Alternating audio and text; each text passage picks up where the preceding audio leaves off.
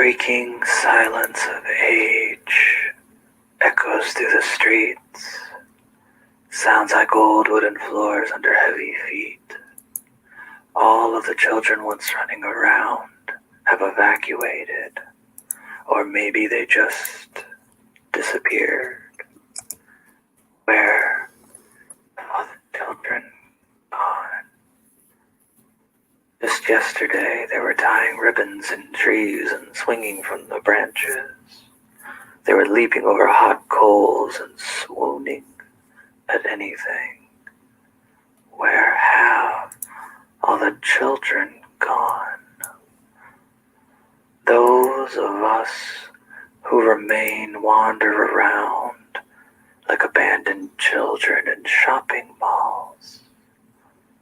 Where have all the children gone?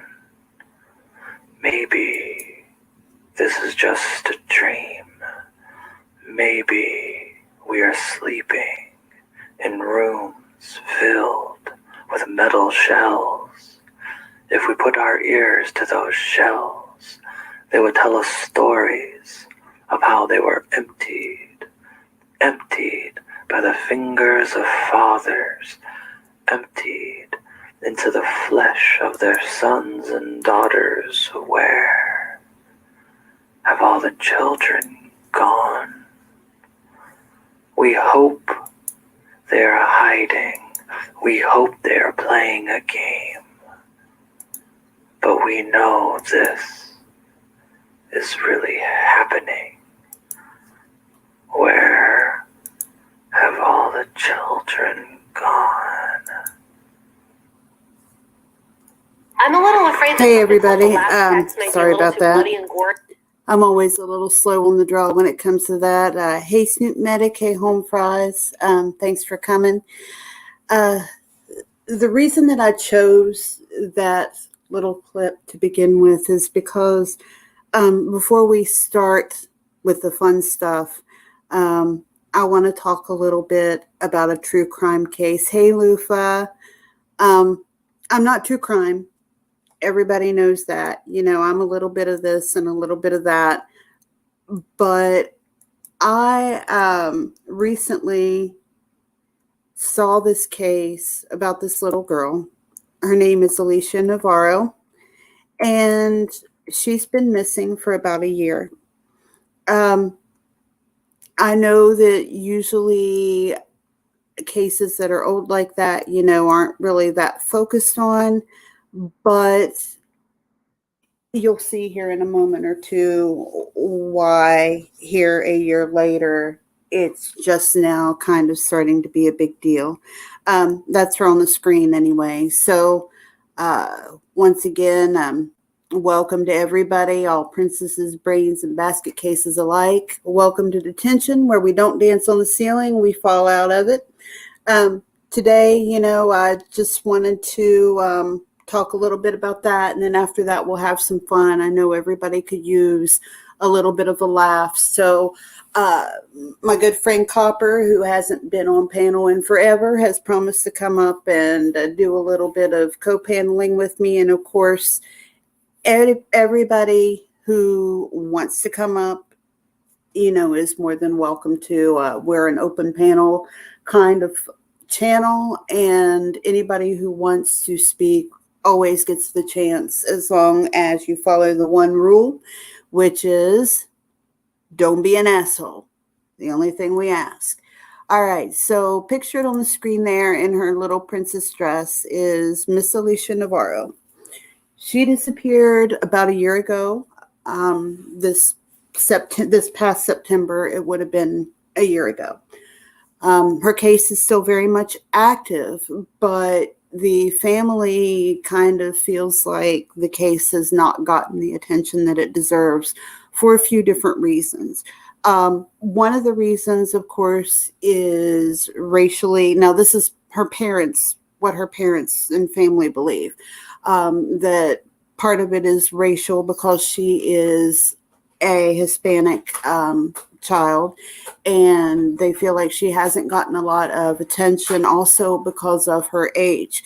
She was 14 at the time that she disappeared, and when she did leave, she left a note saying that she ran away.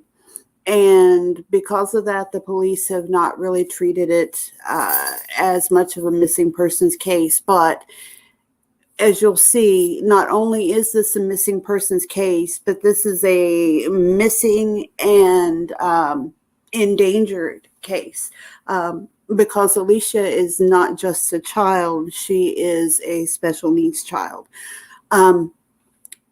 Now, Alicia is considered a very high functioning autism child, and she spent most of her time at home. She was very much a homebody, to the point where if she had to go somewhere, she would often have a meltdown. And they tried to keep her life as normal as possible, but she kind of took it day by day, let's say, as far as like going to school and being streamlined in with the other kids. It just kind of depended on what kind of day she was having as to whether or not she would go to school on a daily basis, as to whether or not she would even, go shopping with her parents. They considered that a big deal if she was able to, get out and go to the store with them, for example. Here on the screen here is a picture of her, and that's her note in the lower right-hand corner for you all to look at. Hi, Gelf, by the way. Sorry, I didn't greet you earlier. And if sometimes when I get to talking, this is just a pre-warning, but sometimes when I get to talking, I don't always look at the chat like I should.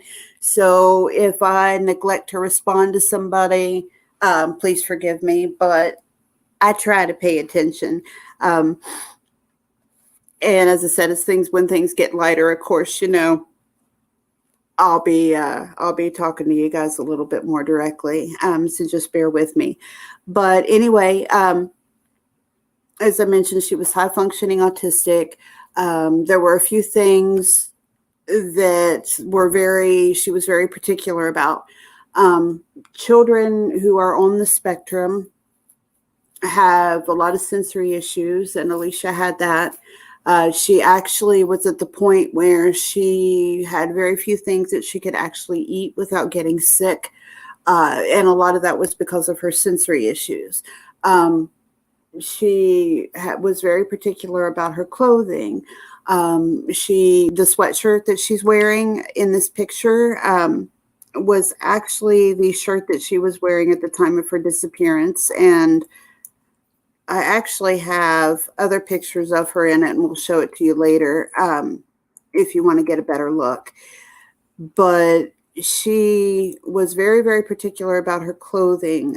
She was very, very protective of her space. She was very, very protective of herself in general. She wasn't outgoing. She didn't have a lot of friends. She basically preferred to spend her time at home in her little bubble where she felt safe. And what happened at first, and this is something that I think every parent needs to listen to and pay attention to, because the changes that occurred in Alicia prior to her disappearance were not the kind of normal changes that you would expect to see in the case of a runaway. Her parents actually thought that she was starting to blossom. They thought that they were seeing changes that were positive in their daughter. And they were actually kind of excited. She all of a sudden, first of all, started taking an interest in her looks. As I mentioned before, she had some extreme sensory issues, and scents were, of course, one of the issues that she had. And she couldn't tolerate a lot of sense, and she would gag and, get headaches and just get really sick. And all of a sudden she started wanting to wear body sprays and perfumes. I mentioned that she was very particular about her clothes, and she wore big sweatshirts, and, she wanted to be covered all the time, and she wanted clothes that were soft and cuddly and comforting to her. And she started asking for clothing like, for instance, backless shirts. Now, she was also not in a bad way, but in a good way. She was a little bit of a nerd. And she liked comic books. She liked video games, things like that. She asked her parents for a comic book that was really expensive. I forget which comic book it was at the time, but it was a $200 comic book. So not just a regular run-of-the-mill book. And her parents got it for her because, there weren't a lot of things that she asked for. So she wasn't a spoiled kid by any means. So when she asked for this comic book, her parents indulged her in it, and they got it for her. And they thought that she would be really, really excited about this comic book. And actually, when she got the comic book, she put it up and didn't seem to really be interested in it at all, which were the parents' first kind of clue, that maybe something was a little bit off, because they saw this new interest in, clothing and wanting to kind of get out of the house a little bit more. And they saw all these things as positive changes. So they thought that she was starting to blend in a little more, to come out of her shell, to make friends, to, actually enjoy her life a little bit. But what they didn't realize, I guess, is that there were things going on behind the scenes, that they didn't realize. And when you have a child who's special needs, especially one who is as much of a homebody as Alicia was, you don't think of them as keeping secrets per se. You don't even really, wouldn't even really occur to you at all that your child might be fibbing about what it is they're doing. So Alicia, as I said earlier, was a bit of a geek, and she liked to play video games, and she liked to go online, and she became involved in the online gaming community. And as they found out later, she had actually started talking to boys online. And as her friends, I guess, kind of revealed later, that she actually had multiple online boyfriends, that she talked to and flirted with and whatever. And the fact that she was the type of person, that she was, so introverted, and not just the fact that she was special needs, but she was just extremely introverted and shy, was actually, very strange. And at some point, her parents actually had caught her giving out more information than was appropriate. And they had a long talk with her about that, and why she needed to be careful, and, that she couldn't necessarily trust everybody that she met online. That's another thing, actually, that makes children, especially those who are on the spectrum, more vulnerable, is that they are inherently more trusting of people than, you or I might be, and tend to take things at face value, which in this case they think is the reason why Alicia fell victim to a predator of some sort. And one of the reasons why they are wanting to spread the word more and the family especially is asking anybody with an internet presence to tell her story and to get the information out here. And by the way, I know I didn't fill out my description box, and I'm sorry about that. I actually fell asleep like an ass basket that I am, and I didn't get that information on here prior to the live stream. But when I'm done here, I will put all the information that you need to contact the organizations that are investigating her disappearance. Will be in the description box, and I will also put up, I have a graphic that you can share or post on your community page or whatever that has pretty much all the information you need. The graphic that I use as my thumbnail is actually the one that it is, and it's got all that information on it. But at any rate, hi, Irish's wife. Thank you. At any rate, what they believe happened is that somebody, as Gail says, gained her trust over a period of time, maybe using multiple accounts on her. And they believe that the changes in Alicia over time kind of signify that it was somebody who was older who was grooming her over time, and that her changes, like in addition to the clothing and all that other stuff, she started getting a taste for music and stuff that an older person would be more into. Like she started listening to Pink Floyd all of a sudden and wearing their graphic tees and things like that, older comic books. They believe when she left wearing the sweatshirt that I told you about. She took some of the clothing that she had asked for in the newer style. And she also took the comic book that she had asked for. And they believe now that she asked for that comic book to give as a gift to this person that she was meeting and she thought of as a friend. Bear with me here. I've got a timeline of her disappearance. Here it is. Okay.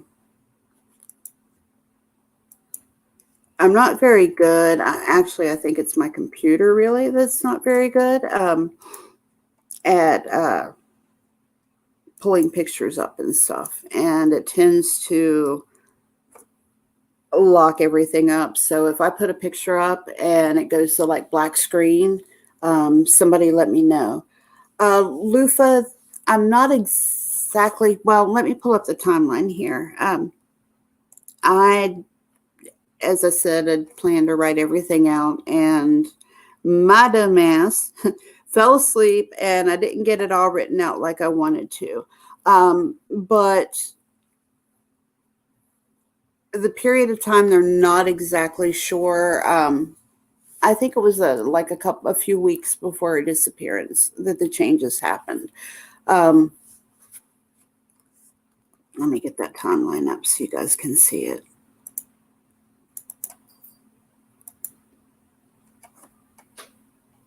Okay, let's see.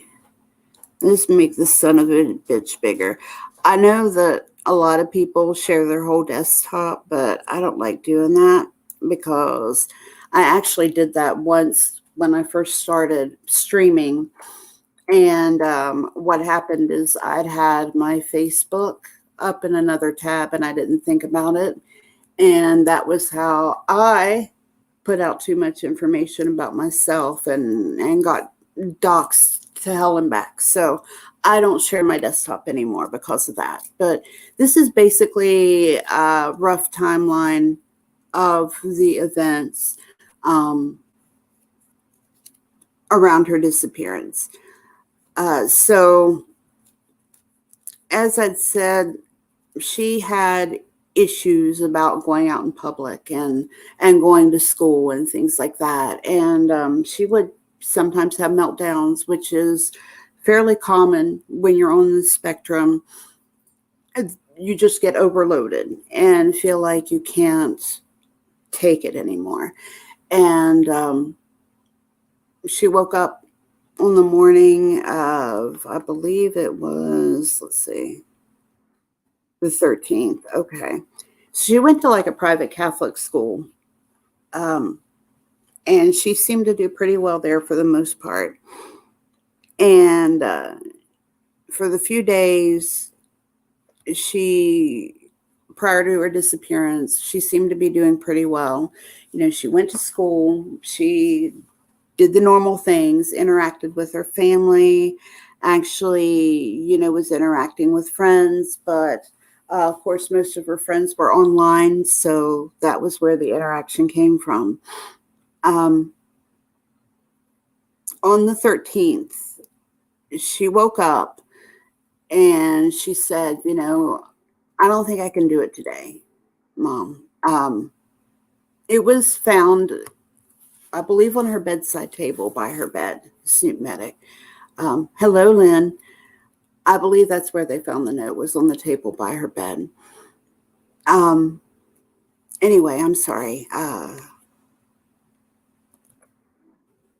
So she woke up and she said, Mom, I just don't think I can do it today. And, this wasn't an uncommon occurrence. So her mother said, okay, you can stay home. And actually what they did was they ended up having a day together, and, they went and got their nails done, and, just kind of had a girl day, and rested up, chilled out.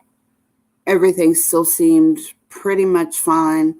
The next day, she stayed home again. And on that day, she didn't really interact with anybody very much. She kind of kept to herself. Like, once again, that wasn't entirely uncommon. And she had mood swings and stuff. So the change wasn't really alarming to her family, because with Alicia, you just kind of never knew how she might be doing from day to day, basically.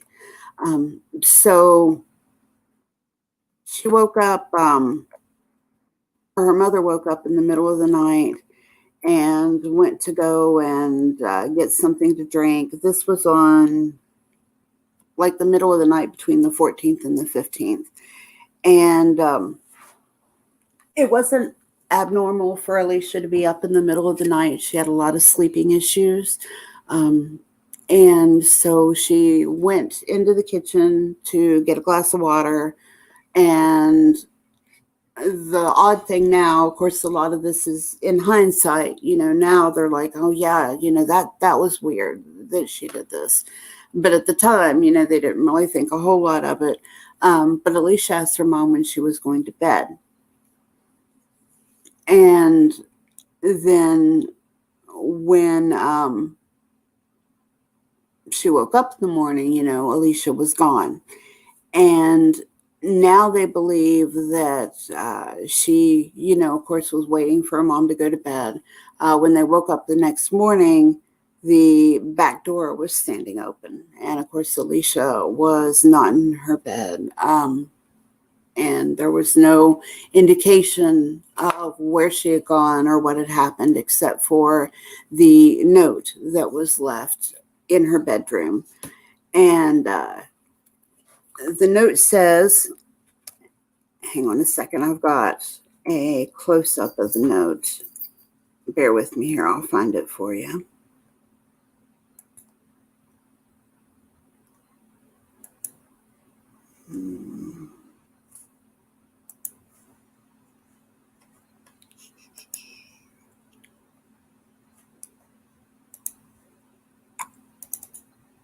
Okay, here it is. All right, let's see.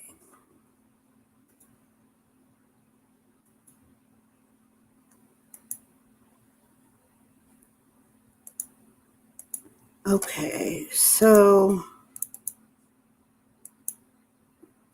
this is blah. This is the note that she left behind, and it says, "I ran away. I will be back, I swear. Sorry, Alicia." Hi, Romer. I don't know if I said hello or not, but hello. Okay, Lufa, we'll be here when you get back. Yes, please no creaminess today. Yes, Geltham. Actually, I believe that they said that they do think that she might have been picked up from a local park. And if anybody's familiar with this case, and wants to come up or whatever, just let me know. I'll be very happy to, drop a mic for you. But anyway, that's the note that she left. So, of course, when the parents contacted the police didn't want to do anything about it because of that note. But once again, Alicia being special needs, and she had medication, that she had to take regularly. She was high functioning autistic, but she didn't do very well outside of her home. And for her to be run away was just kind of unthinkable, due to her inability to kind of function for very long outside of the home.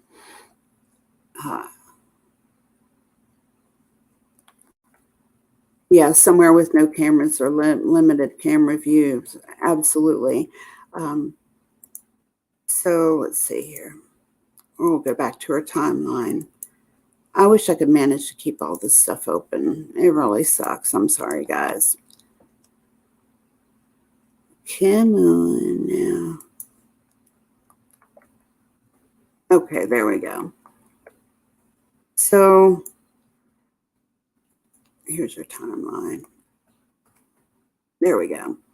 So since then, she has not been heard from at all. There's been no communications with friends or family.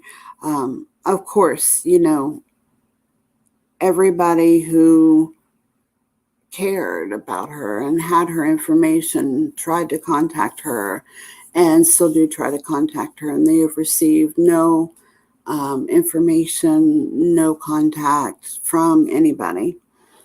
Her birthday actually occurred about a week after her disappearance. I believe it was exactly a week after she disappeared that her birthday was. I don't know if that's significant or not, but you never know, it could be. She did take her MacBook. She did take her iPhone with her. But that and I believe a little bit of clothes and the comic book was pretty much all she took.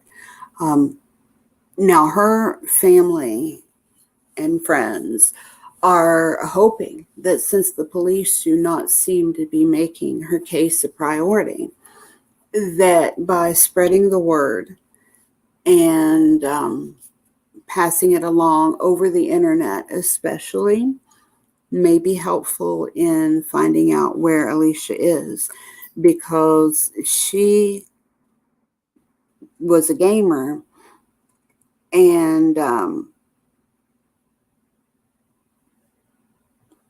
she gamed with people all over the world, all over the state, not just her area.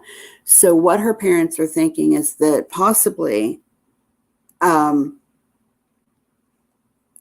somebody who might not yet know that she's missing, that she used to game with, might have some information, and that if her story gets out, yes, Gelth, I'll drop you a mic here in just a minute, but that if her story gets out and they spread the word, that eventually somebody who might have some information that might help will come forward. And, basically her circle of friends, when there's somebody who's missing, especially a child, the first thing they do is go to their circle of friends and ask questions. But the problem was that Alicia's circle of friends was basically on the internet. So they weren't readily accessible, and they don't really know, exactly who they are or where they are. Yes, what there was, seriously. She had to be somebody she knew and felt comfortable with. They believe that she was groomed and fell victim to an online predator. And of course, the big fear is that she was taken by somebody in the sex trafficking business. Is it plausible that she would have wanted to willingly run away with her knowing she didn't do well outside of her home? That is the big question. What is that her running away is so implausible because she didn't do well outside of the home. It was really unusual for her to want to leave the house. It was something that they struggle with on a daily basis. So for her to just take off and leave like that is very shocking and alarming to her parents. So, okay, I'm going to bring Gelth up. Bear with me here a second. I'm going to leave up this timeline for you folks. Actually, I am going to pull up the thumbnail instead. And for those of you who might want to take this down, if you have somebody that you think will share this, please, take down the information. I will post this graphic also on my community timeline as well. And crap, I'm locked up. Give me a second. StreamYards is being an asshole. Okay, so anyway, if you have anybody that you think will share it, by all means, please share it, because this is exactly what we want to happen. Yes, Snoop Medic, with her note, they think that she thought she was just going to be gone for a little while and she would be back. Yeah, that is exactly what they think, that she thought maybe she was leaving for a day or a few hours or whatever, and that she'd be right back. And of course, we know now that that didn't happen. Hi, Gelth. How are you? Hey, okay, so you guys are kind of hinting around the right thing here. Because unfortunately she did take her phone and her MacBook, as it were, a lot of the online stuff that she would have done would be a lot harder to trace. And plus we don't know whether she was using apps like Kik, WhatsApp, or whatever that have that end-to-end encryption where they cannot bust it. Mm-hmm. But she would have been groomed for a long time before she ran away. I'm talking like months in advance, because Right. they would have deliberately used the games to get in. You set up multiple accounts, each one targeting a different thing to coax more information out of her, and in a way where she wouldn't know she's giving that information out. Yeah, her parents would have made it more safe to her when they told her about that kind of stuff, but Right. by then the damage would have been done. Right. They were just waiting on time, and for them to every girl wants compliments and all that kind of stuff, say they look pretty, blah blah blah Mm-hmm. blah blah. So the fact that those changes in her started so quickly, they would have what he would have been doing is, once he had all that information, was ready to act, that's when he would have started doing all of that, made her feel like a little princess, and that he could help take care of her, give her whatever. As far as her getting the books and the clothes and all that, that was just a power play, just to prove that I can get your daughter to do this, and basically afterwards to the parents. So whoever did it was extremely cold and calculating. That's my thoughts on it, because like you, as I said in Discord, I love all that kind of stuff, and I've watched plenty of channels where, you know, um, and as far as the cops not really paying attention, there is like cases in Canada and in America where quite a few native people with native blood and all that kind of stuff, Hmm. they just don't care. They don't put the same emphasis on it as you know other people of like just a white background or something like that. It Hmm. is disgusting, but that's the police force for it. It's like, well, I'm not going to do it because it's not going to get me anything. Right. And they're treating it as a standard runaway case instead of a And mm, excuse me, as a vulnerable child. Alicia was an age, she was 14, but mentally, she would have been a lot younger and not had the experience socially as well with people that most kids would at that age. So mhm. she was a lot more vulnerable than your average 14-year-old would have been at that point. And the police are just treating it as a standard runaway, um, instead of taking all of that into account. And they do believe that, part of it is racially motivated.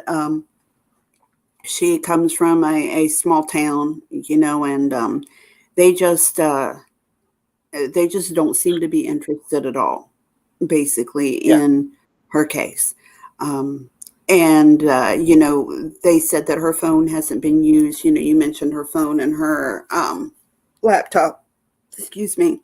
It mm, hasn't been used since she disappeared. So because of that, they yeah. haven't been able to ping it or anything like that.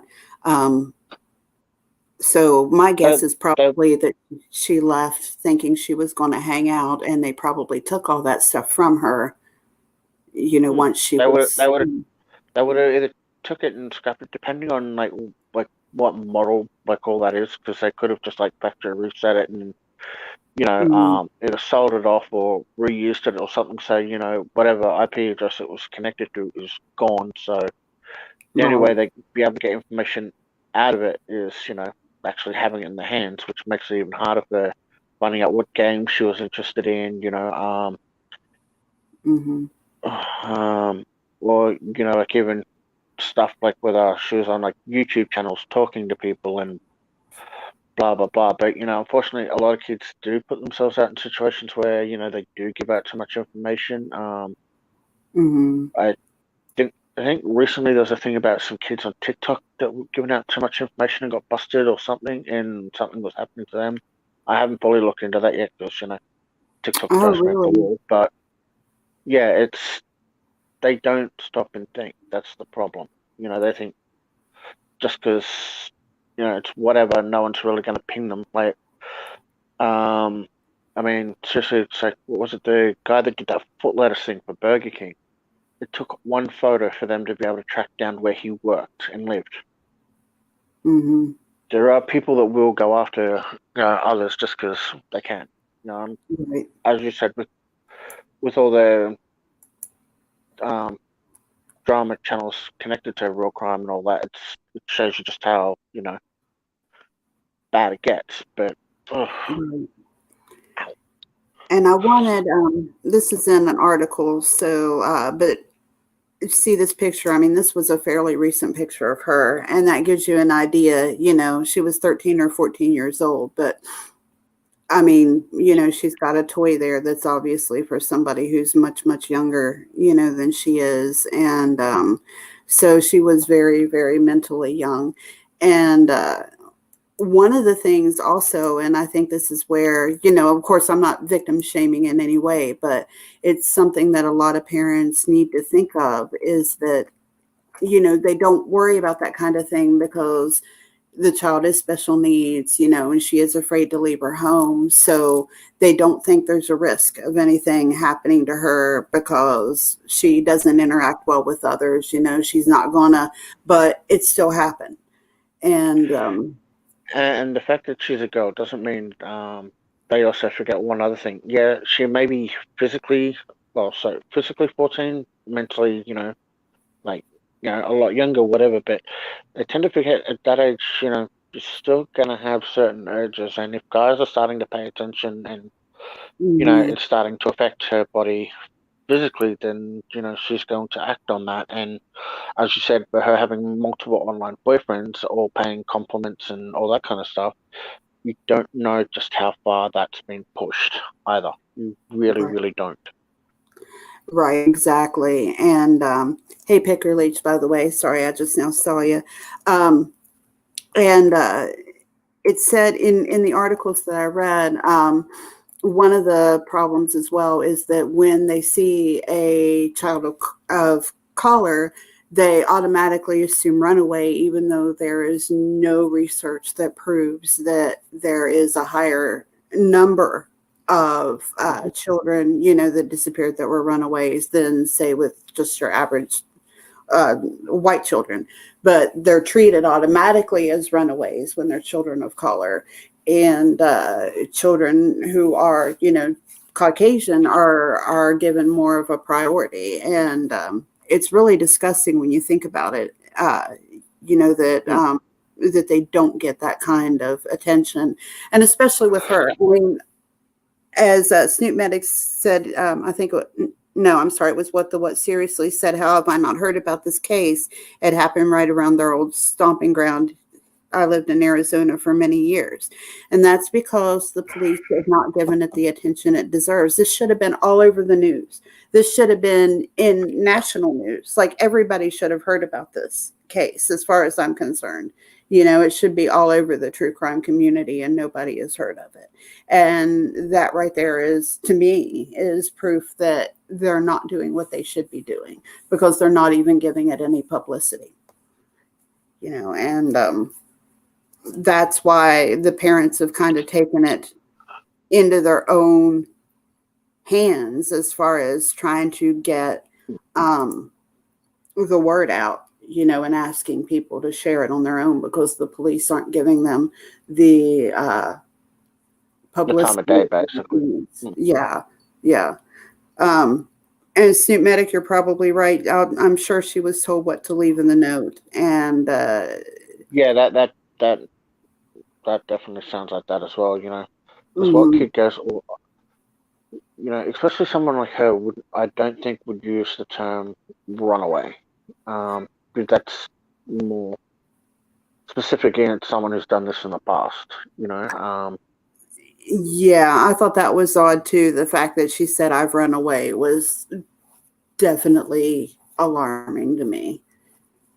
Because in cases of runaways, like, they never say I've run away. They say I'm leaving, don't try to follow me, or I went blah blah blah and I'll be back, not I've run away. That's a very specific odd term to use, I think, for somebody who actually did run away. Okay, what says Arizona is horrible about that. That's part of why we moved here. There's a lot of trafficking and way too many disappearances, especially in the poverty areas, that aren't looked into properly. Yeah, and that's one of the big worries, is that she's fallen victim to a predator or a sex trafficking ring. And she's been missing for a year. And, unfortunately, I think at this point, there's going to be very little case of finding her, or a chance, sorry, not case, of finding her. But, at the very least, maybe if we can get the word out, maybe they can at least find out what happened to her and give her family some relief. And Yeah, but somehow or other that's not going to happen unless they stumble across a corpse somewhere. yeah. Should be Well, in too case gone. I guess if she did fall victim to a sex trafficking ring, I mean, I guess in that case there is maybe a chance that they may be able to get her back. You just never know. But I honestly don't believe, based on what I was able to find. And to be honest, there was very little that I was able to find online about the case either. which says a lot too. All the articles that I read and everything pretty much just had the information I gave you. There wasn't a whole lot about the investigation, and what they did to try to find her. It pretty much seems like they've been sitting around, as my mom used to say, with their teeth in their mouth, just kind of doing nothing, pretty much. For us, it's like keep their fingers up their ass, but Yeah. I've heard that one too. I just that old saying, my mom is from the country, and I guess that's an old country saying. She's got a lot of them. I don't know. Is anybody else familiar with this case? I mentioned this to a few people, and I would think in the true crime community that a case like this would be something that people would be familiar with. Snoop Medic says, I wonder if her parents were able to log into her online gaming account to see who she'd been talking with. I don't know that they know what account she was in. Snoop, that's why I said with her having with whoever took her, obviously telling her to bring her phone and laptop immediately erases all that data that they could have used to track her down and track the person down, because it's no longer physically there. Yeah, they could probably try and go through the communication or whatever, but that's not going to happen very easily, because the communication mob 9 times out of 10 tells the police to go, F themselves. Yeah, They exactly. don't want freaking. Well, and I would think, if you think about it, there are so many online gaming communities. How do they know which one? You can't just go around demanding that all these different companies release all their information in the hopes that one of them might have been the ones that she used. Because how many different ones are there out there? Yeah. I think she played Minecraft, maybe was one of them. But, well, Minecraft, Roblox, whatever. It's just where do you start with that? And police even asking for that information because it's so general that the courts won't accept it. Go, well, it's too broad of a search parameter that that's why you look at the stuff where Amber Heard was asking for all that, and the judge just slapped it all down, going, no, you can't ask for that because it's too broad. It does not fit into thing. They are limited in a lot of ways. I'm pretty sure that there probably would be some people that work for that the company is not like, okay, look, we'd love to help, but we can't because of X, Y, Z security reasons. It's harsh, but that's why a lot of criminals can get away with what they're doing, like with their kids and all that kind of stuff, because the chances of them getting caught are very, very slim at this moment, because just the way the laws are. And sadly, it's not just America, it's right around the world that they've got these very limited powers where they can go after these communication groups and go, well, we need the information to solve a crime, but you won't give it to us. Exactly. Yeah, exactly. And somebody out there does have the information needed. Somewhere out there, but just where do you start? Like it's almost impossible to know without that computer.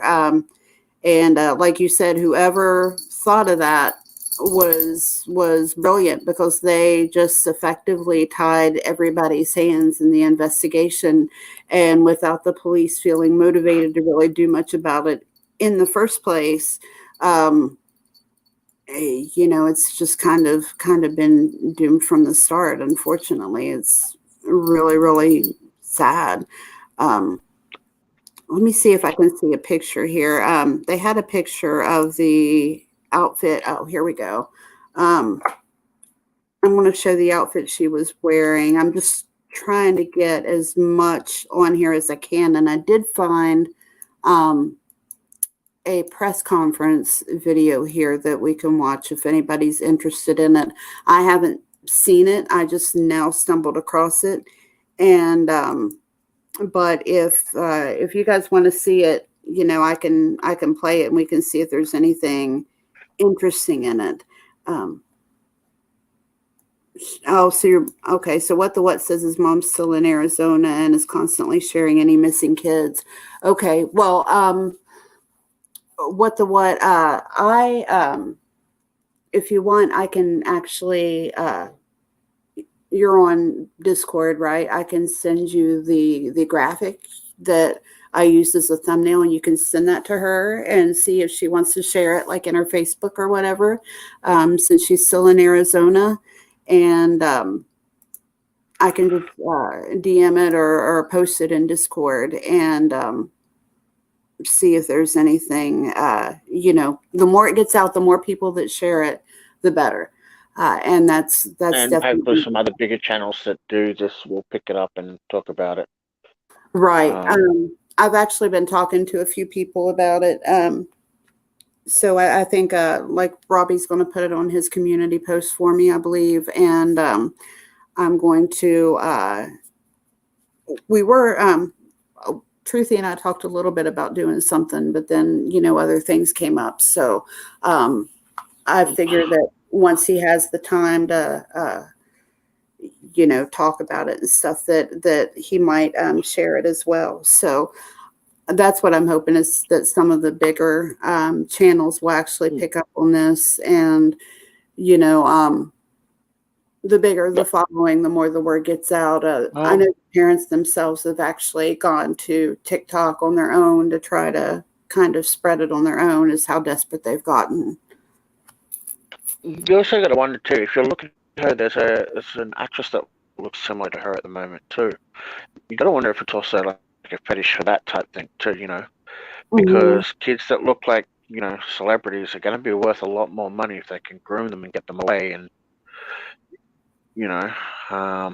yeah, definitely. Who's the actress? No, I have been racking my brains ever since I've looked at that damn photo as to who she reminds me of. It's like, Hundreds of youth sports soccer teams sorry, I have no idea this weekend in the Valley. What I just did. Surge Hold on. of COVID-19 cases in Arizona. Team 12's Colleen Sikora is looking Hang on a how second. these Sorry. tournaments are able to I'm gonna mute my mic despite until I've. Yeah, what you've done, you've accidentally pressed play on the YouTube video, or you need to pause it. That's what you've done. Actually, that's what my father did, but I can't find it, so I have no idea. Hang on a second, folks. On this weekend, even after. Okay, yeah, it was the article that I found the press conference on. Like, it wasn't playing, but one of those autoplay videos or something started on its own. Yeah, I fucking hate the ads that come up down the bottom like that. It's like, go away! Don't. Yes. Stop Oh my God, shit. so annoying. Yes. All right, so I'm going to see if I can find this press conference thing. Now, if something happens and I get shut down or whatever, just hang in there. Yeah. I don't. I'll tell dirty stories until you come back. Then Okay. I'll make it real crazy and creamy. Well, if they shut down for this, like, they'll shut down the whole stream, but it'll only be for like a minute or two. So yeah, I know. Yeah. There are other channels out there, like Dark Curiosity is one that I like listening to for really good content on true crime cases and stuff like that. I'm not sure what the other one is. I'd have to look back into it. They do every town stuff and missing people, true crime, and all that. That'd be another one that I'm surprised hasn't covered it. Yet True Crime's done a lot of the. I think they call it Trail of Tears. They're talking about a lot of cases involving mixed blood people or pure blood people that have gone missing throughout the years and stuff. So it's strange that this one hasn't yet popped up. Yeah, I'm completely baffled at the fact that they haven't done. I mean, really haven't done anything at all for this little girl and her family. I mean, it looks to me like they've done the absolute bare minimum. I mean, they did do a silver alert, but just the fact that it hasn't gotten out at all is just absolutely mystifying. Makes you wonder if it was someone in law enforcement that took the kid, and that's part of the reason why they don't bother doing it. It very well could be. Yeah, very well could be. Or just simply, I mean, when it comes to issues with race and stuff, people can be so nasty and evil, like, and just completely not care just because she's not, a white, American. Well, she is American, I'm sorry, but, just a Caucasian child. That's one thing that is a big deal in my family. Any cases shared by us or friends on our social network sites we share. It's a fear we all have. Absolutely, what. And I think, especially with her being in Arizona, it'd be important to get that shared out. Okay, so I have the press conference. No, I haven't watched it yet, so it may be worthless, but let's take a look at it and see if there's anything Yep. here.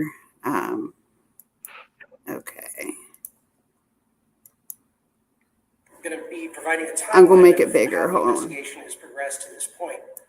Wanted to say thank you for everybody for watching. What we're trying to do at this point with this timeline and with this press conference is to try and galvanize the public to be our eyes and ears out in the community and try and generate more leads and tips for us to continue this investigation and have something fresh to work with.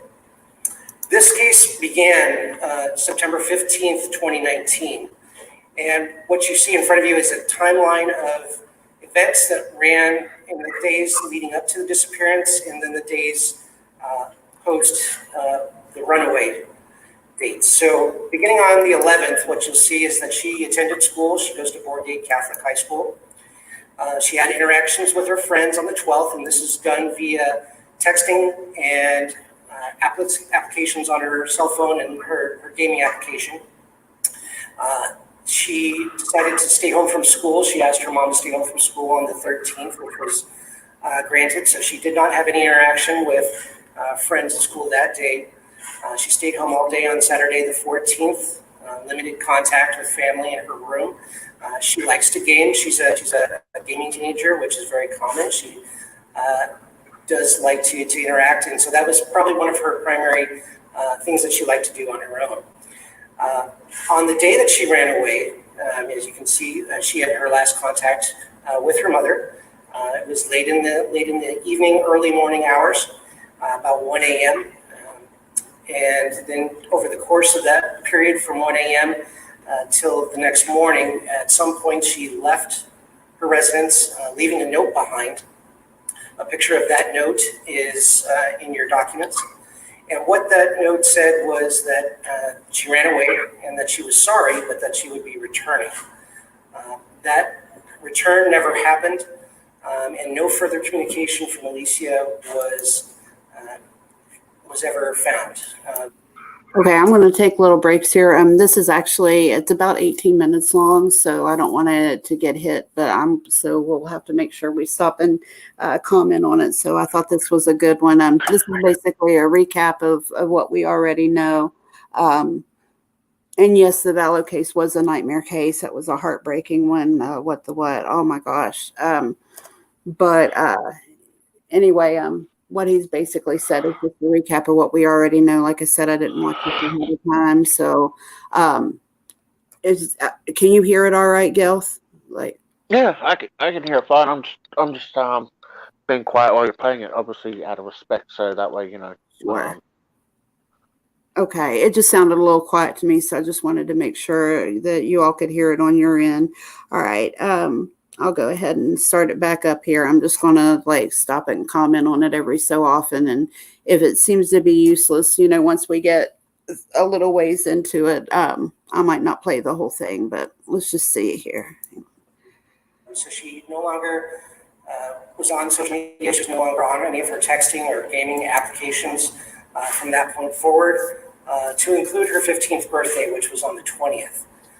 So at that point, after she left, Alicia's mom filed a police report where we became involved. A silver alert was issued, being that she is high-functioning autistic. That met the criteria for the silver alert, so that was posted. She was entered into the NCIC database.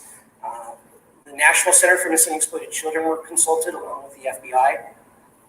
And that began our investigation, looking into her social media accounts, phone, those types of things. And out of all of the digging and research that we were able to do into her electronic devices, into her social media accounts, no new leads were ever generated. And out of the tips that came in from the Silver Alert, no new information was also generated. So we've done an extensive amount of trying to use media, trying to use all of the forms of getting her message, her picture out to the public to try and find out what happened to Alicia, who she may or may not be with. But did they though? I mean, he's saying they tried all the methods available to them to get that information out, but yet nobody knows about this case. And as what said, they're from that area, or from Arizona at least, and they didn't even know about it. So, her parents have made more headway in getting the word out about her case than the police have. And the fact that, the FBI got involved and it became a Silver Alert type of case, and they're still treating it as a standard runaway case, to me is just really inherently frustrating. Yeah, obviously they're going to have to go the freaking Michael Long route and bring it to media attention themselves and go, look, help, because, Yeah, exactly. And that's pretty much what they've done. They actually did go to TikTok, and I know nothing about TikTok. I'm really TikTok stupid. So if anybody finds anything on TikTok for that, and wants to bring it to my attention, like, I will show that or link it or whatever. So if anybody finds that, just let me know. And we'll get that in here too. Okay. At this point in time, and trying to get her to come home. So that's where we're trying to lend today's conference to get this. Hopefully we'll generate some more information for our investigation to continue moving forward.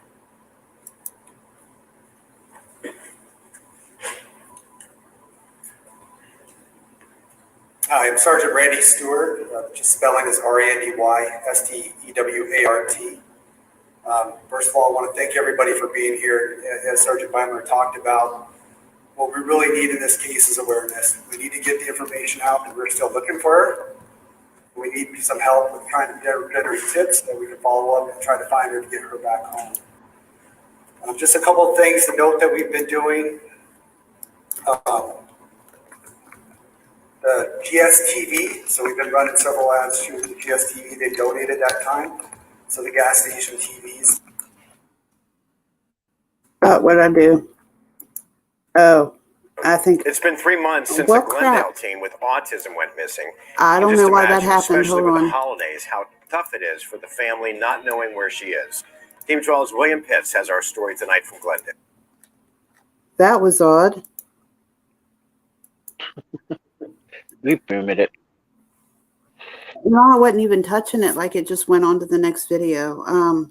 It could be like a clipping issue. There's been several cases of that with YouTube lately, where it'll jump from one to the next. I've had that when I was watching Dirty Jobs, and it kept doing that. Okay. Yeah. Okay. I found it here. Let me see if I can get it back to. It was right where the cop came in. Was where we were at, right? Mm-hmm. Like right where the police officer came on. God. I think that's where we were. Like right when he came on and started talking. Snoop Medic, I went ahead and wrenched you. So if you find that, you can just post it in the chat if you like. I was typing that out, but Yeah. since okay, I think I found it here. Let's see. And I do have a thing for what the reason why they do that. Like, they do that in all cases, just so that way it makes it easier for people to be able to quote them correctly. Okay. And also, just so everybody knows, like I said, I'll have it in my description box, but I also have an email on my channel if anybody has like anything that they think needs to be especially called to my attention, or I always check all the comments and stuff on my videos as well. So any place, like if you have anything to share about it, or something that you want to include like in a follow-up stream or something, feel free to contact me with that information. Okay, let's see. All right, let's see what this guy has to say. Something about, okay, here we go. I'm Sergeant Randy Stewart, just spelling is RANDY-STEWART. First of all, I want to thank everybody for being here. As Sergeant Beimler talked about, what we really need in this case is awareness. We need to get the information out that we're still looking for her, and we need some help with trying to generate tips that we can follow up and try to find her to get her back home. Just a couple of things to note that we've been doing. The GSTV, so we've been running several ads through the GSTV. They donated that time. So the gas station TVs throughout the state, approximately at least 200 of them are running the ads to try to generate some information. And then the other one is Lamar billboards. So there are billboards throughout the city. There are 4 locations that are currently going. They go for about 8 seconds per every minute. Generates about 1,000 sites a day. And then the estimation is about 1.5 million views. So again, these are just some of the things that we've done. We've also done some national podcasts to try to generate information. And we're really hoping that somebody is going to provide us with something, some type of tip that we can follow up on and help try to get her back home. Just a couple of things that I did want to bring up as far as the tips that we have. There's been several through Facebook. We do ask that if anybody has a tip, please contact the Glendale Police Department. We know that Jessica, Alicia's mom, has been contacted before, but sometimes those tips have come days late. If anybody has any information, call us right away. Call 911, call the local PD. Again, she's entered in the system, so anybody with that name will be able to look that up and find out that she's missing. They can get in contact with us, or you can contact the Glendale Police Department, but we really need help from the public in this case. So thank you for being here so we can help get that awareness out there. I don't know about you, but to me it seems like the police are awfully impotent as far as this goes. Like they're kind of pushing their responsibilities. It seems to me like they're pushing everything off onto the public and her family. Lufa, she was 14 when she disappeared, and she had her 15th birthday about a week after her disappearance. So she would have just turned 16 now because it's been about a year since she disappeared. But she was 14 at the time that she disappeared. Yeah. 74. You'll find that whoever lured her away from home would have used her birthday as a thing to help get her away. Say, well, if your parents can't afford to buy you, new computer or, blah, blah, blah, then, come with me and I'll do it. Right. Yeah, that's, that is a big thing. And another thing that I've noticed, like in cases where the online stuff happens, they fill their heads up a lot with the, because they know that kids want to be treated like adults, and that goes, all kids are that way. Every kid wants to be given more freedom and stuff like that. And they'll tap into that, and say, well, I know you have thoughts for yourself and you just want to be treated like your thoughts matter and you just want to be heard. And, there's a lot of stuff that goes into it. And it's really gross. Like if you listen to, if you've ever heard any of that, there was a case of a YouTuber who was grooming children. I can't remember the guy's name now, but I heard some of it. And it's really, really gross and creepy the way they get into their heads like they do. Are you talking about Alicia or whatever his freaking name is? No, that guy. that guy's a whole different rabbit hole. I've heard him talk, and I swear I think he's out of his mind. I really do. I don't think. I mean, I know he's like a child groomer and all of that, but I think he's also absolutely insane. This guy, I want to say his name was Cristalli. I was trying to remember this on somebody else's, and nobody had ever heard of him before. But I guess he was really big at the time, and he ended up going to jail. But I just remember now, like some of the texts and stuff that I'd read about him, and it was like just the way he tapped into their minds. It was really, really creepy. And so Snoop Medic has found some accounts. It's been 3 months since a Glendale team. See, why does that happen? You can just imagine, especially good Lord, that's annoying. Sorry about that, guys. So Snoop Medic, do you see anything? Because it seems like this press conference that I found doesn't really seem to have anything. Look at the Discord. He just posted up the TikTok thing. Oh, okay. Well, shoot, you could have posted it in the chat. I wrenched it, but that's okay. I can get it out of Discord too. See, I don't know anything about TikTok at all. Is there a link to the actual video?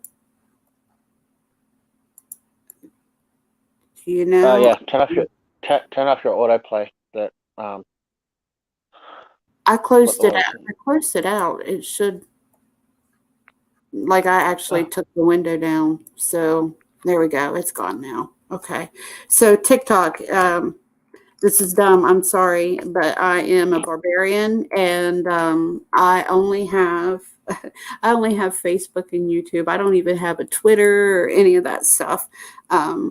So is it just TikTok.com to find it? Okay. Let's see. Let's try TikTok, Alicia Navarro. Look in the chat. You'll see the. If you just bring up Google and then bring that up, it should bring that channel up for you. Oh, okay. So copy and paste that link into Google, and it should bring it straight up for you. Okay. Don't quote me, because I'm a boomer. Okay. Yeah, I found. I think I found the account he's talking about.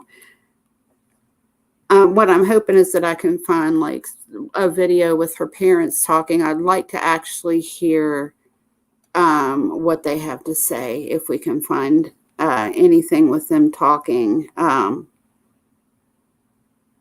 There's a $20,000 reward apparently. I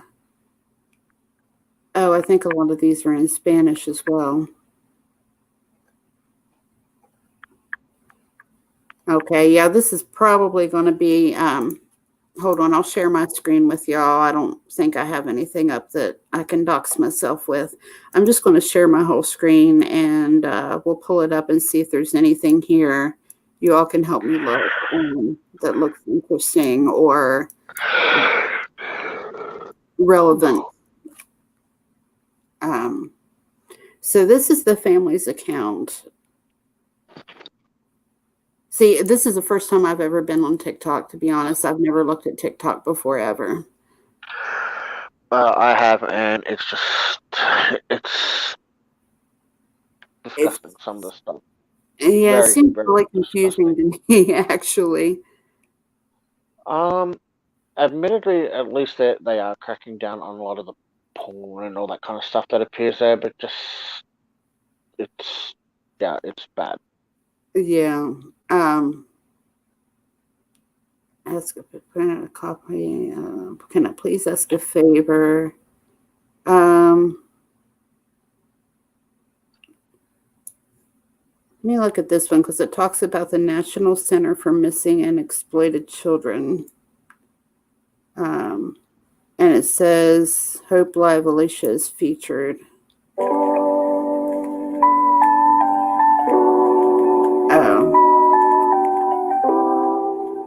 That music is crappy as hell.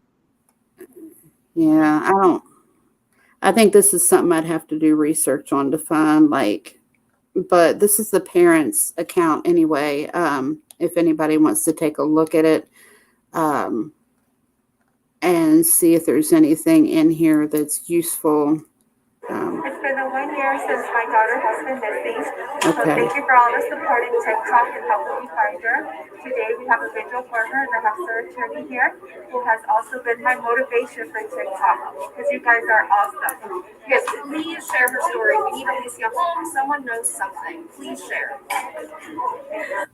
It's been 1 year since my daughter has been missing. Yeah, I don't think there's going to be much useful on there.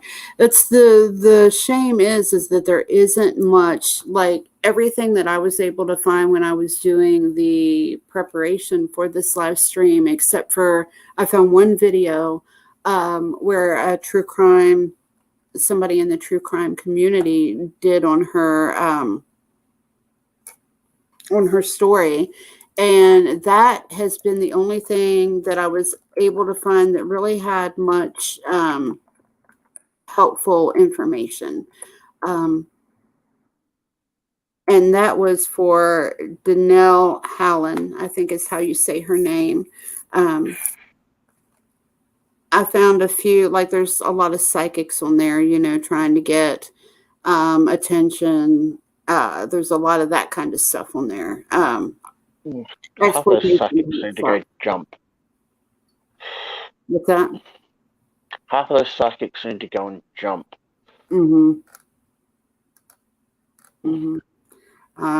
Clues surface amid search for Alicia Navarro. Let's check this out. Hold on.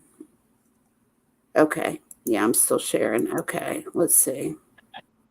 15 years old and missing now for 15 days. Tonight, one mom desperate for answers. Her daughter, Alicia, has autism, and she's worried the teen could be taken advantage of. ABC 15's Nicole Valdez is live for us tonight, hearing from the family and trying to get some answers on the search efforts from police. Nicole? Yeah, Katie, even Alicia's mom getting a ton of calls and tips after posting these flyers on trees and bus stops pretty much all over the city. But so far, they've come up empty and in some cases have actually led to more confusion. It's been 2 weeks and a day, but for Jessica Nunez, it feels like forever since her daughter walked out the back door. It has been very different at my house. I feel like I'm missing a piece of me. I ran away. I'll be back. I'm sorry, I didn't mean to, but I just want to point this out because I don't know why, but it kind of got me in the feels to see. You see that blanket behind her there? Can you all see it, the puzzle? Yeah, that's the one we use for like a place called Headspace over here, where people with mental disabilities and all that kind of stuff. Right. Well, the puzzle pieces, the multicolored puzzle pieces, is actually for autism awareness, like specifically when they have like autism recognition day. There's actually a yearly day for that.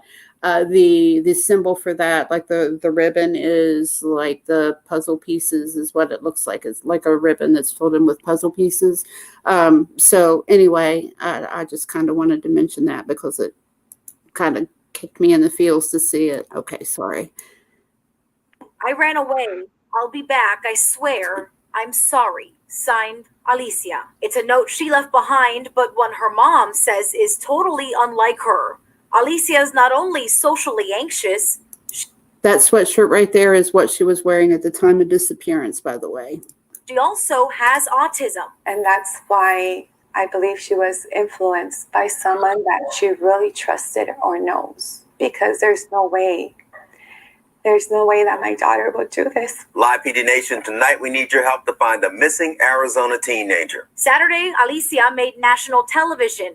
Glendale Police telling us they're limiting interviews on this case, but spoke on live TV 2 nights ago. Right now, we could really use the public's help. Among the tips received, a woman says she saw Alicia walking hand in hand with a man near 67th Avenue and Bethany home. Pero si era la niña, ¿no? Yes, it was the girl. I got a good look, she said. And another woman says she saw the teen in the same area. Those reports, though, still not bringing Alicia home. to the woman who misses her most. I need for her to communicate with me just to let me know she's okay or come home. Now, Glendale Police say they are actively searching for Alicia, but won't say exactly what that involves. Now, the fact that Alicia did leave a note saying she was leaving could actually play a pretty big role in how Glendale Police handles this investigation. For now, we're live in Phoenix. I'm Nicole Valdez, ABC 15, Arizona. 15 years old and Now, I'm going to just mention that was actually the news report from when she disappeared, and it doesn't appear that they have anything really new since then. When I search for her name on YouTube, for instance, there's that one report, and there is the one true crime video, and then everything else is just, oh, here's Alicia Navarro missing 1 year. Let's see, that's 1 minute and 27 seconds long.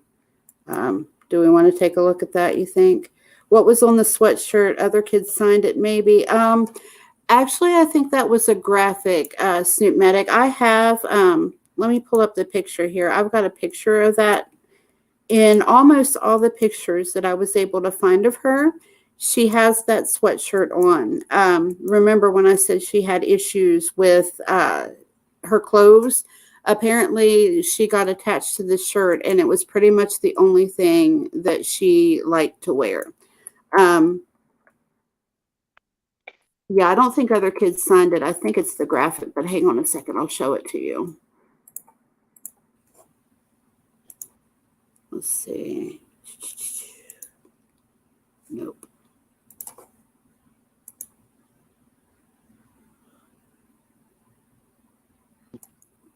Here we go. Okay.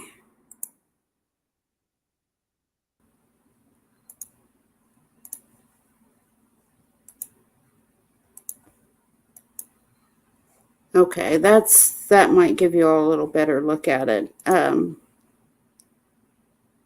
But it's just a sweatshirt. Here we go. I think it's made to look like somebody signed it, but I think that's actually the graphic of the shirt. And she was wearing that at the time of disappearance, but with like a white denim skirt. So, yes, prayers for everybody raising a child right now. Lufa, I freaked out when I didn't hear from my daughter for 4 hours. I can't imagine this long. My daughter was 17. Hello, Mrs. Magoo. Thank you for stopping by.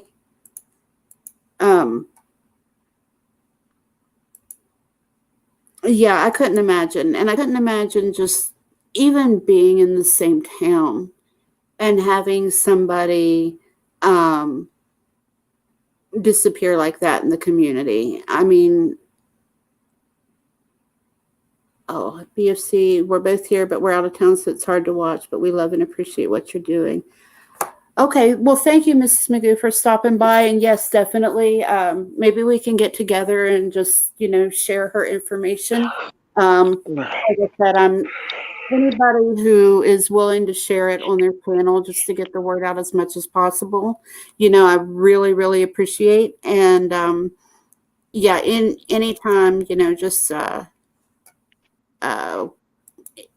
you can, if you want to snipe it on my channel, share it on your community post, or we can get together and do something, like whatever. I'm up for it. But I appreciate, especially since y'all are out of town, I appreciate you coming by and showing your support. I really appreciate that. Let's see. In Nevada gambling again. I have never ever been to a casino or anything. Like, we have one that's not too far from here, but I've never ever gotten into gambling. I don't know why. It's just I have friends that love it and stuff, like they go to the dog track and stuff, but I don't know. I get bored with it. Let's see. So do we want to take a look, you think, at the recent Has anyone checked the that company that was selling all those cabinets with kids' names, as to whether or not they've named one Alicia yet? I know that's bad humor and all, but still. Oh, I'm sorry. I only heard part of what you said. I got a pop or something. So is it something you want to repeat? I said, has anyone checked that website, the one with the company that was selling the cabinets with the kids, missing kids' names? See whether or not they've sold them? Oh, I've never heard of it. Cabinets with missing kids' names? You haven't heard it? Oh my god, that was No. that was fairly massive at the time. I'm No, still wondering what the hell's going on. Really? Mm-hmm. Huh. No, I've actually never heard of it. If you would. Human What's got it? Wayfair. Who's got it? Oh, wow. They did it. You know, there was something that I think it was Lufa. Yeah, Lufa sent me about Google Translator, and supposedly there are some triggers on there that are like it's like code for people who are involved in that kind of thing. How they can like somehow code messages to each other, and when they run it through Google Translator, it comes up with let me see if I can find it. It's really insane. It comes out with a picture of either an exploited child or something else. I did remember seeing they came out about that and just said it's just a coding thing, you know, it's nothing behind it, but you know.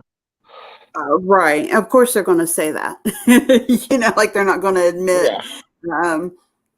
And it was ones like, like one of the things that's popular with, you know, teens and preteens is that ooh woo kind of thing.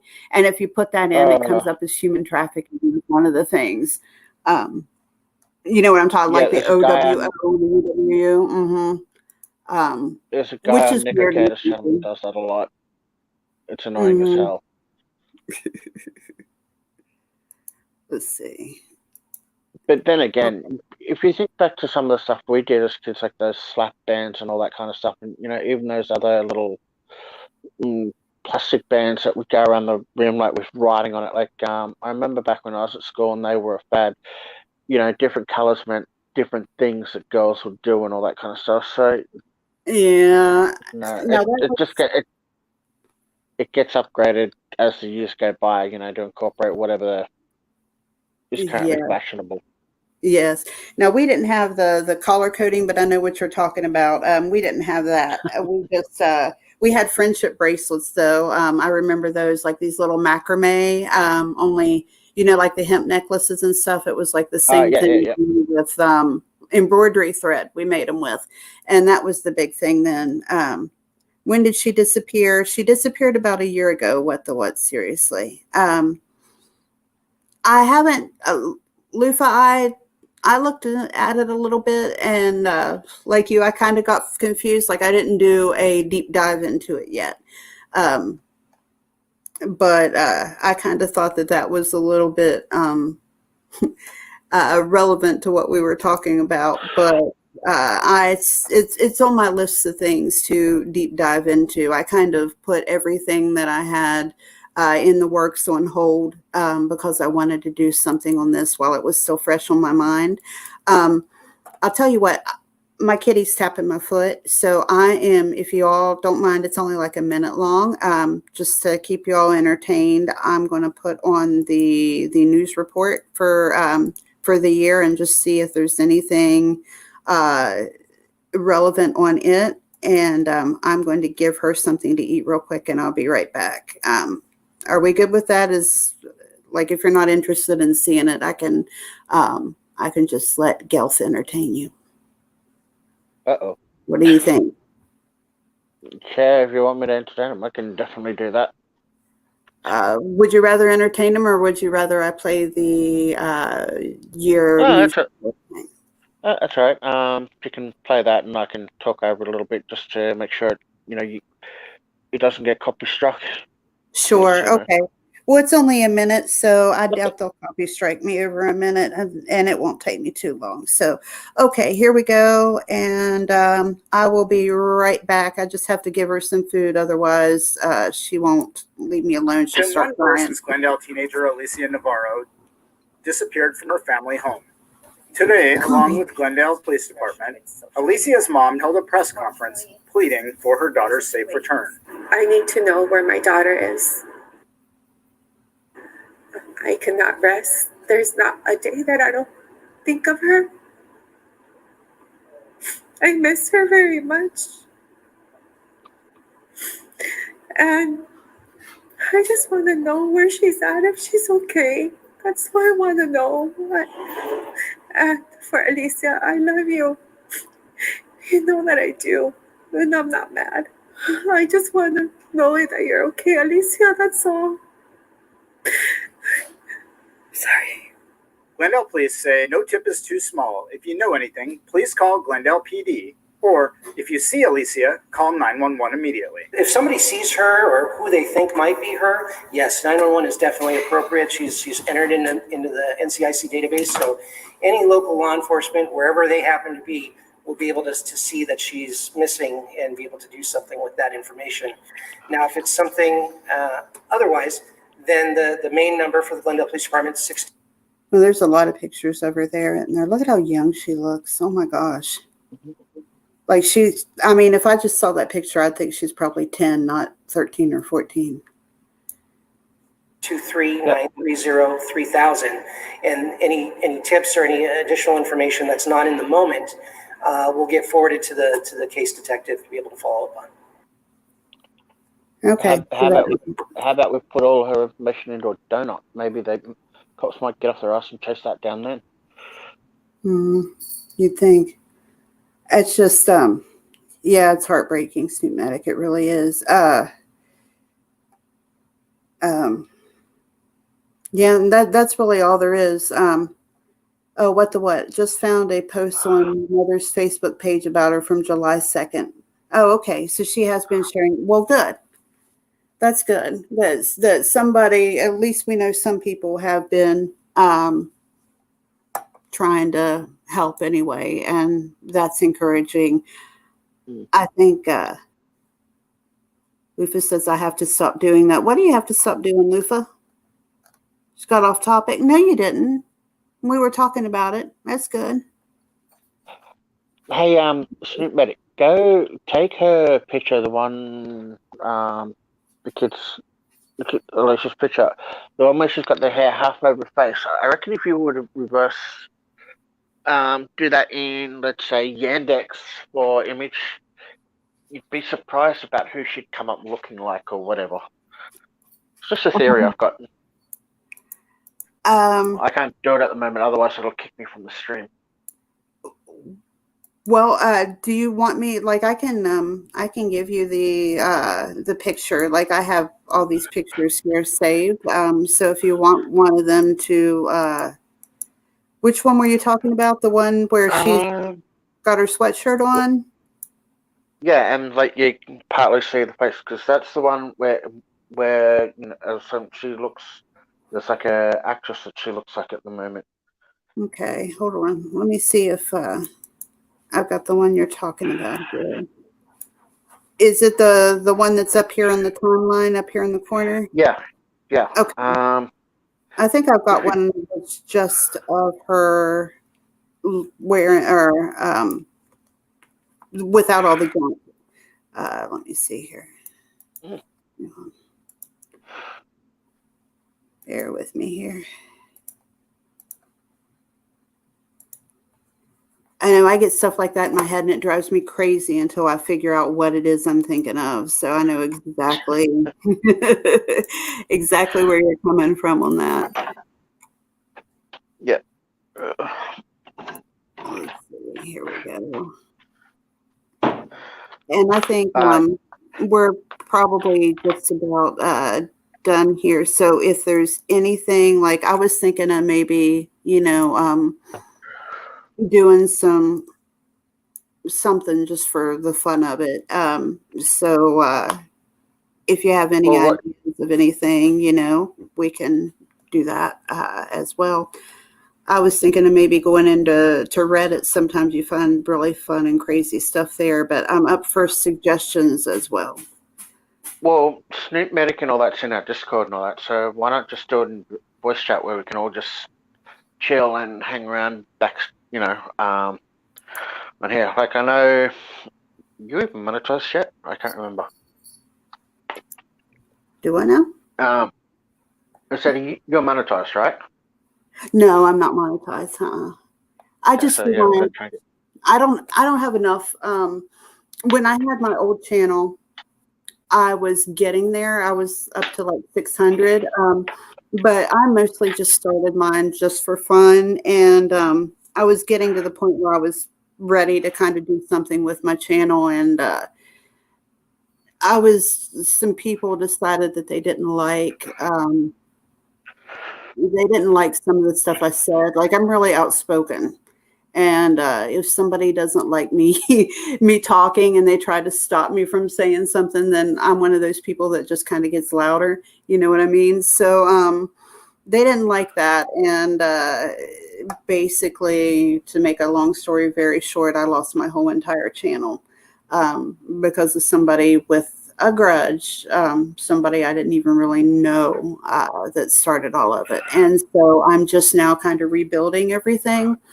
And I'm hoping that at least by springtime, I'll have built it up enough so that I can start thinking of taking it back in the direction of, really doing something with it and maybe getting monetized and stuff. But for right now, until you have to have 1,000, I think it is, in order to qualify for monetization. So we're only sitting around a little under 200, I think, right now. So well, hopefully, we can get it to grow. And yeah, I'm hoping. I'll thank you, Lufa. I love you too. She's such a sweetheart. Lufa is. She's an awesome. Yeah, Lufa's worse than I am at rocking up into everyone's streams, and I have a lot of mad respect for Lufa.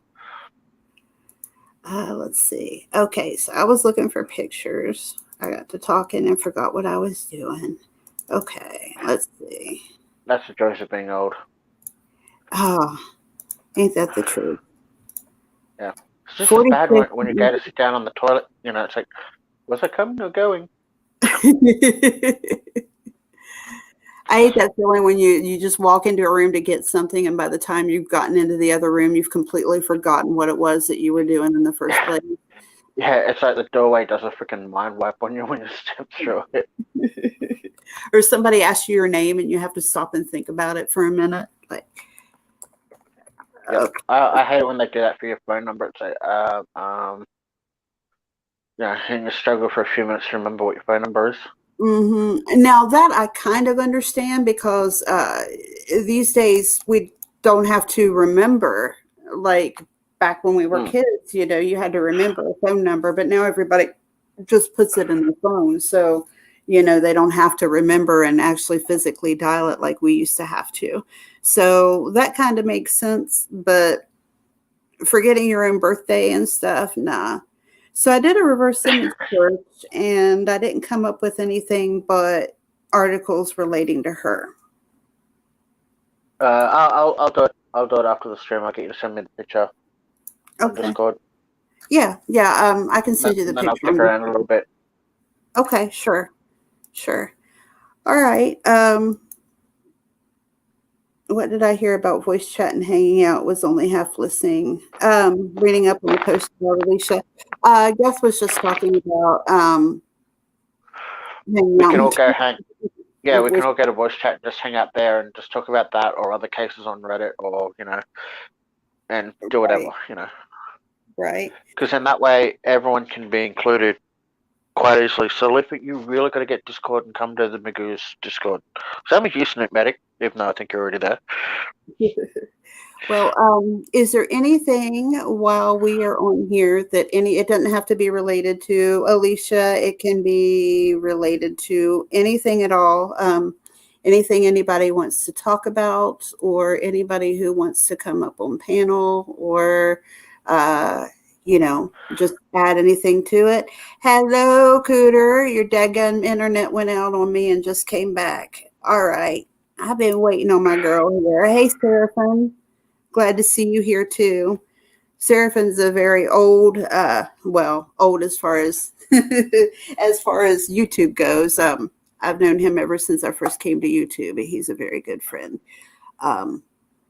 We pretty much just wrapped up the Alicia Navarro stuff, Copper, but we were just talking about, Gaff was talking about going to voice chat in the Magoo Discord. Yes, thank you. But if you want to come up for a little bit, I'd love to have you. And Gelf can stay, or if he wants to go do voice chat, he can do that. I won't be offended. I'm happy to stay in my friend. Like all I'm doing at the moment is trying to figure out where the hell I'm supposed to be admitting this. I'm in this damn game I'm playing. All right. Well, I am more than welcome. K-Town, I want to talk about, I just created a new Discord and it got flagged. What the hell, K-Town? And thanks for stopping by. I haven't seen you in a while, girl. I hope you've been doing good. Do you want to come up really, K-Town? There's the link. Anybody who wants to come up, can just click on it. I know some people don't like that, but we do the open panel here, so nobody gets blocked, banned, or prevented from coming up unless you break our number one rule, which is don't be an asshole. So I'm surprised I play under the censor then. Seraphin can't say much since your internet is limited. What the hell, K? Yeah, what the hell, K-Town? Tell us what happened. What do you mean you got flagged?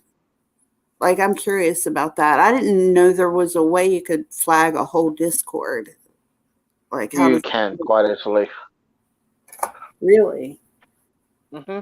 And I don't understand why anybody would do that to K-Town, because she's like one of the nicest people I've met on here. I can't imagine why anybody would be mad enough at her to do that. And people are so spiteful in this corner of YouTube, especially. It amazes me how spiteful people can be just for no reason. I don't get it. I really don't. I don't understand why we can't all just get along. Because they all think they're still freaking at school, and I want to be the big bully in the shed this time around. It's pathetic. It really is. That's why I keep saying, we just got to start growing up, leave the internet shit, leave all shit off the internet, protect the kids, and let the other shit go, and just, Yeah, exactly. All this stuff, the thing that I keep seeing are people who think that they are like the God Almighty protectors of YouTube. So if they see somebody they don't like, instead of just moving on and finding another stream that they do like, they feel like it's their sworn duty to make sure that that person is removed from YouTube forever. And it's just really irritating. This is a huge platform. There are unlimited places that you can go. And I can think of a couple to recommend if you need help. You know what I'm saying? There are plenty of places you can go if you don't like what's going on here. Stupid ass new phone is dying. Schoolyard mentality, absolutely. It's sort of like, I'm the only one that can report on, this style of, like true crime, for example. I'm the only one that can do it. No one else can do it. You're stealing all my clout. Therefore, I'm going to have to take you down so I can get all your subs, and, everyone has to come to me. It's, sorry, sweethearts. People have been doing it longer than you have, better than you have, and, Right. Well, what me was, I was speaking out against a group of people who were just bullying. It was a whole issue with online bullies, and they didn't like me talking about it. And what happened, to make a long story short, is somebody, like, I had like a talent show, and I had everybody like submit art and stuff for it. And oh my gosh, it was so much fun. It was probably the best stream I ever did. Really, like, we had a great time, like, people sent in their art, and I'd like to do it again. If anybody's interested, email me. Rosetta would kick our ass. But people just sent in stuff, and then they came up in panel and told a little bit about, their art or whatever. And, they got to show off a little bit. We had a lot of people come up who'd never been on panel before, and it was really awesome. And what happened was that one person had made a piece, had given me a picture, and they told me that they specifically made it as a logo for my channel. And so I used it for about 4 weeks or so, and then when they decided they didn't like what I was saying on my channel, they went back and copyright struck me for that image. Every single video, including the one where they actually gave it to me in front of everybody. And that's part of the reason why I lost my channel. When they got my information and got my email address, they used that email address to falsely copy strike a bunch of other channels. And it was the two things together that kind of caused me to lose it. So, there's a lot of That's why I told Truthy the best way of getting around it: set up a different post office box and all that, and go the way that that way they can't get you. They don't have your address. They can't do all the other stuff. They can't, do that crap. I used with mine. I used an old address because I didn't want to give out my regular address, and so and that had worked before because I'd been falsely struck. I don't know if you're familiar with Lily Jean Truman and her mother, but I did a stream on her, and she's a YouTuber who like faked being famous, and that's a rabbit hole in itself, let me tell you. But her mother is like this momager type chick, and she's one of those who tries to sue everybody who talks about Lily Jean, and she tried to copy strike me, and I used my old address for that. And I, won again. Actually, YouTube just kind of threw it out. They didn't even do how they shut down Will's channel immediately. They didn't even do that with me. I think this woman strikes so many people that they don't even shut people down for her anymore. But I used it on a couple of strikes that I'd had before successfully. But for some reason this time it didn't work. So. Yeah, no, I think Target said something similar about that. Because these idiots that have been striking him left, right, and center, it's gotten to the point where basically they've pretty much been stopped from striking him. Yeah, I was, what I kept getting hit with more than the copy strikes were privacy strikes. And I was getting probably 2 or 3 of those a day at one point. And it was like they were trying to privacy strike me for using somebody's YouTube name. Like stupid stuff. Like you say somebody's YouTube name, that's not doxing. Like if I call you Gelf, that's not doxing you because Gelf is the name you use on YouTube. It had gotten to the point where it was that ridiculous. And I actually at one point had pulled up like all of and I'd been on YouTube for like 2 months at the time. And I had like a complete folder that was all these privacy strikes. And I probably had the equivalent of 2 or 3 a day for every day that I'd been on YouTube at that point. It was absolutely insane. But in the end, which makes me wonder why like all the big companies that have been done, like Sony over The Last of Us 2, because so many of these smaller channels just constantly getting struck and all that. Why they're why all these other companies are now starting up and going after content for the bigger companies and stuff, because the system is just so utterly broken. It really is. And you would think that as much money as YouTube makes, that they could do a little better, especially, I mean, even for their bigger YouTubers. There was this one, I forget her name right offhand, but she was a big, like somebody with millions and millions of subscribers. And she had gotten her account was hacked, and somebody took over her account and deleted her content, was replacing it with their junk, basically. And she fought YouTube for like, I mean, it was months and months that she fought them. Lily Jean's teeth are like rotten little nubbins as she eats an apple. It's over. That's funny. That girl, are you familiar with Lily Jean Truman? Have you heard of her, Gels? No. Okay, this girl is 18, and first of all, she's if you know who Gypsy Rose Blanchard is, she's like a combination of Gypsy Rose Blanchard and I don't know, some kind of. She thinks she's a beauty guru, but she does like these videos where she has like these baby dolls, these Disney princess baby dolls, and she's like singing. She has them singing to each other and shit.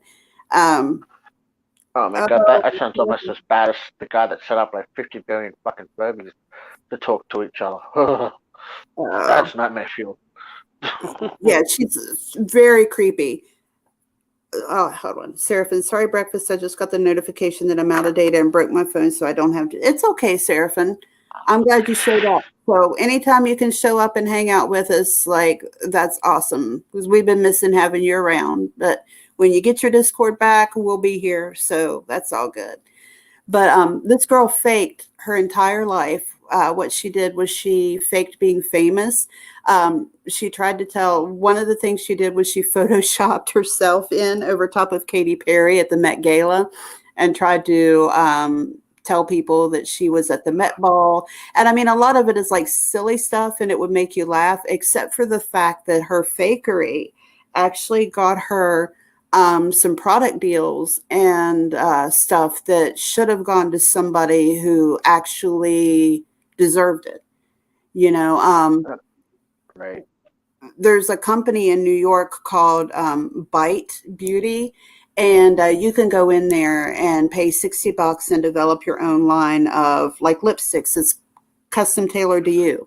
And one of the things that she did was she went in there and made her thing. And she was like, oh, I'm collabing with this beauty company to make my own line. And, I mean, it was just, she exploited that kind of stuff to make it look like she was famous. And her most recent thing was that she had this boyfriend and his name was Philippe and she calls him Peep. And she is 18 and he's like 27, and that's a huge age gap. But the creepy part of it is that she met him when she first met him, she was like 9, I think, when she first met him. And they started hooking up when she was 14. And when she was confronted on it, her response was, it's only illegal if you report it. Doesn't work that way, sweetheart. Oh, it doesn't work that way at all. Oh, we got Copper here. Awesome. Do you know Copper? Hamdall's Cooter or whatever? Yep, that's me. Yep, that's Cooter. Sorry, I still call her Copper. No, a lot of people still call me Copper. I don't mind. Yeah. That's what I came in as. To me. Well, I thought about changing it back, but I mean, Heimdall's Cooter just has a ring to it. It does, Okay, that's oh, kind of sorry, funny. Jag. Lily Jean and her mom both sent ethics complaints to the Minnesota State Bar on Nick Rakita because he made fun of a frivolous lawsuit they brought and made fun of Lily Jean's teeth. Dude, at the time that she tried to strike me, I had like 400 subs. And she is so petty that she struck me over that when there were people who had millions of subs making fun of her. Like, that was very petty. I think that YouTube probably has like a queue that's just for Laura Truman, and they just probably dismiss her complaints in bulk at this point. Oh Like, yeah, probably. There's like one employee that's just dedicated to going through her complaints. yeah. They're overworked and underpaid. Oh, God love them. You know, if there is, let me see if I can find, while we're talking, I'm going to see if I can find the video that she did about her boyfriend, because it is so freaking cringy. Oh my God. Oh my gosh. Like, we did, when I did my stream, we spent the whole time just going through her videos, and oh my God, it was all so bad. Like, she had an ASMR one. Oh my God, I found the ASMR one where she's like brushing her hair. Oh yeah, it's bad. It's real bad. My God. Oh my God, this girl, let me tell you, she took all these pictures of her, so like the fakest thing you've ever seen, where she's supposed to be hiding from the paparazzi, but there's no crowd anywhere, and you don't see any photographers or anything like that. Okay, let's see. Oh, Yeah, I here's have one. no desire to be famous, so I don't even like taking pictures of myself. No, me either. Well, I'll change that for you, Cooter. Come on. Yeah, no, I hate taking pictures of myself. You're not the only one, so you know. I think for you know, a lot of like our generation, we just over the whole thing. Yeah. Especially when you see like the Kardashians and Amber Turd and you know everyone else like, yeah, I'm gonna put my photo out everywhere, blah blah blah. Yeah. Yeah, I think I've seen Kim Kardashian's butt plenty of times. Oh my gosh, yes. But you know, I'd really rather her wear clothes. I kind of give a little bit of props to the Kardashians, though. At least they do something besides just be famous. I mean, you know, like they had clothing boutiques and stuff like that. So at least they did something else. But I mean, most of these people, they don't do anything but sit around and like revel in their famousness. I don't know. Well, okay, with the Kardashians, like with the clothing brand, seriously, how much do you honestly think that they really freaking put into that? Except for what they show on the show on the stupid TV show. Okay, oh look, we're here designing clothes. Do you really think they're going to be that hands-on? I swear that those chicks live and breathe scandal, publicity, and money. Oh yeah. Like if they're not doing a photo shoot, you know, a charity or something else to occupy their time, they will create something. Like they'll create drama just to get their names back in the paper. Yeah. Well, yeah, you look at fucking Caitlyn Jenner. Like, you only got the sex change so you could avoid freaking a murder charge. Feel sorry for me because I ran over someone. Oh, look, I'm now a female. You must acquit me. Yeah. Well, and either that or he thinks the female prison will take it easier on him, which they will. Well, and Kim's sex tape, I mean, you know, that was a publicity stunt for sure. All he's got to do is find, you know, the butchiest chick there to protect him, and he'll be good.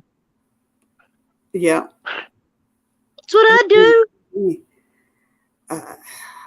I'm married, but I'd be like, honey, I've got to survive, okay? Dude, yeah, I had my DUI. I spent one night in jail.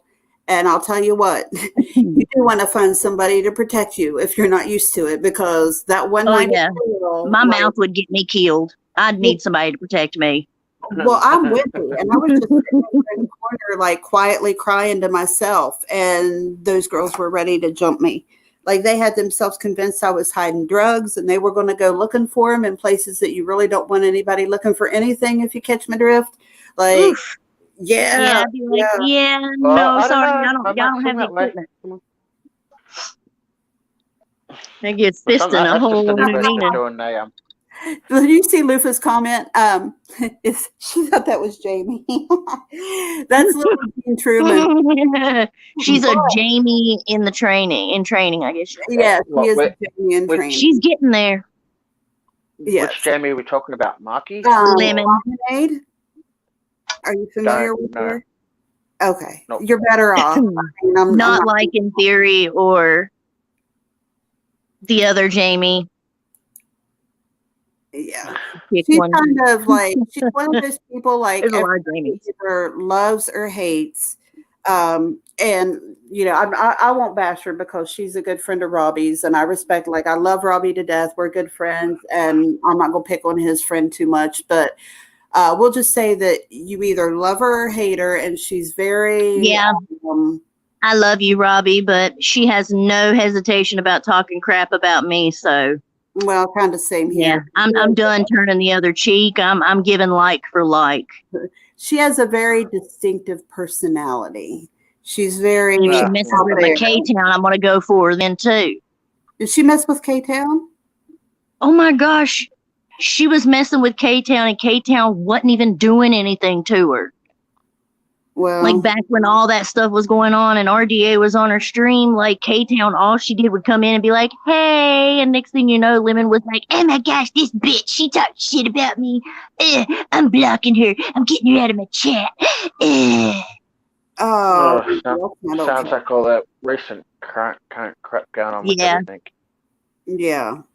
Yes, what the what? Seriously, Robbie is a sweetheart, and I absolutely adore him. You won't find a better friend on here than Robbie. I'll just say that. Like, she is definitely an acquired taste. Yes. There are. I give her that. Has to make it up with Snow White though. A trick ass treat. Yep. You know, if you get him talking, like, it's so funny. Like, he's got something about every Disney princess. He hates Ariel too. My thing is you know, so white. How can you hate Ariel? What about Pocahontas? Don't know that we really got on Pocahontas, but we were talking about like doing a burn book for like the famous fairy tale characters, you know, like Goldilocks is another home invader too.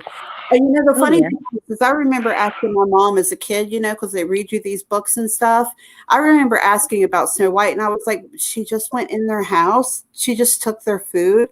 Like, she didn't even ask. Like, isn't that wrong? Isn't that stealing? And my mom's like, you know, because she's the hero. Yeah, see, we had like old style family. So I had the old like fairy tales, like Grimm's Brothers fairy tales, or Brothers Grimm. Still the best. I had those. So, you know, Disney came later, and I'm like, man, this is bullshit.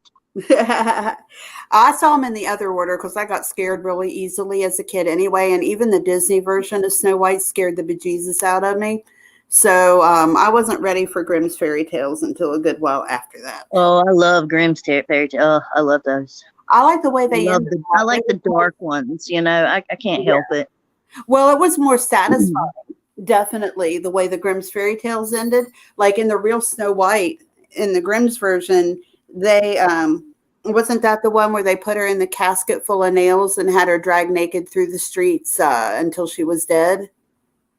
Either that or the crows poked her eyes out or something like that. I think the crows pecked her eyes out, and she they put her in that was Cinderella. Cinderella, they poked her eyes out, and she danced in metal shoes that were on fire.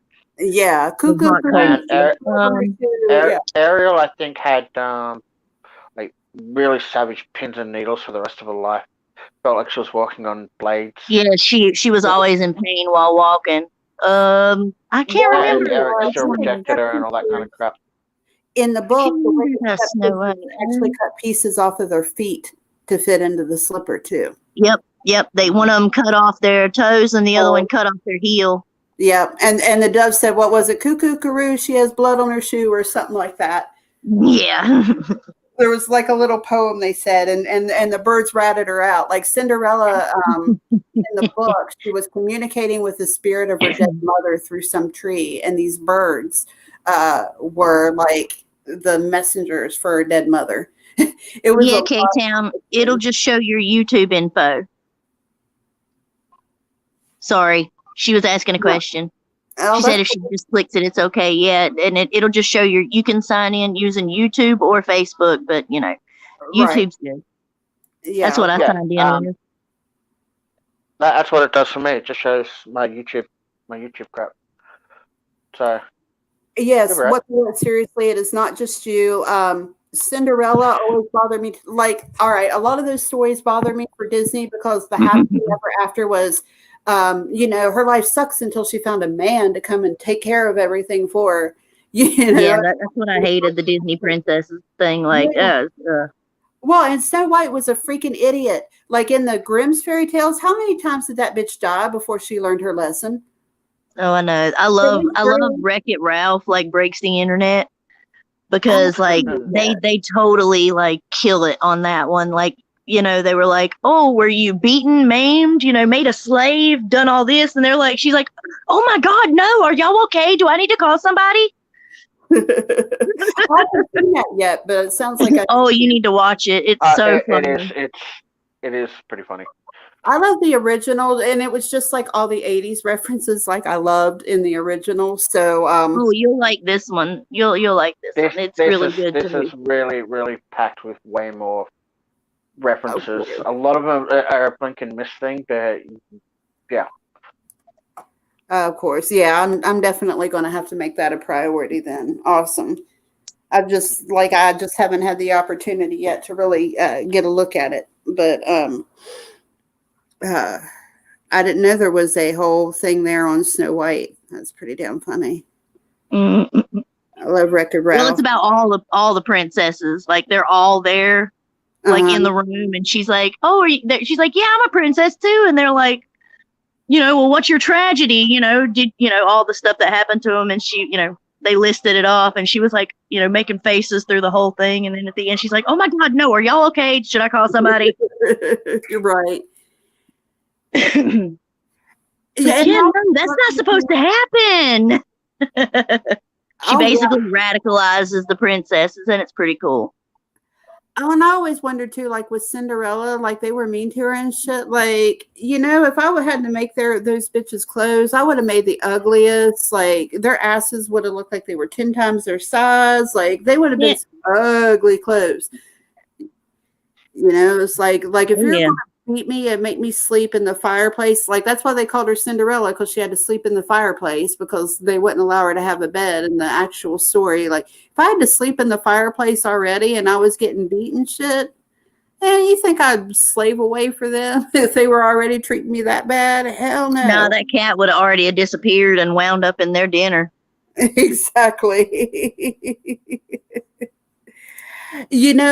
What? It's funny that you mentioned that in the adult references. A lot of movies that we watched as kids, I don't know if you're from the same generation as me, but I grew up in the 80s.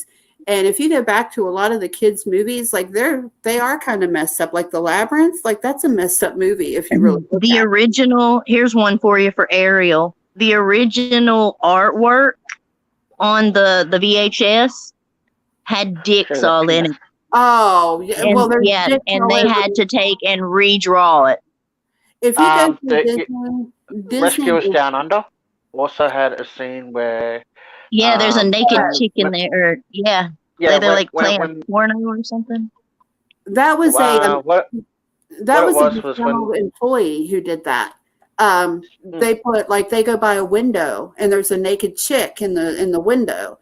And what they did was they got mad because they got fired or something, and they spliced a scene from a porn film in there, and nobody. I actually picked that up as a kid.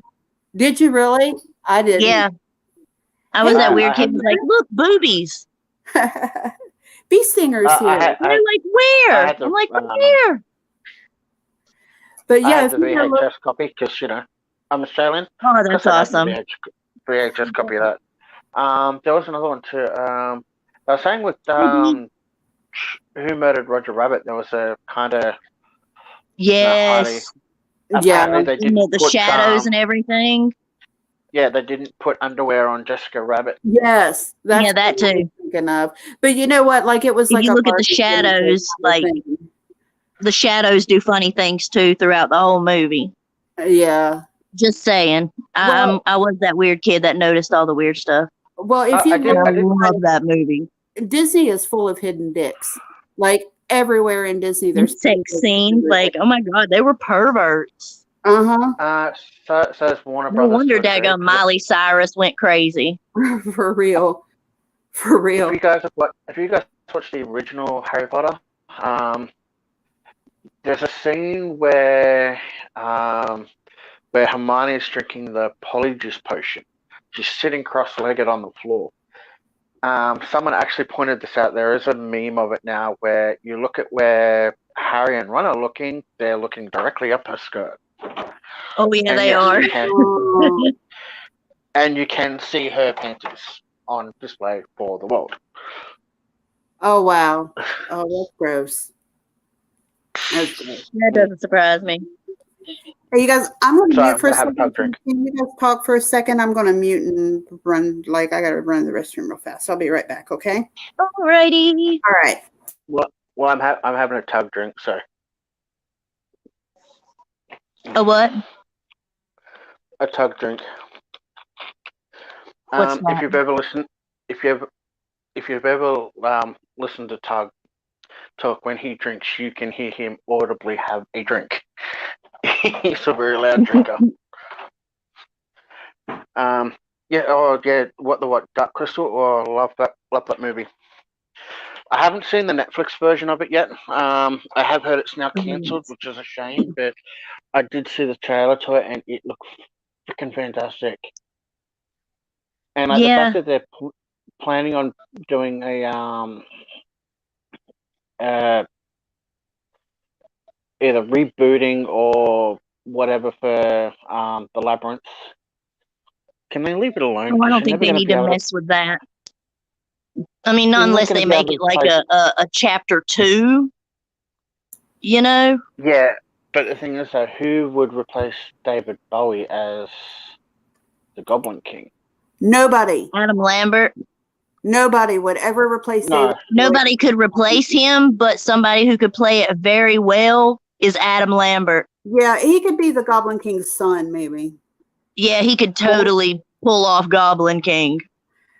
You know, I don't know if... Or even be the Goblin Prince. Yes. You know, I adore... That is one of my favorite movies of all time, even though David Bowie's bulge is at eye level with all the little goblins all through the entire movie. And a friend of mine pointed that out once when we were... and you can't unwatch it once you've seen it, but that's the yes, thing once of you it. notice the bulge, you cannot unsee it. So all the people that I just ruined the Labyrinth for forever, you're welcome. But there are so many little hidden things in that movie that absolutely crack me up once I notice. One of my favorite lines ever in a movie, which this isn't so hidden, but is David Bowie when he asks her what she's doing and she says nothing. And he's like, nothing, tra-la-la. Like, I mean, I still every now and then like will pop that line out. But my absolute favorite, I'm actually looking for it on here, is she is going through the labyrinth and she pulls her lipstick out of her pocket and marks it with arrows. Do you know the scene I'm talking about? Yeah. And then the little creatures pop up and turn it around. All right. Did you hear what the little creatures say? Like fuck you or something like that. No, they don't say fuck you. Hold on, let me see. I know they said something. I want to play it for you because it's just too funny. Hang on a second. I remember it was really funny, but I don't remember what they said exactly. But it was like telling her off. Yes, he's definitely okay. I found it. Hold on. All right. I love Legend. They better not mess with that movie. They better not mess with Legend because Tim Curry played the devil in there, and if I'll boycott. Oh, I loved Legend. Oh my God, that movie was so good. Nobody can replace Tim Curry. I could have done without Tom Cruise, but Tim Curry. If you're a fan of Poe, are you familiar with the band Poe? Yeah. All right. Second video. Is that like a shitty band or what? No, I love Poe. It's kind of like an old alternative band. It's a female singer, and she only put out 2 albums, but she did it all herself. And her second album, Haunted, if you start playing that at the same time as you play Legend, it's kind of like the Pink Floyd and the Wizard of Oz. Like the song kind of goes along with, or the music goes along with what's playing on there really, really well.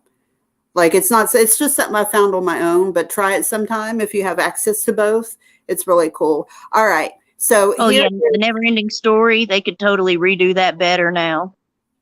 Yeah. Could you imagine how well the Loch Dragon Oh my gosh, yes. That would be awesome. All right. Are you all ready for this? I'm ready. It's only 31 seconds long. All right. Listen now. Mm-hmm.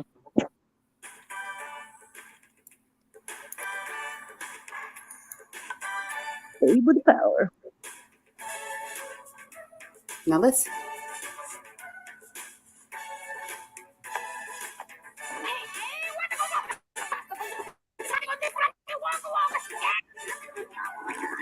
What the fuck are you doing? You talked over it now, cover. All right. What was that? Your mother is a fragging what?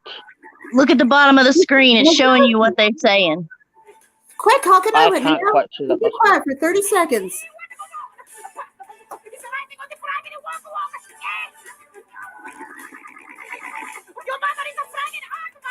Your mother is a fragging aardvark. That's what he says. And your father smelled of elderberries. I love it that you said that. Thank you. You know, what's his name? Terry Gilliam from Monty Python actually did a lot of the writing for The Labyrinth. I didn't know that. Eric Idle was the worm. That's pretty cool. The baby that was that played Toby was actually Brian Froud's son. The guy that actually did all the he also did all the artwork for The Dark Crystal as well. I'm a huge fan of Brian Froud. I had a lot of his fairy books and stuff. They got lost when I moved, which broke my heart because I actually had a signed copy of one of them. But yeah, that was his baby, Toby Froud. Mm-hmm. Yeah. Actually Terry Gilliam also did the writing for he did the writing for a lot of movies that you wouldn't think of, but there was a fairy book called Pressed Fairies, I think it was called, and it was about this little girl who got a butterfly book and she decided to smash fairies in it instead. It's pretty sick, actually. Yeah, I remember that. Okay.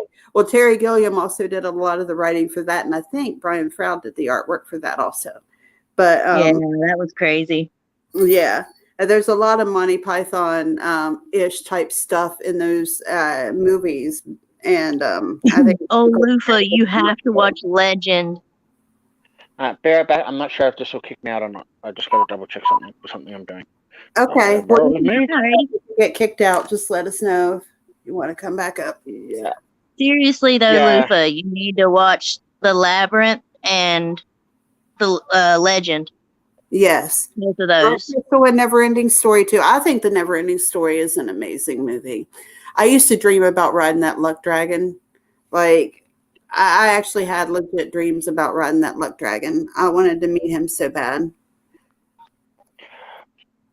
Yeah, I always wanted the little plushie of it. Yes. Yes, B. Singer. It was Lady Coddington's Press Fairy book. Yes. Yes. I had a signed first edition of that. And I'm so sad that it got lost. Like it went out of print before I got that. My sister got it for me for Christmas. Ordered it off of eBay. And it was in perfect condition. And I had some kind of little journal that went along with it. And when we moved, a whole bunch of my stuff got lost, actually. It's a big, long story. But anyway, all my fairy books got lost, and I'm still mourning over that because I know I'll never replace them. That sucks. Yeah. And the story was... I feel your pain. I lost my whole Goosebumps collection when we moved when I was younger. Yeah. Like I had every single book up until like a certain point, and they were all first editions. Mm-hmm. Don't rub my nose in that. Yeah, real collector's items, not just like these were like coffee table books, like really, really pretty, full color. Pretty sure my aunt sold those. Oh man, that would piss me off. I have a friend that had a collection of Funko Pops. And a lot of them were like, she had the Ninja Turtle ones, like ones that were worth real money. And she and her girlfriend broke up, and her girlfriend went and sold her Funko Pops for dope. Oh my God. I would have took her to court. Well, around here, that kind No of lie. makes you aware. So, and I mean, even if you take them to court, they have to be able to come up with the money to pay it, you know? So, Shoot, I would settle for flipping it into community service. right. $6,000, that is 6,000 hours of community service. Amen. Getting straight. There you go. You got something to motivate you. The racing Let snail. this be a lesson to you. Oh, yes. I love the racing snail and the stupid bat. No, my favorite character from Labyrinth is the worm. Oh, yeah. Well, that was Eric Idle. The one that was like, hello. Did you say hello? No, I didn't say hello. I said hello. Yes, that was Eric Idle. Did you know that? I love that. Nope, I didn't know that. Yep, it was. If she kept going down that way, she would have gone straight down to the castle. Yep. You don't why want don't to you come in and have a small tea with the missus? Oh, I can play it. I found it. Hold on. Well, put it this way, Cooper. Your butt smells like the bug of eternal stench. Oh gosh, I loved it when they were running across the steps and all it was the flat noses. Yeah. Oh, of course, yeah. Little kids. The other favorite characters are the orange things that pull their head off, and they were like, "Hey, lady, how would you like it if somebody pulled your head off?" They're called the Furies. The Furies. Yes. Funnily enough, the lead singer dancer for the Furies is actually the guy that played Cat from Red Dwarf. Really? Huh. Mm-hmm. Interesting. I just love all the characters in there. And Ludo, oh my God. I always wanted a Ludo. Like, I wanted him as my friend. You don't by any chance know the way through this labyrinth, do you? Oh, me? No, I'm just a worm. Oh. Come inside, meet the missus. Come inside, meet the missus. I have to solve this. How would she go fit in there? But there aren't any turns or any openings or anything. It just goes on and on. Where would she go inside? Right. It's full of openings. It's just you ain't seen them. Well, where are they? There's one just across there. It's right in front of you. Now, am I the only one who, when they actually showed the opening, I was like, how the hell did she not see that shit? Yeah, like right now it looks like a real wall, but... Inside and have a nice cup of tea. But there isn't an opening. Of course, there it is. There it is, right there. Right there. Looks kind of like a vagina, actually. Try walking through it. Looks like a what? It looks a little like a vagina. Look at it. The way it's shaped. It's a vagina-shaped opening. See? Am I the only one who's seen it? That's just the water coming out of the wall, not the actual opening. The opening vine. Well, it still looks like a vagina. It does look like a vagina. See, there we go. There's the wall. There's the wall. And then it's back, that part is back behind. See?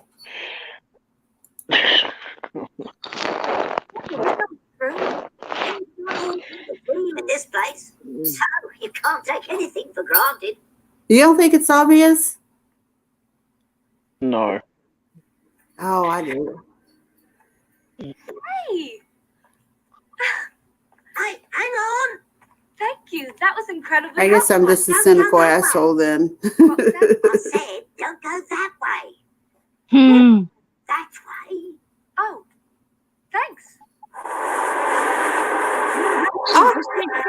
Right to the castle. They cut off the freaking punchline right there. I know, right? That's not cool. Escaping the bog of eternal stench.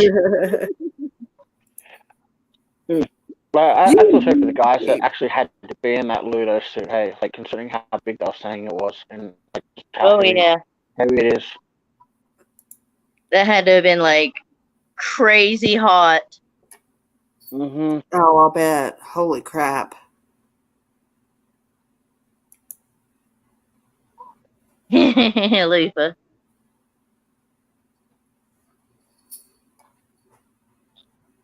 what's that? Okay, I forget what I've watched it before. I like to watch things over and over again too, though, and I like to read books over sometimes too. To me, it's just like old friends. Like when I reread and rewatch something, might be all the weed. Well, it could be all the weed you smoke. See, I like rereading books, but I'm not really big on rewatching movies unless I really, really liked it. Yeah, Like well, of course, Hackers, I can watch over and over and over and over and over again. Did you say Hackers? Yes, I did. Johnny Lee Miller was so cute, wasn't he? Oh yeah, Angelina Jolie wasn't bad herself in that movie either. Oh my God, yeah. You know, I mean, I Yeah, generally am not attracted to women, but Angelina Jolie is fucking hot. Oh my gosh! When everybody she was at her peak at that movie, I think. Yeah. When everybody got so mad at her over Brad Pitt, I was just like, they're the two most beautiful people in the universe. Of course, they're going to hook up if you leave them together long enough. Like, see, I think there's women out there prettier than Angelina Jolie. Fucking right there. Like that one chick, something Rose. Ruby Rose. Yeah. Ew. The one with all the tattoos. I like tattoos.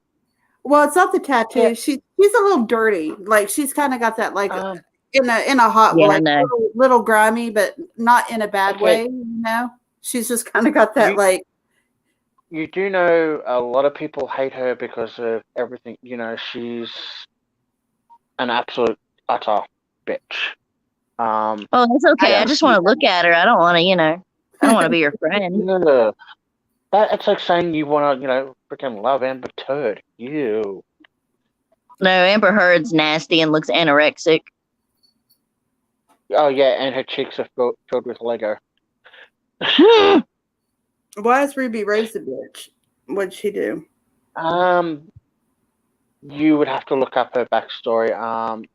Because you know she's Aussie, right? And just the way she's treated people coming up through the ranks and all that kind of stuff, and yeah, she's kind of acted better than everybody. Yeah, like everybody's a stepping stone. Yeah. Oh, I know, but she's pretty.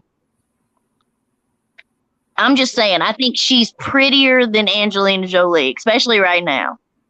Because Angelina Jolie, that poor woman, she needs to sit down and order something from McDonald's to put some weight on her.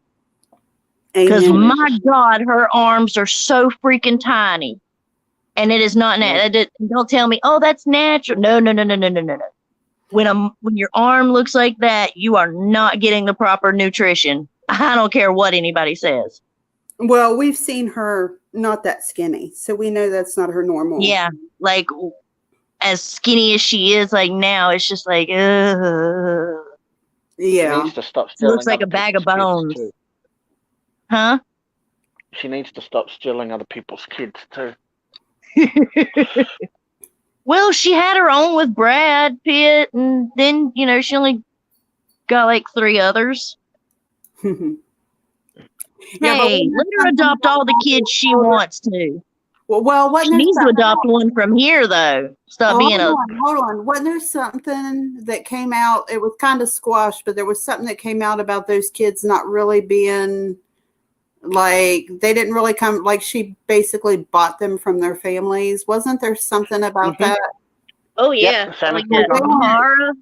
Zahara. She basically bought her, and the oldest boy. Jax? No,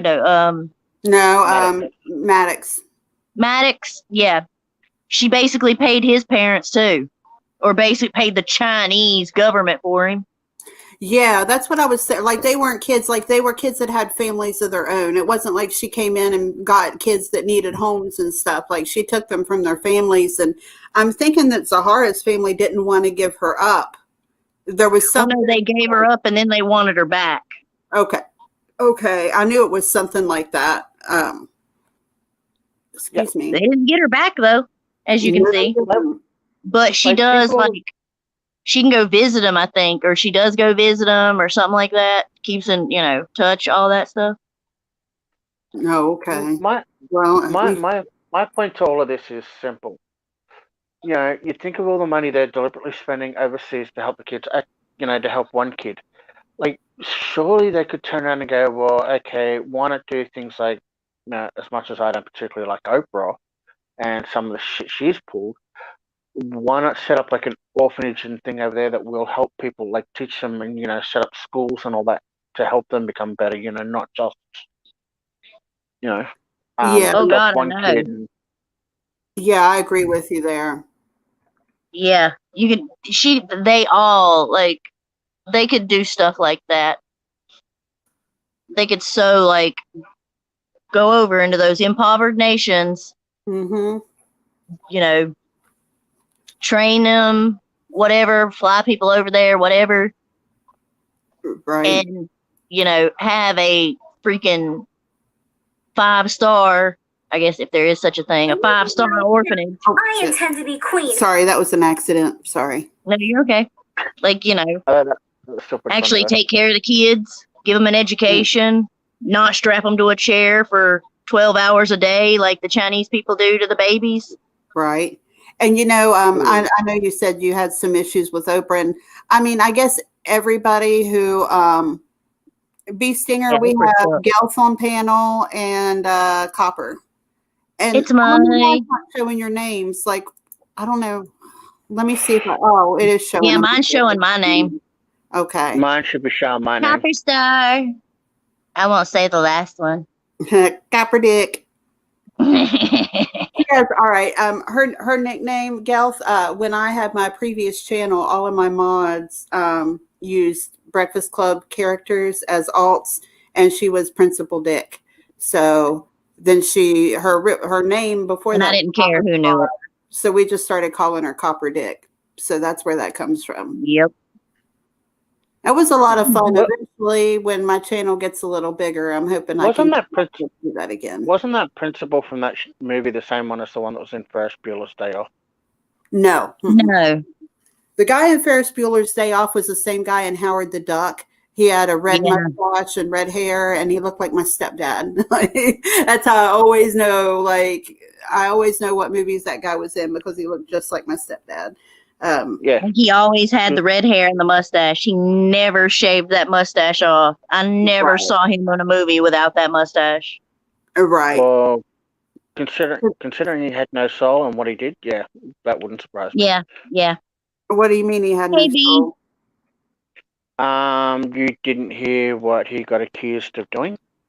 Oh, to hell with that. I wouldn't watch that movie. No, I don't think I did.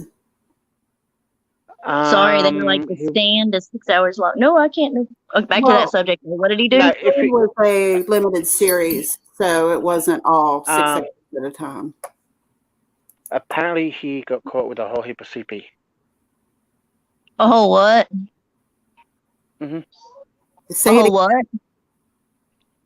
The principal that was in Ferris Bueller's Day Off got caught with a whole heap of CP. Oh. Wow. Did you say PCP? No, CP. CP. As in. Oh. Yeah. See, I heard TP. Yeah. You said it. So I have issues with hearing. I hear things that are not. So do I. Okay. You know where I'm coming from then. So inappropriate. I heard PCP. There we go. Oh. I don't know why I added another P to it. I did not know that, but you know what? I always thought he was freaking creepy. Like, he always gave me the creeps and everything. Like, even movies where, well, actually, was there ever a movie that he wasn't a creep in, actually? No, he was always the either the bad guy or the antagonist, you know what I'm saying? The dude who gets freaked out. Yeah. And like in Ferris Bueller's Day Off, he was especially creepy. But in every movie he was in, especially to the sister. Oh my God. Oh God, yes. You can tell he wasn't acting there. Yeah. Ugh. That makes me want to throw up in my mouth a little bit, actually. Well, Lufa, I know what movies we are not watching when I ever meet you. I don't like gory. We'll get Lufa together. I love like cheesy, gory, like B, C, D movies. I do. Like not like totally stupid, but you know, like the ones that actually put some effort in, but they still look, you know, kind of fake. I like those. Can we watch the original Child's Plays with Luca? The original, not the Ooh. remake version, because the remake version I don't sucks think she ass. could handle child's play. I wouldn't. I don't want to do that to her. I think she could handle. That'd be like asking her to watch Puppet Master. Ooh, that's a great film. I love that. I love the Puppet Master, but not a lot of people do. I don't know if I've ever seen the Puppet Master. The Leprechaun. Oh, it's so That was good. another Oh, I good one. love the Leprechaun. But yeah, have either I of you like the seen one where they Trick or were in Treat? Vegas. Have either of you seen Trick or Treat? Not the anthology movie, the '80s movie, Trick or Treat. Probably. Would have been years ago. The one with Ozzy, where Ozzy and Gene Simmons had cameos. Yeah, I think so. Really? That makes me happy because I'm always asking, and most people like look at me like I'm stupid when I mention this movie. Oh God, I've watched all kinds of weird movies. Really, Well, I have. That one was like a terrible B movie, but it was so bad that it was awesome. Yeah, we had like one of those old-fashioned satellite dishes back in the day. Mm-hmm. So we had like over 500 channels. So I got to watch all kinds of stuff that, normal people wasn't getting. Yeah, I gotcha. Well, Skippy from Ferris Bueller's Day Off was the main character in Trick or Treat, and he was bullied. And he was obsessed with this heavy metal band. And which one? Wait, Skippy's the other dude, right, in the car? The nerd from Family Ties. Yes. Okay, I got you. Okay. And he was in love with Yes, Mallory. I have seen that movie. Okay. Yeah, he released he found out that his favorite band died, and so Gene Simmons gives him this bootleg album of this band, and he goes home and plays it backwards. Yeah. And Ozzy does the cameo as like a TV preacher. Yeah. That movie was so bad it was good. Oh man. I mean, those are the kind of B movies that I love. Like they're so cheesy, they're good. That's exactly what this movie is. Like you won't scream at all, even though it's a horror movie. I love killer clowns from outer space. That's the what is it? The Tales from the Crypt, like all those shorts. Yeah, I love Tales from the Crypt, but I love killer clowns from outer space. Well, I'm a huge Stephen King fan. Sandra and I were talking in the chat about it too. I'm a huge Stephen King fan, so of course I love Tales from the Crypt. Same. Yeah. Oh gosh, I love the Demon Knight. That the Stand movie. Go watch the original, the one with Laura Giacomo in it, or however you say her name. Yes. Was there more than one? There was the TV movie that was done, and then this one. There probably is the original one that's like 6 hours long. It was a limited series, Copper. So yeah, it's like altogether it was 6 hours long, but it was broken up in like 1 or 2 hour segments. But I didn't know that there was a second one. I never heard of that. The one that's the one that Amber Turd's currently starring in. That she basically slept with someone to get the freaking role. Oh. She's playing Nadine, the evil bitch. So basically, she's playing herself. Yeah, well, yeah, that's true, but she doesn't. Nadine was older and dark haired, and like she's totally wrong for that part. There are other people she could have been that fit, but she's not right for Nadine. What you guys are also forgetting with Turd is the fact that she's also involved in another court case right now too, that is not directly related to Johnny Depp. She's being sued by some producers of a movie that she went in, and because she didn't do what she was contracted to do, which was go on the press tours and junkets and all that kind of crap. So she's being sued at the moment for that too. Oh, really? Which you don't really get to hear many people talk about because, talking about Amber Heard is a no-no. Right. She's a scumbag, man. As soon as this stuff came out. Thank you, Luba. She called us weirdos. So I said, thank you, Luba. Oh, yeah, of course. I'm a proud weirdo. Yeah, me too. Luba, you have no idea how weird. I'm running around the house with my underwear on my head right now thinking of you. That's hilarious. Well, that made me think, talking about the underwear, although this was Bras on the Head, Weird Science is another one of my favorite movies. Yes, I No, I love haven't Weird seen that in Science. freaking years. Oh, I my love it. Whenever they end up shooting the gun at the house party, and that biker's like, "Man, I'm really sorry. We just got out of hand. You got a lovely house." My favorite part is when Anthony Michael Hall gets drunk. No shit, Chet. No shit. Look He wasn't just drunk. He's an asshole. He was high. Oh my Okay, God. Every time I see it, I laugh my ass off. Oh, I love the Flight of the Navigator. Yes, that Oh, was yeah. a good one. I used to watch that movie all the time with my mom. The Lost Boys, I love. And the Goonies. I love the Goonies. Apparently, there's talk of The Last Starfighter coming back too. They're currently writing the second script now. For what? The Last Starfighter.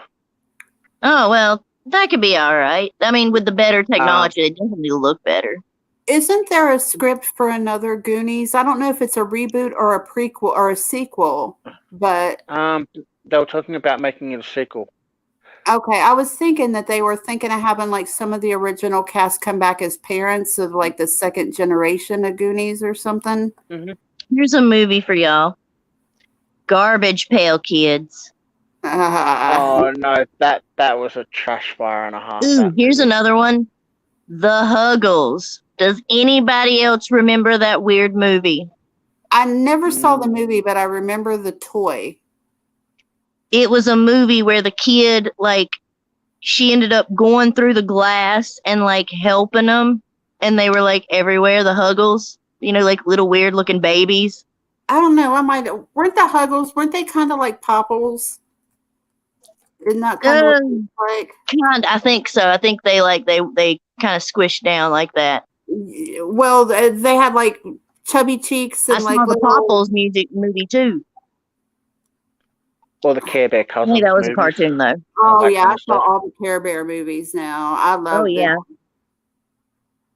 I'm surprised they Professor didn't end up Coldheart's going my favorite one.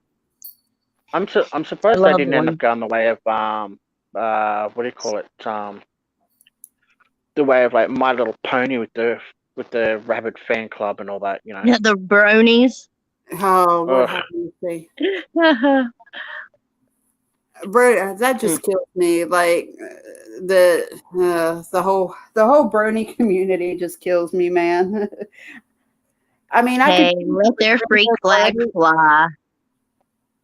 Well, I could see if it was Rainbow Bright, because she's got the rainbow and she's pretty and she got to ride a Pegasus, and all that. I could get behind that, but I just don't understand why the My Little Ponies. If you're going to stand something cooler than that.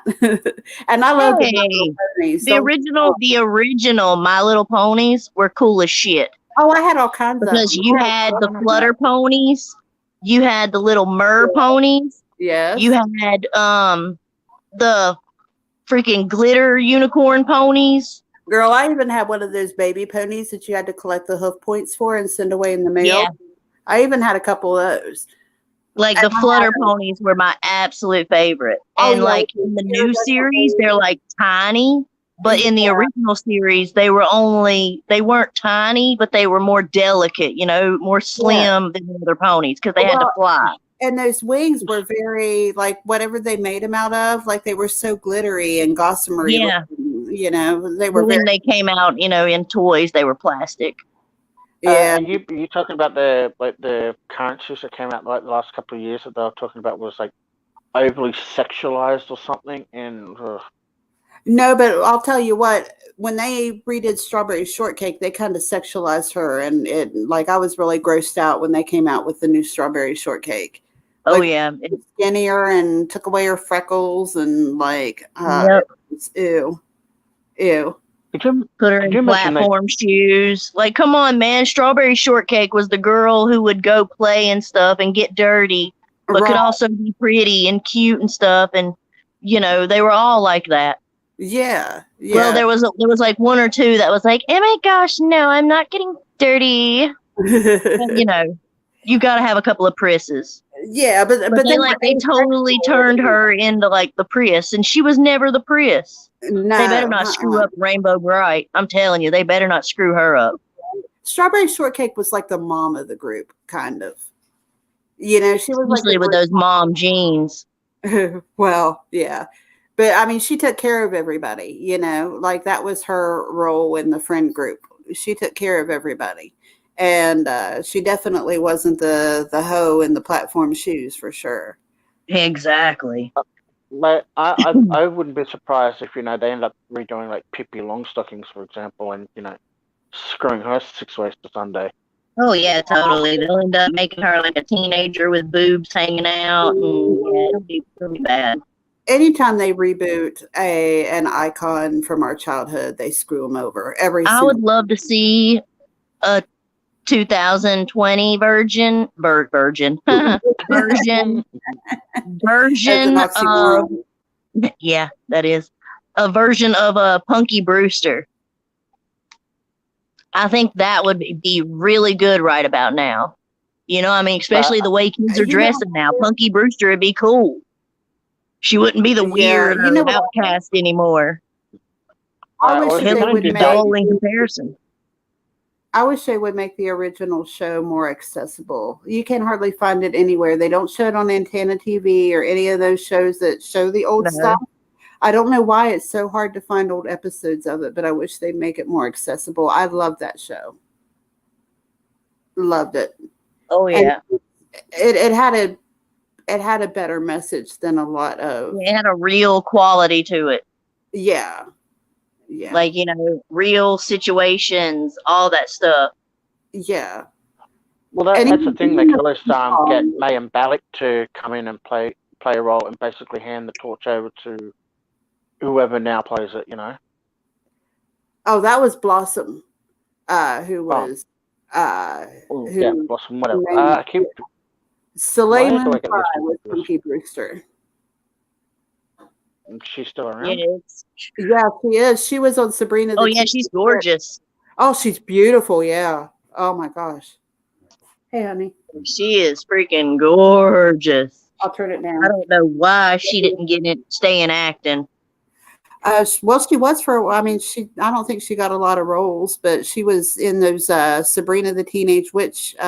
She was Roxy. Yeah.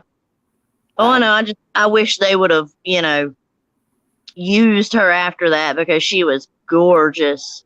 Yeah. Been a lot better than Tara Reid.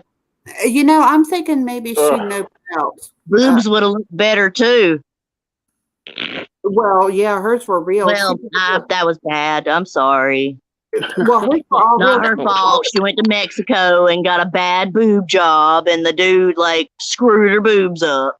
Well, Soleil Moon Frye's were real. She developed at a really early age, and I know that was part of the problem with her getting cast after she hit puberty there for a while because she didn't. Oh yeah. Or she might have had to have them reduced because of health reasons. I'm not sure. She did. She ended up having them reduced in her late teens, early 20s, something like that.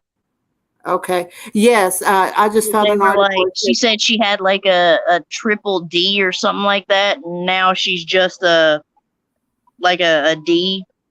All right. Here, I found an article. It says, whatever happened to Punky Brewster? So I was Google trying to find out 38 double D. And she was only 5'1". Yep. And she said the boys. Just like that girl from A Modern Family. Yeah. Do you know that girl, the one that got the boob job on Modern Family, do you know that Ariel Winter, up until 2 years ago, her dad was or her parent, whatever, was stealing all of her money? She never got one dime out of it. She never got to keep any of the money.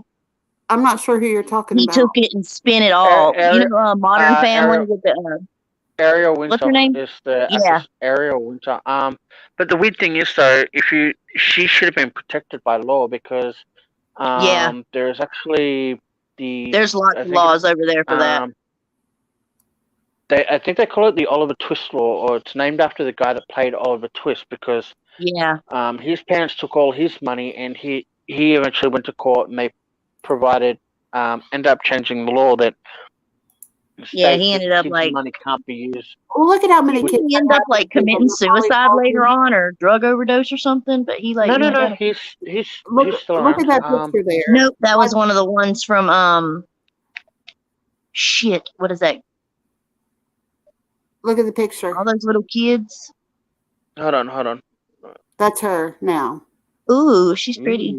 She's gorgeous. She's like my age or close to my age, and she looks like could be in her early 30s or late 20s. I mean, she's freaking gorgeous. I'd say 11 out of 10 for that one. You know, definitely worth having a fap over. Oh wait, sorry, Roma's not here. I can't say that without getting yelled at.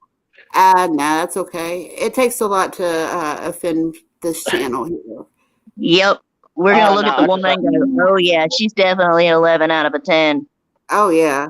Oh, there's a lot of pictures of her on here. I'll show them to you. I took it down because I thought there was only the one. But I definitely trip her and fall under her.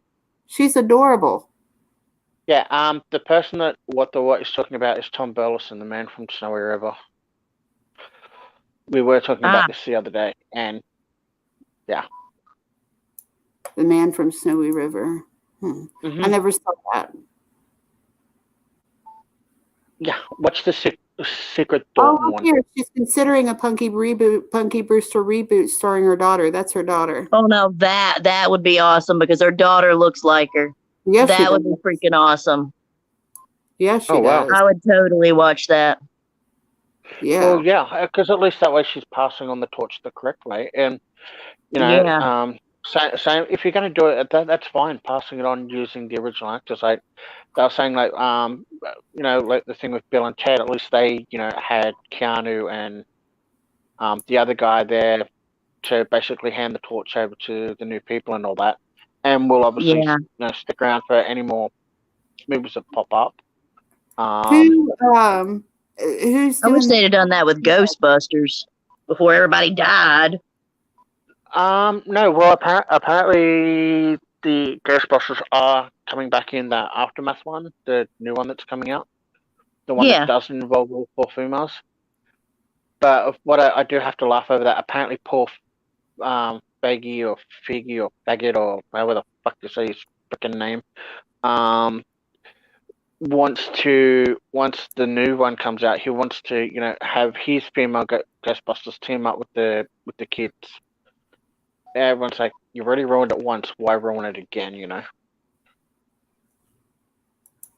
Wow. Yeah. Pony Boy. Oh, they're talking about The Outsiders in chat. Blue Lagoon. I like Blue Lagoon. You know what? It was really fucking weird, but it wasn't. I mean, it was really fucking weird.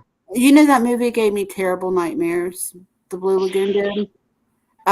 Because I was naked. No, you know when the guy got shipwrecked with them, and they found his body, and they rolled him over, and the crab crawled out of his mouth. That gave you nightmares. I was like, oh my gosh, that is so cool. I wonder what else is in there. Well, I know I got scared easy as a kid. Cut him open. Cut him open. I was pretty young, and my dad actually took us to see it, and he wasn't like, he knew my mom didn't want us to see it. And this was in 1980, so I was only 6 at the time when I saw it. But that visual, I don't know what it was, but just that visual stuck in my head so bad. Like I had awful nightmares about it. And I would dream that I was dead and a crab crawled out of my mouth. Like it messed my head up. It's crazy what gets into little kids' head, but it did. It messed my head up. But Brooke Shields was only like 12, I think, or 13 when she made that movie. Maybe, you know, she made that one movie where she was like a prostitute. Yeah, that was around the same time. Pretty Baby, it was called. She was like 13 or 14 then too. That was a weird fucking movie. That is a total pedo movie if I've ever seen one. Yeah, well, like, you why know what is she it? had? That she actually had to appear and testify before Congress because everybody was so concerned about how, like, what may have happened to her, and the fact that sex scenes. She actually had to testify in front of Congress about that. but you still think that, like, if you were to put today's filters on that, like, you look at all the backlash against cuties, and you would think that that movie alone would be, sitting at the mantle shelf going, it's been done before. Mm-hmm. No, I was saying there's even, like, I saw something on one of those channels that does, like, the list stuff. They're talking about there's a couple of episodes of some old style TV shows that actually basically agree with child marriage and all this kind of crap. I'm like, what the hell? Different, obviously different time and age. Where you can get away with saying stuff like that or implying that kind of stuff. Whereas I did a stream recently on stuff like from our childhood that didn't age well.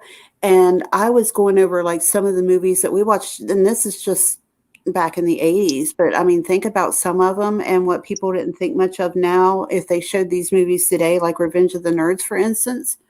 Porky's. I swear, I think Porky's would have been like received worse than Revenge of the Nerds. Revenge of the Nerds was all, I mean, it was all sexual assault and rape, though. Like Porky's was way worse, all the way through. Any like Animal House or any of those guys from the SNL team that made movies back then, Yep. You would not see them being made. They would be freaking crucified. Right. Like the movie Heathers, which I love, but like there's a scene in there where this girl is straight up getting date raped, like right in front of her friend, and her friend just walks off and leaves her there. Like the dude is like holding this chick's arms down and ripping her clothes off. It's very obvious. And I can't believe I didn't notice this when I saw it like back in the day, but I actually noticed it for the first time just like a few years ago, and I was like, holy shit, like but it's insane the stuff that they had in movies back then, and we didn't think anything of, and today they would be crucified for if they did that stuff. And even like TV, like they act like people can't handle it nowadays. Well, I mean, it was just the rape, but those topics need to be covered, though. I mean, they can't make everything sunshine and rainbows. That's not what the world is. It was like Revenge of the Nerds. I mean, it was the nerds were supposed to be the good guys, but their revenge was all just a very. Oh, they did a panty raid. Well, they also. Granted, he did have sex with that one chick while he had the mask on, but the Darth Vader mask. Yeah. Wait a minute. Yeah, but after she realized it was him, she was like, "I'm not mad about this." Well, no, that bothered me though. But the panty raid was not. I wouldn't have been mad either, because they took all these pictures of these chicks and videos of these chicks without their knowledge or consent, naked. Well, yeah. Porky's does that too. Does it? Yeah. But then again, remember the boys only did that because of everything they had all done to them, and they were like, okay, well, how can we get back at them? So, admittedly, it was kind of over the top, but kind of justified to a degree as well, because they're like, okay, well, if you guys are going to keep doing all this shit to us, we're going to get you back, and and like later on, parts of that, they used like pictures of the stuff to go against them and win the pie eating comp. Making the money for the thing. Yeah, that was hilarious. To me, the main character, Lewis, ended up marrying that girl. He ended up marrying Ben. Yeah. I know. It just never set well with me. I'm just saying, like, and in real life, that would never happen. Like, if this chick gets raped. Hey, if that would have happened, I wouldn't have been mad. If that would have been me, I would not have been mad. Oh, I would have been. I'm just saying. Oh, my God. Well, okay, because I mean, you can see from early on, like at points in the movie, that she was liking him, starting to like him, and everything. But because of the perceived thing, she couldn't go and do anything. Yeah. She had this so that way it's like, ooh, he's all right. Let's go. What? Edited him. And it's the same with when later on when they had Courtney Thorne-Smith playing the main female character, there's parts there where you could see how she was interacting. She didn't like him at first, and then later on did, because they treated her as a human and won her over that way. Yes, I have watched. I have watched every single bloody. Oh, I have too. I didn't watch. I have too. I And didn't the watch other the ones TV I didn't series, think were but you know. nearly as bad. The first one always bothered me, even back when I was a kid. Always kind of bothered me a little bit. I just didn't know why when I was little why it bothered me. Oh my God, Sandra, I love the dinosaurs. I'm sorry, I'm ADD. No, that's okay. Do you remember the episode they did where they did this whole take on The Exorcist? Which, The power of rice compels you. Oh, it was hilarious. It's my favorite. we're talking about the dinosaurs, or Yeah, dinosaurs. Sorry.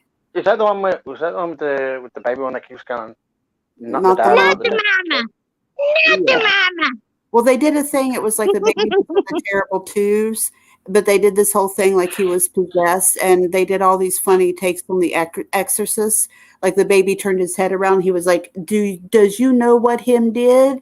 You know, like in the Exorcist, her head spins around and she's like, do you know what she did to his hunting daughter? Well, yeah, they did all these takes from The Exorcist. It was really funny. I think I remember his head going around. He was like sick with a cold, wasn't he? He was in the terrible twos. Oh yeah, or his teething or something like that, and it was like, yeah, I remember that. They were trying to get him to eat. It looked like all like he was sick or something. Like they had him like, you know, he looked like he was possessed.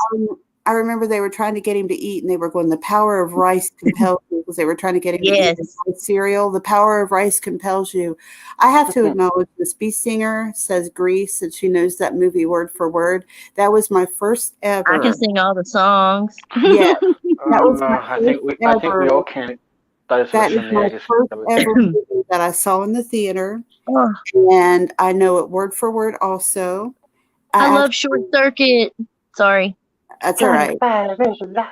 I was so in love with that movie that my big present for my first grade, for my birthday in first grade, was an autographed picture of Olivia Newton-John dressed as Sandy. And I took it to school for show and tell, and some little asshole stole it out of my desk and broke my heart. Ugh. Lufa, me too. E.T. scared me. Yeah, yeah. Laugh it up. E.T. gave me nightmares. No, I was scared of everything, but E.T. didn't scare me. He didn't scare me. He scared me. Okay, the good thing about E.T., talking about E.T. for a sec, only one other film did the exact same thing. That was The Goonies.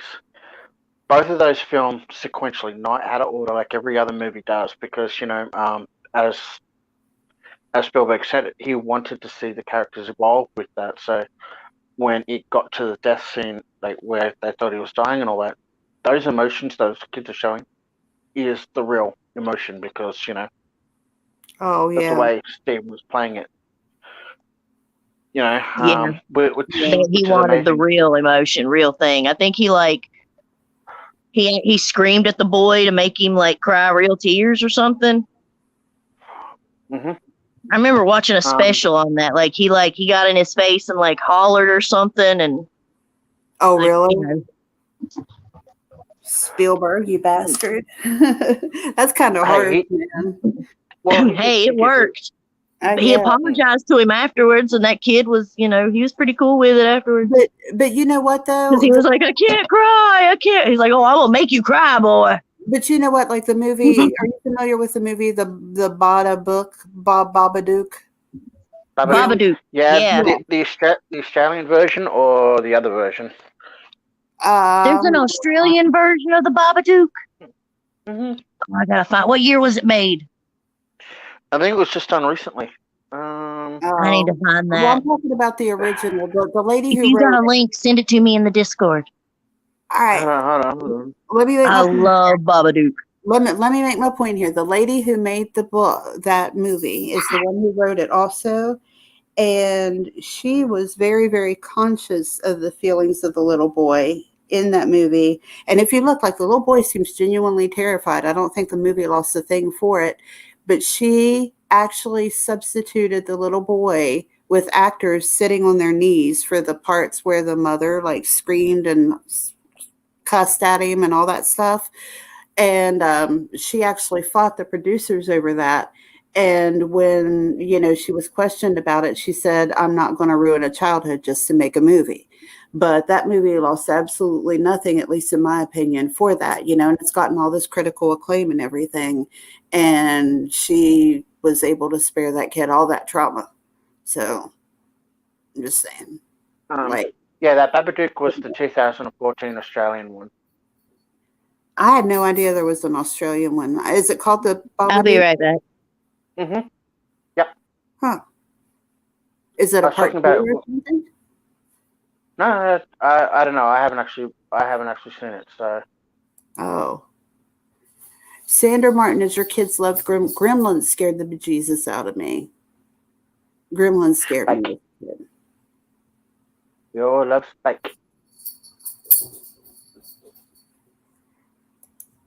Pet Cemetery at the drive-in when you were little and had nightmares for weeks. Have you ever read the book Pet Cemetery? Yes. Oh my gosh. See, I read the book first and I was disappointed in the movie because the book, oh my gosh. The book I ugly read. I'm sorry, but that's the same with a lot of the stuff though, it's like Oh yeah, especially Stephen King books, especially Stephen King. Like I was even disappointed with when they did when the actor you're talking about before, Michael Hall or whatever his name was, played the guy from the Dead Zone, Yes, I agree with you on that. It's very hard to do Stephen King books justice, in my opinion, because what makes his books so compelling is the way he gets into his characters' heads. And a lot of the big parts of the story is what goes on inside their heads, and you can't convey that in a movie. Like they were saying with The Fog, when they did the thing for that, and Thomas Jane ends up shooting everyone. Like Thomas Jane was talking to Stephen King and the producer going, no, this is how the character would feel at the end of all of that, and he would do that, just before the fog lifted, and so that's why the ending got slightly made more gruesome, which Stephen King absolutely adored. And he's like, I didn't quite think of it that way, So, right. But there are actors out there who will take the material and obviously try and make it better.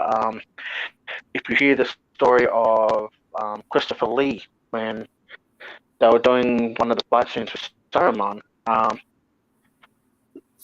apparently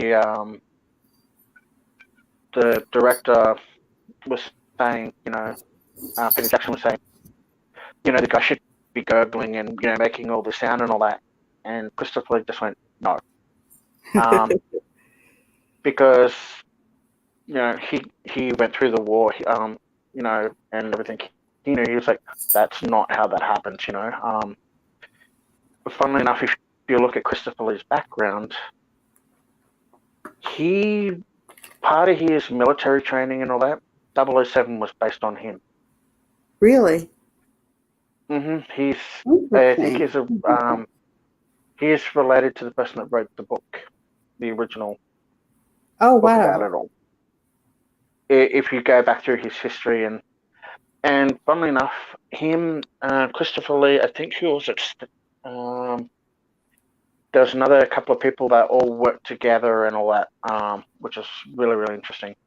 Like for the war, I think Tolkien and Stan Lee were together in a unit, doing misinformation and all that kind of stuff. So, yeah, basically Christopher Lee's military history is I think they said at one stage he was equivalent to like basically what you'd call a Navy SEAL today. Oh wow! Because of some of the stuff he would do. I had no idea. That man is a scary man. Yeah, for real. But seriously, the movie It Is Why I'm Scared of Clowns. I hated clowns before I hated the movie, before I read it or saw the movie. So, I'm sorry, but I read the book, so I knew what was coming way before. I ever saw the movie, but the movie just made me crack up laughing, especially the Tim Curry one. Don't get me wrong, I love Tim Curry as an actor, but that was so fucking campy. The modern one, not so much. Yeah, I'll agree that there's certain parts that they obviously can't put in the movie because, of reasons. Like the kids all having sex before going down to attack it. Right. Kids, I couldn't include that. Yeah. Yeah. The movie with the cat that stole the baby's breath was Cat's Eye, and that was an anthology movie. But the part with the cat was called General, and Drew Barrymore was in it. By the way, thank you, Snoop Medic, for saying that. I really appreciate it. I think a lot of us needed to just kind of talk and maybe laugh a little bit and have fun. There's been a lot of heavy stuff going on the past few days, I think. And, sometimes we just need to hang out and shoot the shit. So. Yep. And we're definitely good at that, aren't we, Breakfast? Yes, we are, Kappa. Do we need to take Snoop Medic back to your earlier stream of the inventions of dildos and vibrators and love toys? Yes. I wish I for Snoop to really light up. Content. You know what? We can redo it. Yeah. Well, maybe because I bet a bunch of people didn't see it. We can freak it. We can redo it. That's true. Yep. We actually found. And I found some new stuff we can throw in. Yep, that's true. We actually found, and this is for real, and for anybody who's easily offended, you might want to mute this for about 30 seconds or so. But we found in looking up the history of vibrators and dildos that there was one that was steam powered, and many women died of exploding vaginas. This is absolutely true. Many women died from exploding vaginas because of the steam powered vibrator. Oh yeah. See, we think, that one that, has an engine running to it is a new model. No. That one's been around for hundreds of years. They've just perfected it. You can hook one up to a leaf blower now, a drill, one of those saw things. You just take the saw blade off and you hook that up and it just does this little weird back and forth thing, kind of, quick, big. Yeah. If you're in the Discord, I look at some weird stuff, Breakfast. You would have seen some of the stuff we were doing, in the Discord channel. I did. I was having a great time looking at it. I knew Barbara would appreciate it. For my vagina. That's where I saw the one that was the saw. That dude had took the saw and turned it into one. Yeah, I can't believe we found that. I was just having fun, just being a total dick, posting all this stuff. It was a bit of fun. Oh, Gilf, me and you are going to be good friends. We both have dirty sense of humors. Yes, Copper's and dark humor. She's my little dirty friend. Yes, I am. Yeah, it's just amazing, where a lot of that stuff and how a lot of it starts. Because, as you said, back when, the women who needed release were going to the doctors or even being put into mental institutions as chronic masturbators and all that kind of stuff, Oh, yeah. That was we were talking about that in that stream. My last stream, we did something as slight as talking back to your husband could get you sent to the mental institution back then as a woman. Yes. Look at my stream on We actually talked about this on a stream. That was my Halloween stream on Aquafana. You take a look at that. Yes. This lady developed a I poison. love talking about that macabre stuff. Yeah, I know I didn't say that word right. Give me a break. I'm a hick. Yeah, what she really should have.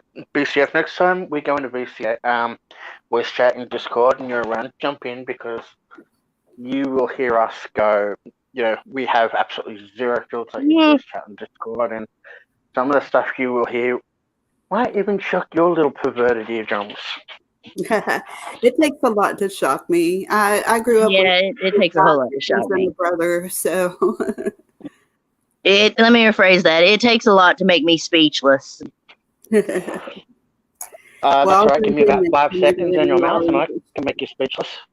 That's funny. Even that don't make me speechless. You can ask my husband on that one. I'm a talker. It'll give me a couple of minutes of peace and quiet then, won't it? Nope.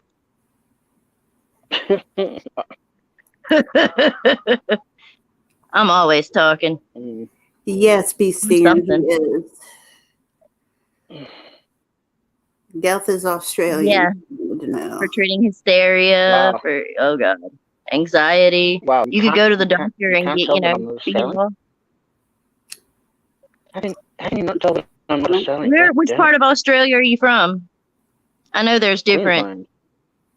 Queensland? Mm-hmm. That's okay. You're going to have to help, you know, a directionally stunted person out. Is that north, south, east, west? I don't want to look at a map.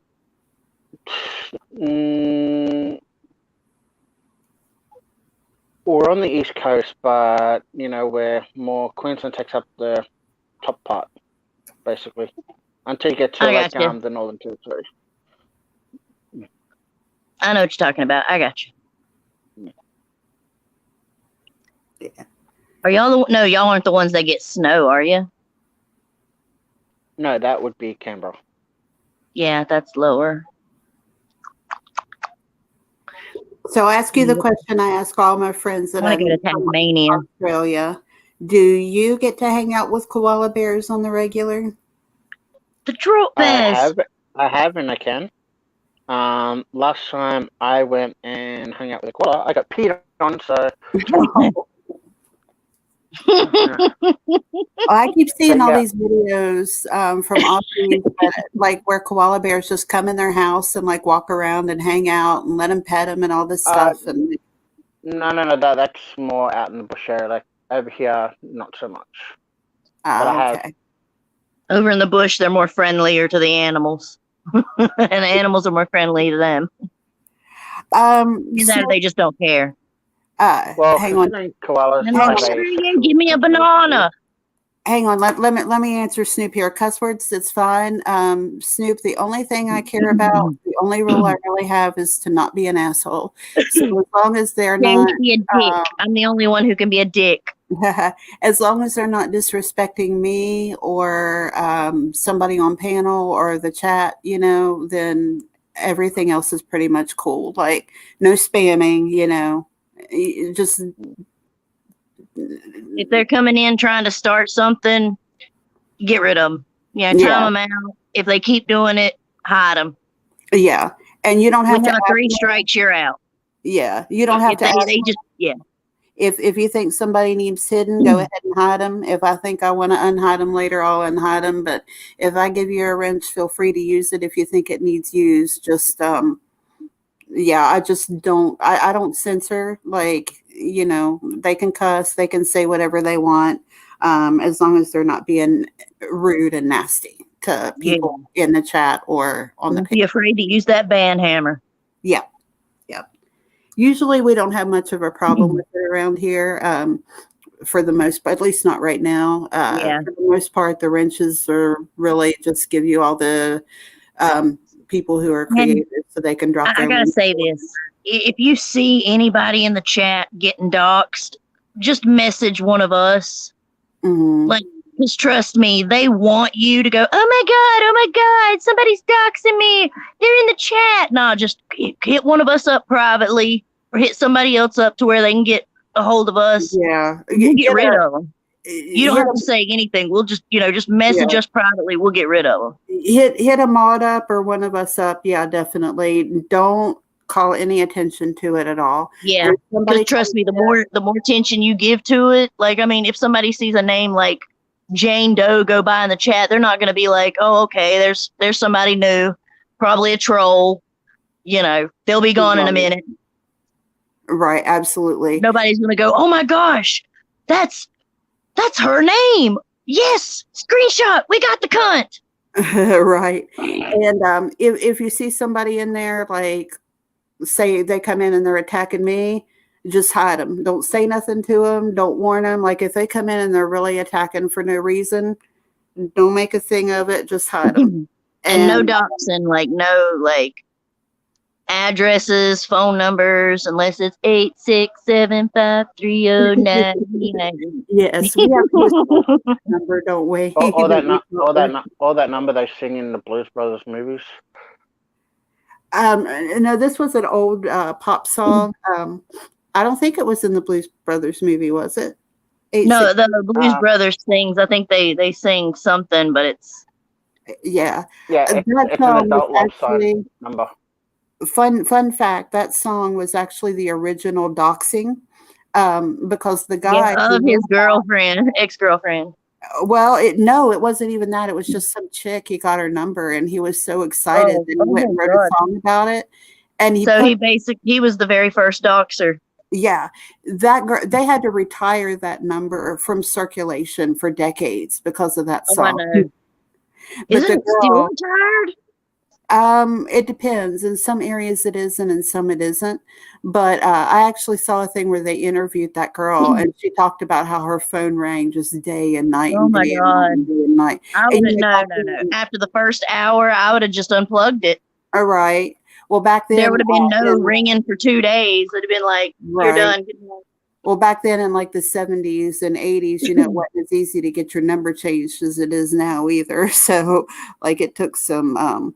But yeah, that song is a big joke with us because I one time made a joke, and I was like, everybody. It was a bad joke, apparently. 75309, and she actually tried to claim I doxed her. So that song is, we have history. You think with something like that, like why wouldn't you just turn around and go to the company and go, look, people are calling this every day.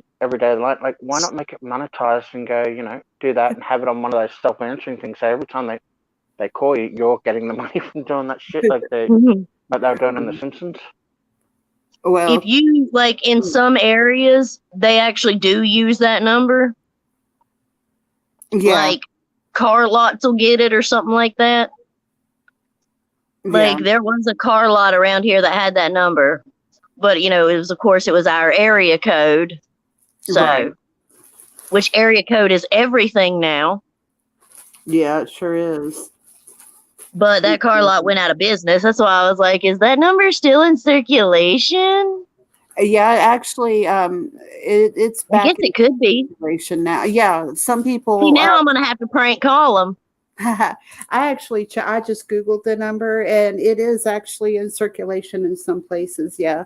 Because when I made that joke about the 8675309, somebody got mad at me and they were like, whoever owns that number is going to and I was my God, yeah, they didn't even realize it, and they were going off on her like, oh my gosh, you're so mean, I can't believe you put that person's number out like that. Well, even the person that I made the joke to was like hollering that I doxed her. And like there was 20 people in chat just going, dude, that's from a song. Dude, hello, 1989 or something, whenever it came out, 87. She's like, she just doxed me. Did you hear that? And it's like, nobody's buying that, man. Nobody's buying that. But yeah, that song was the original. The very first historical dox was in, what year was it again? Oh God, I don't remember what year it came out. I know it was like, I think it was like year 84. 1981. Oh, there you go. See, I was way off with 90 or 89, 87, 84. Like, yeah, I was still way off. That's like the year after I was born. Holy shit. That was the year before I was born. I'm an old fart. I was born in I'm 82. Yeah, I'm 80. I actually just found an article on Snopes about it. Let's see what Snopes says. Did Tommy Two-Tone's song prompted a flood of calls to that phone number? True. In the 1980s, produced a number of one-hit wonders in the pop music arena. They spelled it Ariana, but it's arena, including the infamous Tommy Two-Tone and their 1982 hit song 8675309. The San Francisco band led by Tommy Heath and Jim Keller didn't make much of a mark on the music world and likely wouldn't be much remembered now were it not for the furor raised by their use of a particular phone number in their one memorable song. The idea for which came from Keller's musician friend Alex Call. Our story begins one spring morning in 1981 when a musician named Alex Call was sitting under a plum tree, hoping to write something that sounded like the Kinks or the early Stones, came up with 4 chords, 7 numbers, and 1 name. A friend, Jim Keller, who was in a band called Tommy Two-Tone, I keep on wanting to say Tommy Tombstone, helped him figure out what the song was about, and they had fun with it, assuming it would never see the light of day. If you're under 65 and have ever turned on a radio, for better or worse, you know the rest. Oh, so I guess it wasn't really, a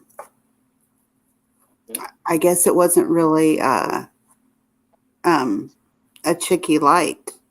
I guess they just randomly came up with a number according to this, but that wasn't how it was in VH1's Behind the Music or something like that they were talking about it. I swear the interview I saw said that, But they probably changed it up to make it sound better. Yeah, could be.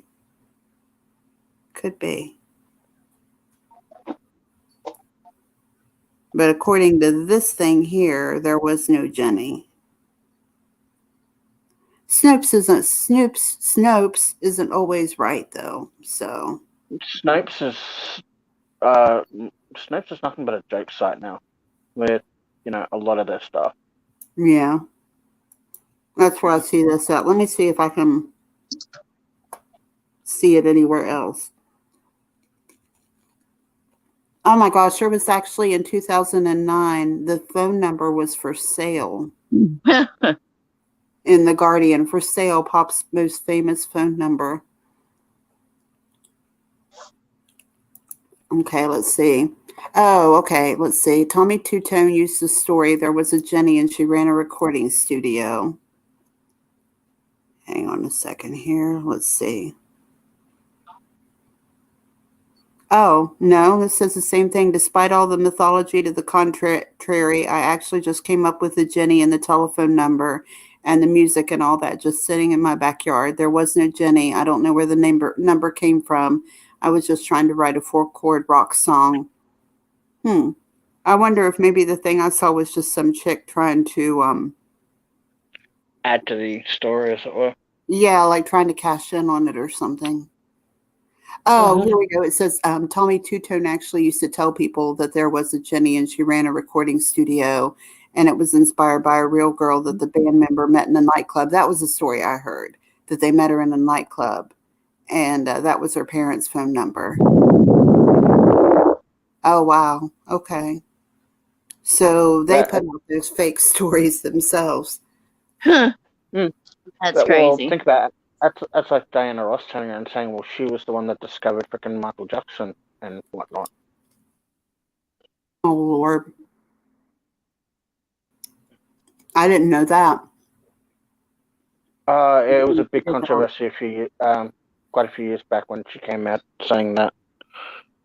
His parents discovered him. I mean, come on. If anybody's interested, there's a link to the article that I was reading from in the chat there. So if you all want to go look yourself, you can. Let's see. Like a drifter, I was born to walk alone. And people putting "Here We Go Again" lyrics in my chat. Yeah, you might get banned for that. No, I'm just kidding. Sister Christian by Night Ranger. Sister, can you still hear me? The time has come. Sorry. Right. I would do anything, but yeah, I'm definitely not going to do that. Oh, Sherry. Oh, Sherry. I'm in love. Did you hear that? Who was it? It was Joe Pesci that helped the Frankie Valli join the band that he was in. No, I never heard that. That's interesting. Tell us more. No, apparently they were friends, and tell me more. Joe Pesci was the one that did it. Like, what was the name of the movie? I think it's not the Four Seasons. There was a movie about Frankie Valli's life done a few years back. It's actually in there. La Bamba. Jersey Boys? No, La Bamba is it's the story of Richie Valens. Oh, that's what that one. Frankie Valli. It says Jersey Boys. Yeah. No, I'm sorry.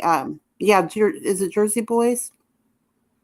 Could be. Yeah, there's actually a photo of Joe Pesci and Frankie Valli together at the premiere, I think it is. Okay. Well, here I see Joe Pesci, Tommy DeVito, Bob Gaudio, and Frankie Valli of Frankie Valli and the Four Seasons on stage during the curtain call at the play opening night of Jersey Boys. So that's got to be, let's see. Yeah, it's Jersey Boys, the film. I just looked it up too. Okay. And because I'm on phone, they served as Frankie Valli and Bob Guado. What? Gaudio. Hey. Huh? What? Whatever. Yeah, him, Bob. They were the executive producers on it. Mm-hmm. Yeah, they also composed the film's music. Huh. Gotta love Wikipedia. Yeah, Frankie Valli was good. I liked him. He's the one that sung "The Lion Sleeps Tonight," isn't he? No. That's the story from that is that's actually an old African song that was. Oh, I know. I'm just saying they re-sung it. They might have. Who knows? I think everyone and their dog freaking pull up a that. discography for Frankie Valli. I couldn't tell you a single song he sang, not because I didn't listen, but just because I'm just not, like, I probably know all his songs. I just didn't know he sang them. Yeah, he did it. Yeah. But it was the Tokens, but he sung it, like, he did a version of it too. I think he did. Because I got him on YouTube where he sings one of them. Like, I've always liked Frankie Valli. Like, I watched the movies he was in. Mm-hmm. Yeah. That chick that was always in the same movies was hot. Didn't he do a song for Grease? Yeah. What was it? Beauty School Dropout. Yeah. I was thinking that was him. Dropout. Okay, and we all know that the Bee Gees did the first song, Grease. Funnily enough, I'm actually not that far from the Bee Gees, like the house where they grew up. Oh, wow. That's cool. I've actually been past there. Oh, that's awesome. They have a walkway that's dedicated to them, and on that, like just up from the walkway, there's a fish and chip shop called. Oh, that's awesome. My husband loves the Bee Gees. Like, absolutely loves the Bee Gees. According to this, Frankie Valli did Grease, this song. Grease. That was Frankie Valli too. Oh, there we go. And Frankie Avalon did Beauty School Dropout. Oh, there! I knew it was a Frankie. Mm-hmm. And then the rest, with the exception of a couple of people I've never heard of. Well, Shauna Na was Rock and Roll Is Here to Stay. And actually, Shauna Na was the Johnny Casino and the Gamblers was the group Shauna Na. You know, the group that played at the dance. Yeah. And they were actually pretty big. Oh, yeah. But let's see. Sidney Bullins did a few songs for there. But I don't see the Bee Gees on there, which, you know, it does sound Grease is the word. I think they did a song that was played in there or played in the credits. Pretty sure they did something that was in there. The Bee Gees? Like it was like a song they danced to or something. I don't know. I remember there was like, it's in there somewhere. Okay, so according to either that or it's a really good sound alike. Well, the song Grease is the word. Barry Gibb wrote it. That might be it. Well, I'll bet they probably put out their own version of it at some point too, because it does sound just like a Bee Gees song. I mean, it does. And Oh, it's yeah. in that ultra high, like my underwear is on too tight, you know. Okay, Time. don't laugh, but my husband can actually almost hit those notes. Can you really? Oh, wow. Like he can sing along with the Bee Gees. Wow, It that's sounds impressive. good too. That is impressive. Well, it's really, I got to get him to do the, you know, on SNL where they're making kind of fun of Barry Gibbs and Yes. yeah, he can do that.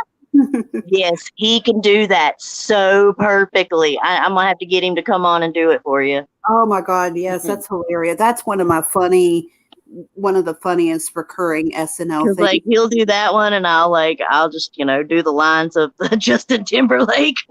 Yes, Justin Timberlake and Jimmy Fallon. Oh my God. Oh no, man, I'm all right. He can talk.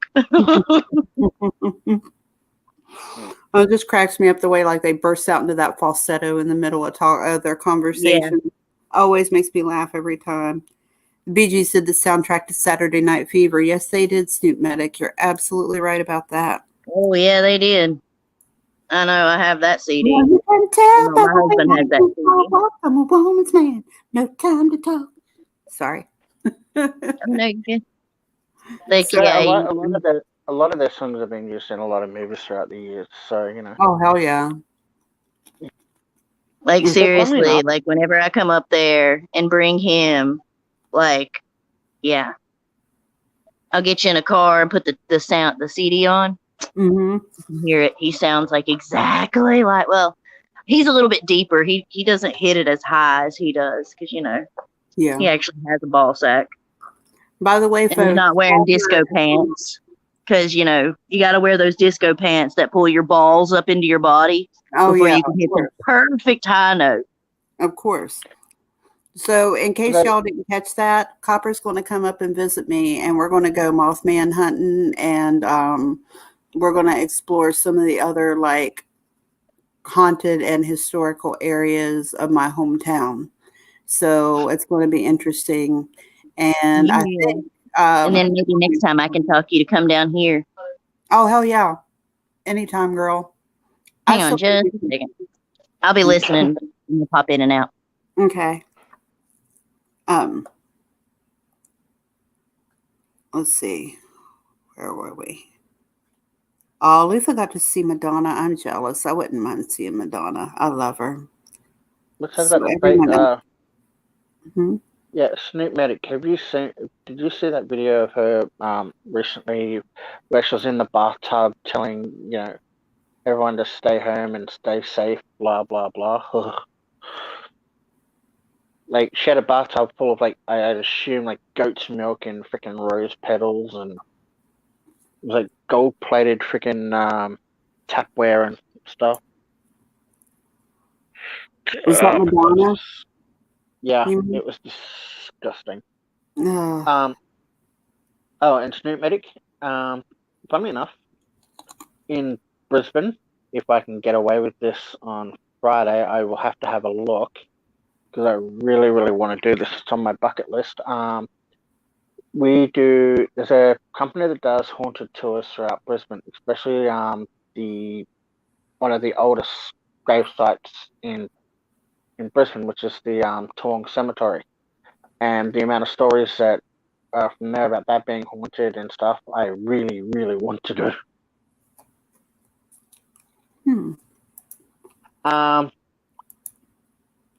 BCF, I would say go look up the TikTok video of Madonna in the bath. Okay. And let's make Snoop Medic gouge their eyes out with bleach. Okay, let me see if I can find it. Madonna in the bath. We'll just Google that. Madonna's. Oh, there's a YouTube one. Watch Madonna's bizarre quarantine bathtub talk. Yep. Yeah. Okay. Before I do that, I want to. Lufa was talking about some guy in my state, West Virginia Mysteries. I am not familiar with him, Lufa, but I will look for him now that you have mentioned him. Yeah, I'd be really interested to hear about that. I'm sure that if he did a thing on West Virginia, that the Mothman probably got covered at some point in time. I was so excited because my favorite true crimer is this chick named Bailey Sarian, and she does this murder mystery and makeup Mondays. She's badass, man. This girl was so beautiful, but she's a makeup artist. So she does her makeup and then she'll talk about these different true crime stories. And my hometown is so small, Gail. It's only got now it has less than 5,000 people in it. And when I was young, when I was growing up, it was even smaller, probably half that. And so anything that puts our teeny tiny town on the map is kind of exciting, So to hear people talking about my town and its history, and for a tiny town, it has a crazy history. But it really, really made me excited when I came on and I saw that she'd done a video on it. But anyway, the small town that I'm from is, if you're familiar with the movie The Mothman Prophecies, it was based on my town. So what I think Copper every YouTuber and the dog that does mysteries and all that kind of stuff has covered it at least once. Well, that's my hometown, and I grew up drinking in that area. That was where we went to party when I was in high school and stuff. And there's not just the Mothman. There's also there was an Indian chief Cornstalk who was assassinated. He was lured to his death under the promise of a peace talk and then held captive and assassinated. And he supposedly cursed the town. But that's not all. We also have a haunted hotel, a mental institution that is now defunct that is supposedly haunted, and the tip of Point Pleasant where the two rivers meet is supposedly a place of power and a portal to other dimensions. Possibly a hellmouth. Okay. So, and during the years of the Satanic Panic, the area where the Mothman was always spotted, we called it TNT area because they stored ammunition there during World War II. And actually, I'd heard about that. Okay. Well, the government still uses that. They don't really explain what they use it for, and they deny that they keep ammunition there still, but there have been unexplained explosions there. And not too long ago either. It's been maybe 10 years ago or so the last time something like that happened, which isn't that long ago in my opinion. But anyway. Could that be an ordnance blowing up? Yeah. Yeah. Sandra, those are all great channels to check out. Sorry, I was reading chat while I was dealing with a mini-me. The government denies that they keep ammunition there still, even though there are unexplained explosions. But during the Satanic Panic, people would come out, in that area and sacrifice animals and stuff. The place is huge. It's so big. We used to go out there and get lost on purpose just to see where we'd end up coming out. And we'd spend the whole night just driving around in that area. It's crazy how big it is. But anyway, Copper's talking about coming up and going exploring with us, and we're going to see if we can find the Mothman, or at the very least, take one of those ghost apps up and see if we can get any kind of response. And the place is really weird. The ruins and stuff are so creepy and so strange. We had this place that we used to party called Stonehenge, and we called it that because it looked just like Stonehenge. And hang on, I'll show you what it looks like here. It'll take me a sec to pull it up, but not too long. Hold on a second. Stonehenge. Okay, here we go. I talk about it a lot.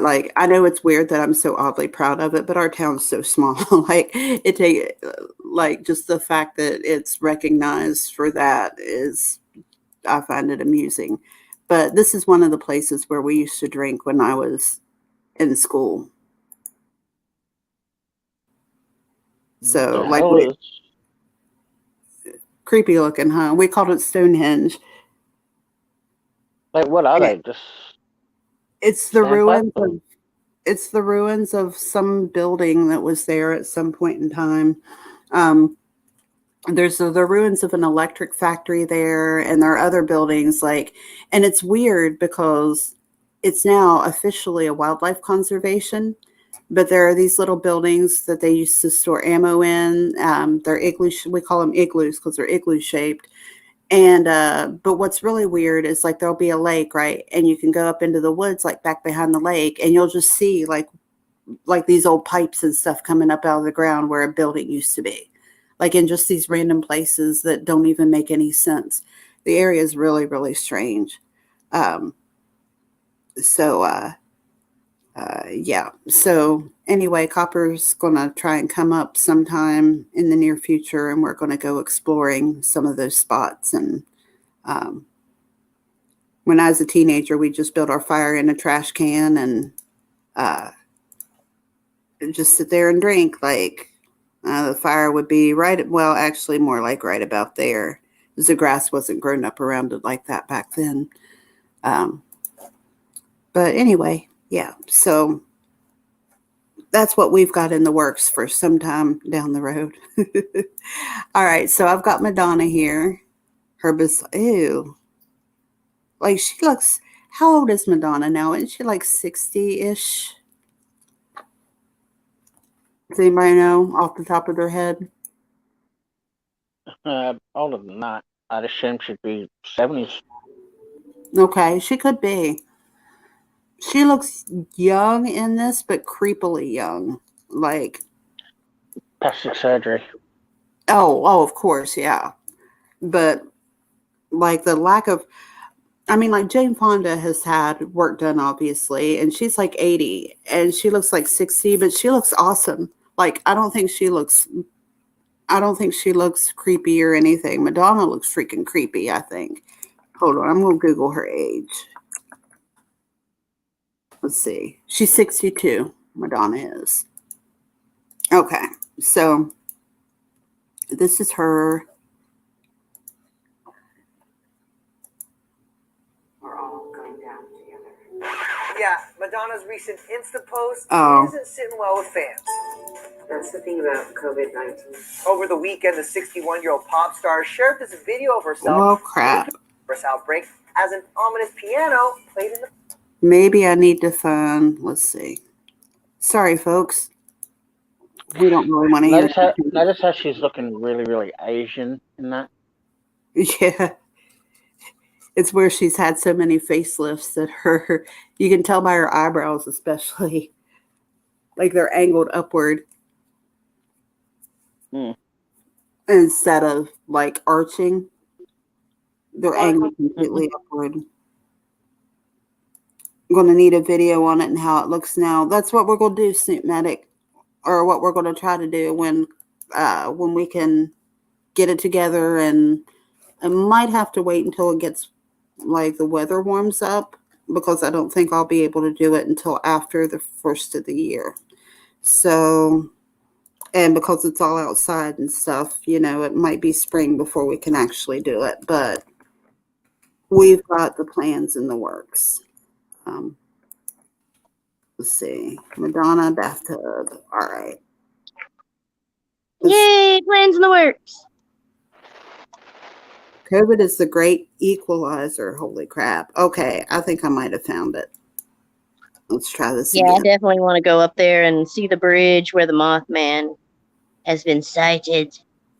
And they never actually rebuilt that bridge. So the ruins from the bridge are still there.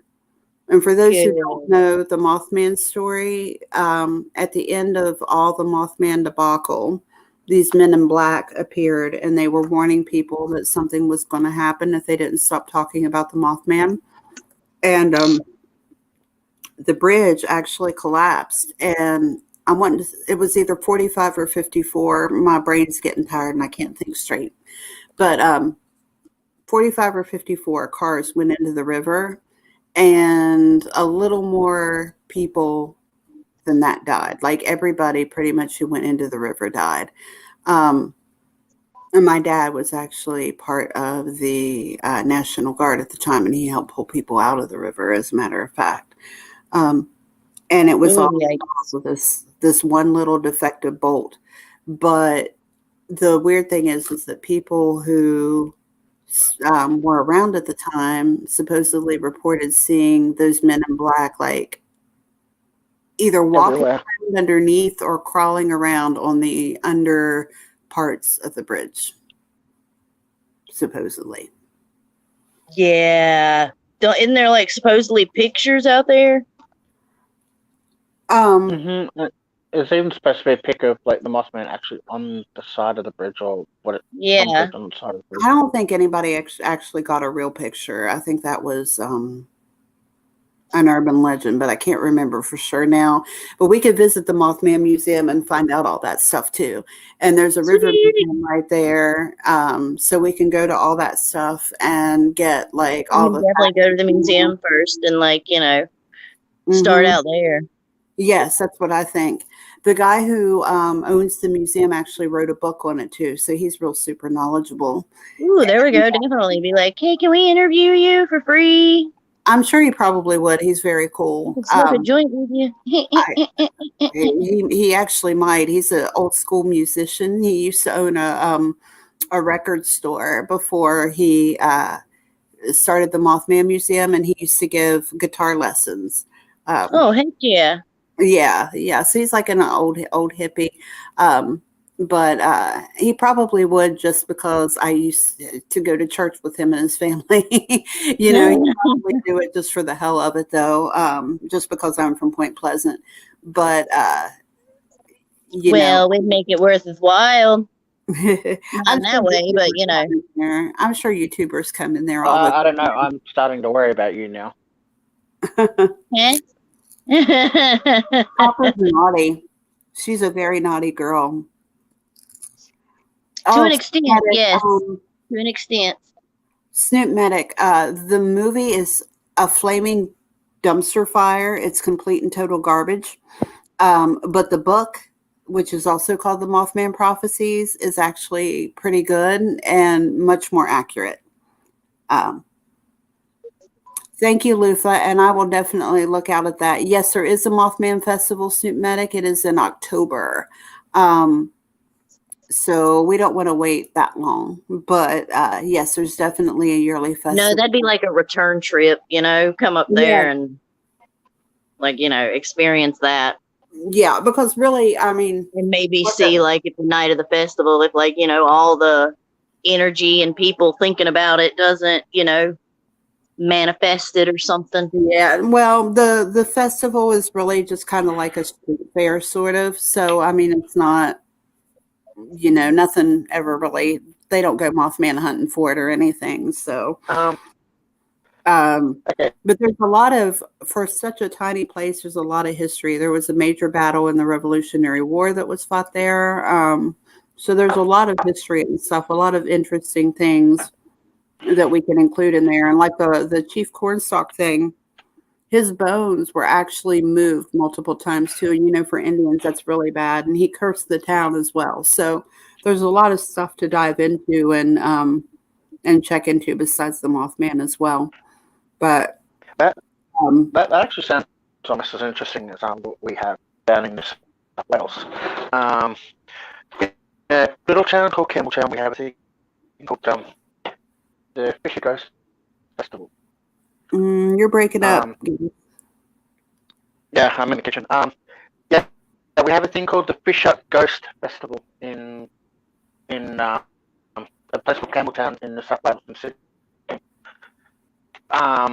It's similar to basically a ghost basically pointed out where its body was and spooked this horse, blah blah blah, and ever since then we've made a festival out of it. So if you guys are using that strategy to make a festival, go for it. Yeah, awesome. That's cool. Well, you can do something on that too. But okay, Copper, I didn't even notice. Well, come back. Hang on. I'll invite you. Copper kicked herself off by mistake. Working on it, Copper. There we go. There you go, girl. Oh God! Oh, I think that's the neighborhood dog. What's going on? I just will pin that to the top. That way, if anybody wants to come up or if anybody gets kicked, they'll have the link readily available. I need to start remembering to do that. Like I just figured out, for some reason, I got the ability to pin the links a lot later than everybody else did, and it just started working like a week ago for me. All right, do we still want to watch Madonna in the bathtub? I think I found it now. I was using it more as a thing to illustrate a point to Snoop, but that's okay. Oh no, go ahead. No, I was using it more as a thing to show Snoop that, you know. Okay, I gotcha. Well, that's okay. It's just as cringy as watching Gal Gadot and everyone else fucking do their, you know, woe with me fucking videos. You know, I'm stuck in my $1 million mansion while you guys are fuck off. Yeah, it's like, oh, boo hoo hoo, I can't go to the gym. Like, oh, quit whining, assholes. And I'll tell you what, I don't talk about this very much. Like, actually, I don't think I've talked about it hardly at all on my channel. But I'm going this thing with people refusing to wear the masks and doing all this like my body, my choice thing with the mask. Absolutely makes me so angry. And it's especially bad here. Like hillbillies are so bad when it comes to being told what to do by somebody in authority, you know. And all the stores around here, of course, you know, have these signs up that say you can't come in if you don't have a mask on. And you go in, and I understand that asshole customers may try to get around the rules, but you go in there and the employees that are handling your food at the grocery store are not wearing their masks. They're wearing chin diapers. And if you know what a chin diaper is, it's when you got your mask down below your nose and or your mouth. And that absolutely infuriates me. The people who like wear them under their nose, you know. And this chick was checking us out and she was coughing. And she had her mask pulled down and was handling our groceries. And oh my gosh, and the other lady at the register had hers down under her mouth and was leaning across the aisle over top of our cart to talk to the other cash register lady. And I don't understand it. It makes me so mad. And these people who do this, like, you can't tell me what to do with my body thing. Like, I always want to tell them, like, all right, then go around naked. You know, it's your body, your choice. So go outside naked. How come you don't go naked? They can't tell you to wear clothes, right? It's your body, your choice. I mean, it's absolutely insane. So, like, all right. I can understand for some people they can't because of medical issues, but, you know, even if they can't wear it, like, all the time, at least wear it around, you know, where you can kind of wear it and, you know, still keep people safe as well as protecting all that, you know. It's not that hard to do. Well, I'll tell you what, I have severe bronchial asthma, and it makes it a little harder than normal for me to breathe. But unless you have really devastatingly bad illness involving your lungs, it doesn't impede your breathing enough so that there's an excuse for not wearing one. And most of the people who claim that they can't wear one because of health issues are lying. I mean, I'll just be straight up. Like, I've seen these people. You better still love me, Lufa. Are you an anti-masker? Please don't tell me you are.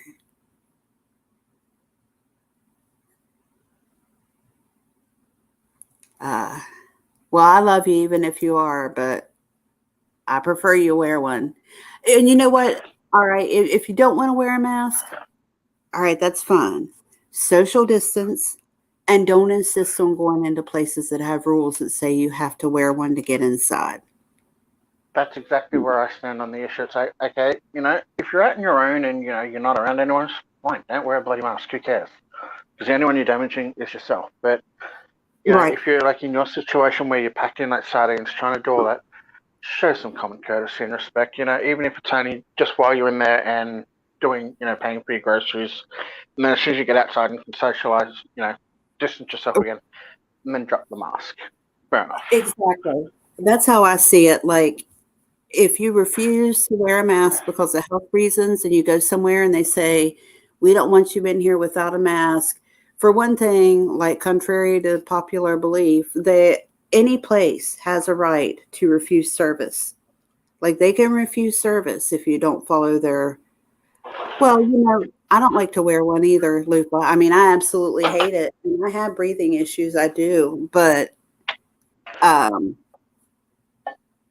I feel like it's better safe than sorry in that case. And I've heard too many stories about people being asymptomatic and getting other people sick, and it's just not worth the risk. Like, I try to be very respectful of, I don't have that much of a fear of it, but I try to be very respectful of other people as far as getting too close and stuff, because I know how nervous that makes them. And these are scary times. Hey, Cherry K. She's here. No. I say, yeah, she just came in. So welcome. We're kind of in the last minutes of it, but we've been hanging out just shooting the shit. So I'm glad you were able to come. Cherry K's only here for the bukkake, so took it. You broke up. I couldn't.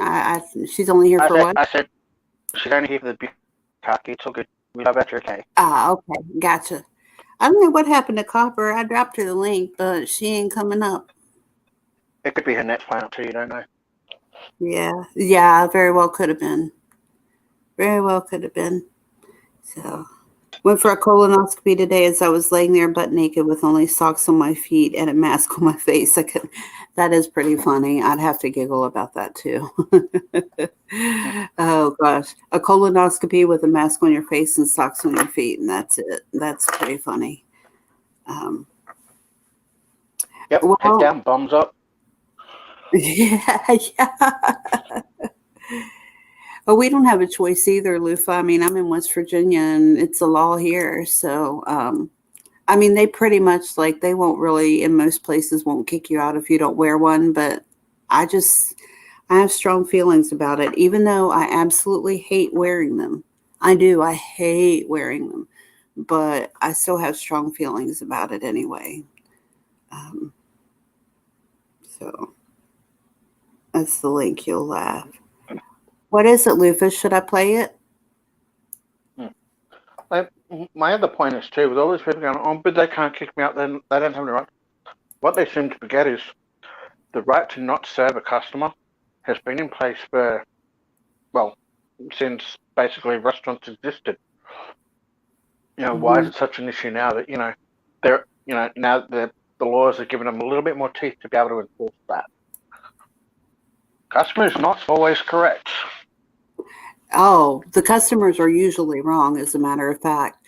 I used to work at Amazon, and Amazon is famous for bending over backwards to make the customers happy. But one of the very first things that they taught us was that the customer is not always correct, but they are still the customer, and that makes a lot more sense, It's got to be a limit, though. Especially now that we're giving into all the Karens and all that kind of stuff, which is just making more and more entitled people.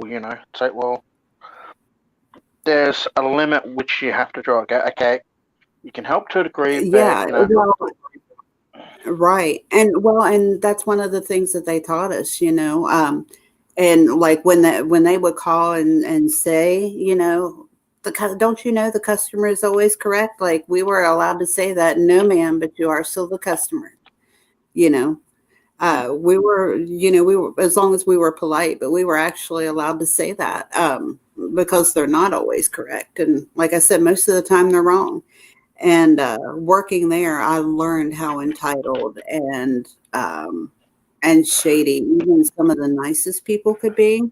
But when it comes to trying to get one over on a corporation, oh Lord, and Americans were the worst. I worked for Amazon.ca and Amazon.com both, and you could just see the huge difference in how the Americans acted versus the Canadians. Like, it was like night and day, for real. Mm-hmm. I mean, I kind of lost my faith in my country a little bit, like working there, when I saw the difference in how they treated people. Yeah, well, just like listening to some of the Reddit stories that, Amazon, Walmart people and all that will post. It's like, Mm-hmm. what the hell? Yep. I love it. I kind of love those Reddit stories. I am, that's actually how I came to YouTube, was from the Reddit, like entitled Parents and Karen Stories. And I wrote a couple of stories, based on my experiences, mostly from work. And a couple of creators picked them up. And of course, then I went and listened to the videos. Like they emailed me or messaged me and asked me if they could use them. And that was how I got into YouTube. Was please tell me one of your stories is on Red Wheel. I love the Red Wheel guy. I love his accent. Red Wheel? I don't know. This has been over a year ago. So let's see. Mr. Reddit was one of them. He does the voice, the computer generated voice. Which, if I remember correctly, someone was saying there's a thing in the works to try and ban the people from using that voice, like the computer generated voice. I hate those computer generated voices. Hate them. Oh, I hate them. Now, Mr. Reddit has a very soothing, very radio personality type of voice. The guy who runs Mr. Reddit. I'm trying to think of who the other. I had hang on, I've got a list. Let me pull up my Reddit thing. I've got a list on Reddit of the YouTubers who use my stuff that I know of. I did it just for my. Damien Lee, I would love that too. I love Damien Lee. Let's see. Hang on a second. My profile. I think that's, yeah. It's been so long since I've logged into Reddit. Let's see. Oh, yeah, I did this whole thing. It's called They're Not All Karens, Your Guide to the Different Entitled Bitches and How to Recognize Them. And it's like the difference between a Karen, a Brittany, and a Jennifer, for instance. Let's see. View my Reddit post on YouTube. Okay, let's see. Daddy Cringe was one of them. Mr. Reddit. Illuminati did one of mine. And there was a YouTuber called Ripe, one called RX Memes, Misery Box, Height, one called Reddit versus Karen, Calico TV, Laugh Napkin, and Laugh Napkin I've heard of. Okay. Hell Freezer and Nightman, they took a couple of my Let's Not Meet stories. But the titles of the ones that were used, let's see, there was Mom Spits in My Face Over a Garden Hose. Your Birthday Cake Belongs to Me Now. And that was about my preschool teacher stealing my birthday cake. And oh my God, that broke my little 4-year-old heart. Oh my God, I have actually heard that story. That's from you? Yeah, that's mine. Oh my God. You've heard it? Yeah, and not just Laugh Napkin, there's a few other people that have picked that story up too. Oh, well, they very well may have. The cake belongs to me now. Sorry. This one, I just grabbed the first one. I'll put a link here if anybody wants to listen to it. It's old, but on this one, it's the first. It's Mr. Reddit. It's the first one he reads there. So if anybody wants to listen, I would read it, but I'm starting to wear out. So I'm starting to get tired. But anyway, at the time I was thinking of maybe putting my stuff together and maybe writing a book, just an anecdotal book. So I was trying out some of my stuff to see if anybody would, to see how people liked it kind of. Anyway, that's how I came to, YouTube. Oh, Lufa, she's going to bake me a cake. Oh, you're so sweet, Lufa. And it's funny because one of the YouTubers, I think it was Daddy Cringe, when he read it, he was like, oh my God. He was like, if you want to give me your address, I will send you a Big Bird birthday cake. I think he's Australian, actually, Daddy Cringe. I think he's Australian too.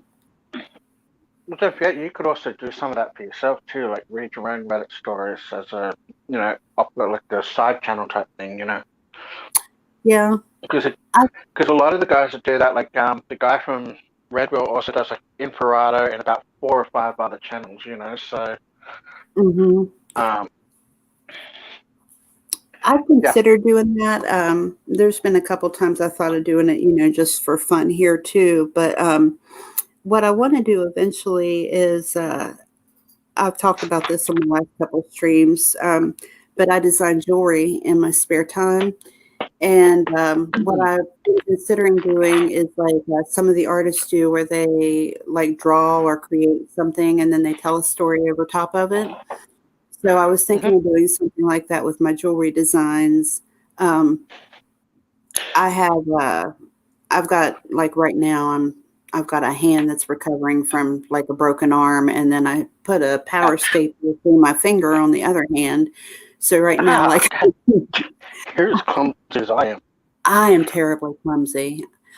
My boyfriend is still laughing about the fact that I put a power staple through my finger, like all the way through my thumb, went through the pad of my thumb and came out through the fingernail on the other side. Oh, damn it, I'm trying to eat here. Sorry. And I'm eating meat too, you know, that's just, thanks. In that case, what we should do, we should pick a target and make him go do Reddit stories. Him or Truthy. Yeah. They've got the voice for it. Yeah, Truthy has a great voice for that kind of thing, for sure. I think there are so many channels that are doing that. I think like trying to base a channel off of that would be kind of hard, but just for the fun of it, yeah, I think that'd be awesome. Like, you wouldn't have to do it like whenever he doesn't have content, you know, or like, you know, just wants to have like a light stream or whatever, you know, he could just do like throw like 1 or 2 stories out just for something, you know, slightly small, fill in time, you know, get views and whatever, and just have a bit of fun with it. Right. Oh yeah, I agree. Yeah, it's something to do. Like for me, it'd be like something to do that I wouldn't have to like do a whole lot of research or prior work on, you know, or anything like that. I could just come on and just kind of read it and talk about it and stuff like that. So, like, 'cause I know there's a channel out there at the moment, ETU. They do like animated versions of all the stories. So yeah, I've seen some of those. Oh, Copper's backstage now. Okay. Hold on, Copper. I'm sorry. You're okay. You just left me back there for like 20 minutes. Oh, I'm sorry, love. I waited on you forever. Oh, I see now all the private chats. Yeah, I had to go use the bathroom real quick. And then, of course, you know, had to find a tank top because it was warm in here. I gotcha. Well, why don't you just run around butt naked then, you know? I have kids. Kind of hard to run around butt naked when, you know, they're around. There you go. Unless you want to frighten them. Oh, not really. No, I'm good. I'm good. And I don't want to embarrass them or scare them or anything else. I already embarrassed them enough. Yes, Lufa, I'm sorry. I meant my hologram. She got confused. I said my boyfriend. So, oh, goodness. Yeah, like, yeah, all you got to do is show them your breakfast friends. Go, see, kids, this is what you cause. I'm sorry. I'm going to leave you guys to talk for just a minute if you guys are cool with that. All right, I'll be right back. Yeah, I get to catch up on chat because I was just locked back there and I couldn't say anything. And I'm eating, so I wasn't paying attention. I'm eating taco stuff that I made the other day. Oh, there you go. So, yeah. I love leftover tacos. I don't know. It's like spaghetti. It's always better the second time around. Especially when all the sauces and spices have a time to like soak really into the noodles and soak into everything. And yeah, exactly. Because I add more sauce to my spaghetti after, you know, everybody's already ate their fill. If there's not a lot of sauce left, I'll add more. Yeah, whatever. I just like mix my spaghetti all together. I don't keep it separate. Okay, I do have a question for you though. All right. Are you the type that breaks the spaghetti up as you're boiling it, or do you just let it sink in? Break? Oh no, God no! I don't break it. I hate people that I just fucking put do it that. in You know, there and but I Mm. use a big pot so it doesn't like stand out of the water. Like I use a real spaghetti pot. Like this thing could feed a family of 12. Well, But usually when well, I'm using it, I'm making a lot of food and, it's for a reason.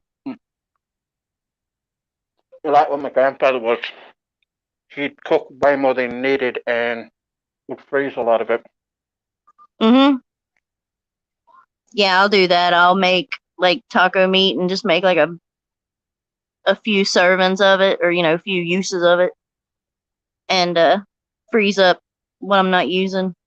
Have it ready for the next time. Okay, we have Just to don't kick freeze your Sandra veggies. Martinez. We have to kick Sandra Martinez out of the chat. She breaks her noodles. That's an unforgivable act, Sandra. We're gonna have to take you down. I can't falter because my kids are weird and they like the shorter noodles. So sometimes I'll buy those noodles that are like ready for the pot. Like the ramen. So I guess they're already like broke.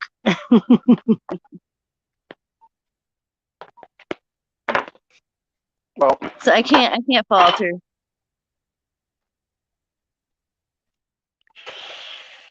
I have different family members who would always break noodles, but me and my mama, we'd always leave the noodles whole. We like to actually wrap the noodle around our fork, not just, shovel it into our mouths. Well, you don't shovel it into your mouth, you use a backhoe. Huh? It was like, No, you broke up.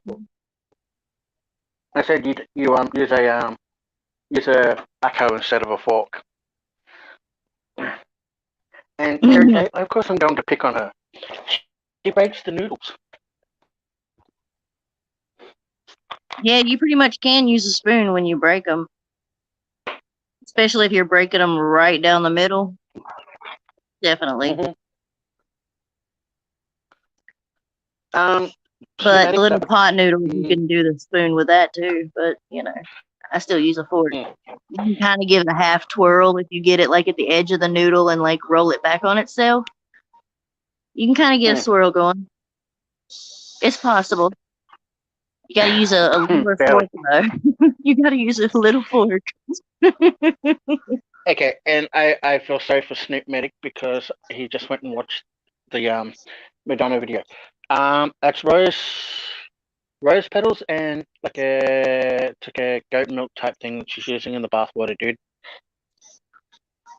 And no, I don't think she ran it past her PR people.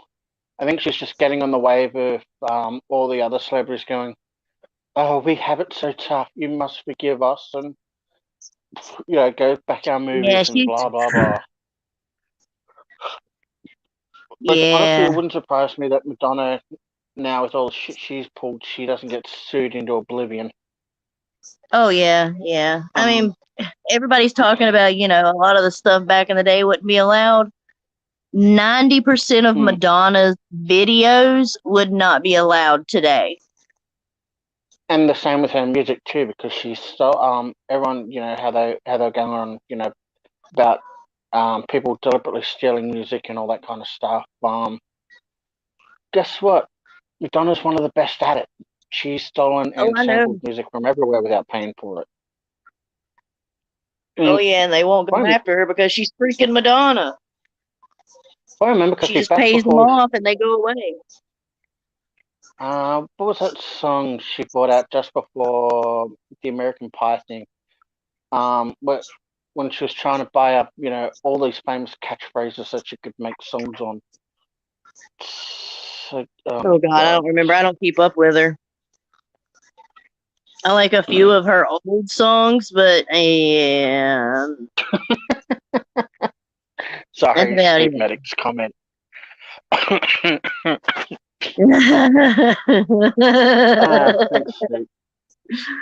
You asshole. Yes, they should be fired. Her face, that's plastic surgery and filler. Yeah. she gets like facelifts and then, just fills it in with the Botox and the other filler stuff that, you got to keep putting in there. It goes away. Who are you talking about? Madonna. Madonna. Okay. That's the thing that I don't understand with all that Botox stuff. It's like, seriously, you're putting like freaking fish toxins Her in your boobs aren't real anymore either, because after having a couple of kids, they would be like dried up little windbag, like look like a dried up grape. Mm-hmm. It does kind of. You know how Squidward's nose gets, like from SpongeBob, when he's like sucking in air and it shrivels all up. That's what. Yeah, that. So she had to get something put in there. She did have nice hooters when she was pregnant. I give her that. Well, she was hot like once upon a time. She just like now she looks like the Crypt Keeper, unless she's like been photoshopped to death or made up to death, and it's because of all that plastic surgery, I think. Mm-hmm. I mean, I legit think she looks like the Crypt Keeper. She's scary looking. When she came out, of course she was beautiful when she was younger, but I think her best was when she came back after being gone for a long time and with her Ray of Light album. I wasn't crazy about the music, but I think she looked her best around then. Yeah. But I liked her whenever I thought she was really, really pretty when she had the brown hair, but she needed to get rid of the brown hair. I like the brown I think hair. that's when she looked like the best, but just, body wise and face wise, but the brown hair had needed to go so bad. I liked it. Like in the Like a Prayer video, I liked her hair. I liked it brown. I don't know, it just looked like a wig to me.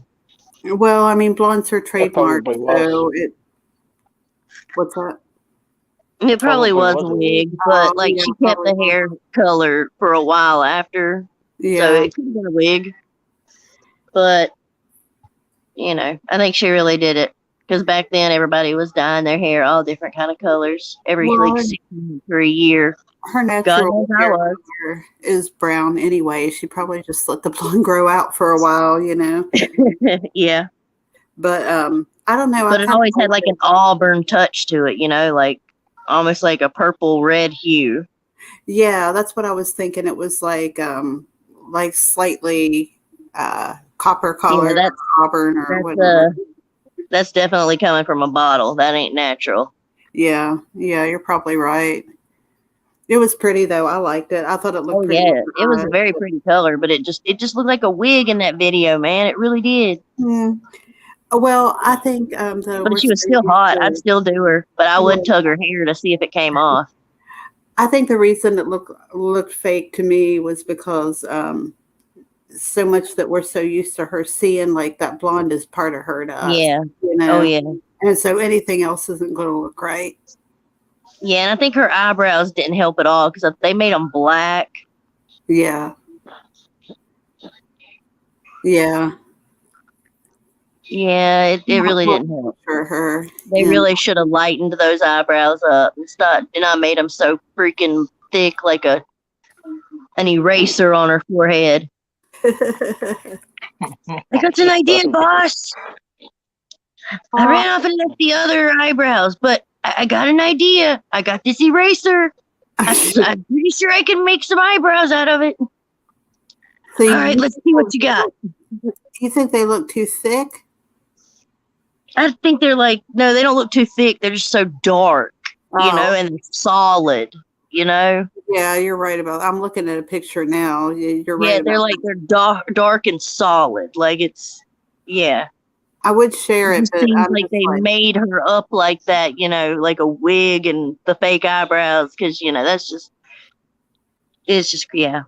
But I mean, she is really gorgeous. I love her lipstick in there too. She always looks great in dark lipstick.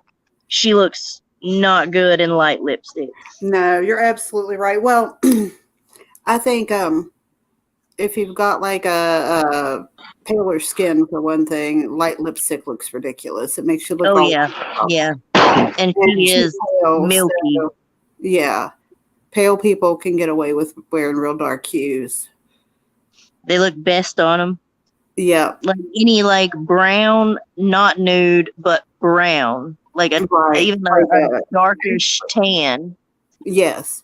A Actually, gold looks really good, like on the pale skin, or something with a gold tint, not just straight up gold. Mm-hmm. I prefer the purples. That color that's kind of I prefer the purples for some reason. For eyeshadow? Like just like a dark purple type thing.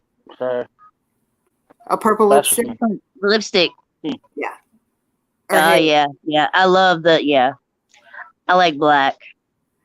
I like it's like I'm one of those chicks. It's got like a hint of red to it. That is, I don't know what you call that color, but that is, the shade I mean. It's like kind of not really red, not really brown. Yeah. I like that color a lot. I like that color on me best, I think, when it comes to lipstick. I look best in darker colors, even though I've got tanner skin. Yeah. I do better with browns and like. I don't look good in pink. Colors. I mean, I look good in pink clothing, but not pink lipstick. Right. Same. If I wear nor eyeshadow. If I wear anything pale, it makes me look washed out. Yeah, I look yellow. But I think that's just my Indian undertones. I have sallow tone. It's almost olive, but not quite. It's yellow tone too. It's the Middle Eastern. Yeah, we both have those yellow green tones. Mm-hmm.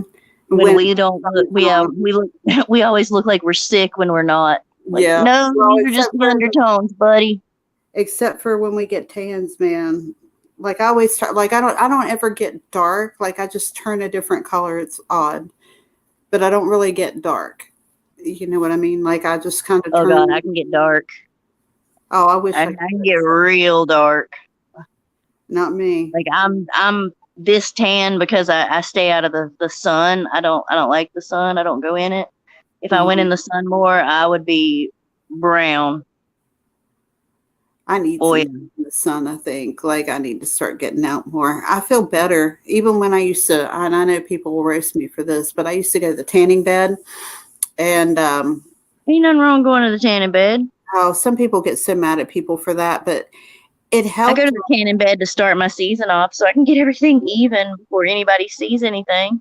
Well, it helped with like I always get real stiff in the winter, and I come out like that stiffness would feel better, and it helped with anxiety a lot.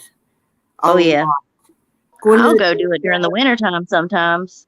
Oh, I did. When I worked, I would go every day at lunchtime and just laying there for like 15, 20 minutes just to. Oh God, no, I can't do it every day. After a while, like I never went in the high powered ones though. I always used the lower powered ones so I could lay there longer, But oh yeah, I don't burn. So. Yeah, the place I go, it's like they have the the more higher power ones. So yeah, you be in there about 10, 15 minutes, and you are heated all the way to the core. Wow. And I love that in wintertime because when you walk outside, you're almost steaming. Yes. And then you run and hurry to get your car and. And then, like, I go to work. You brought a blanket to keep the heat in. I go to the work and I'd like, before that I could be so stressed out, but I would always come back just feeling like a noodle or something, like just. So I believe it. And mellow. Yeah, I mean, just laying in there, you can listen to music and the fan, you can have the fan on. Yeah. Yeah. Love it. Yeah, well, no, my picture in Discord has not always been Squirtles.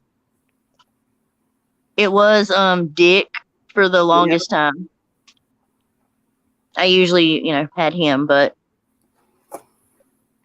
I like this one.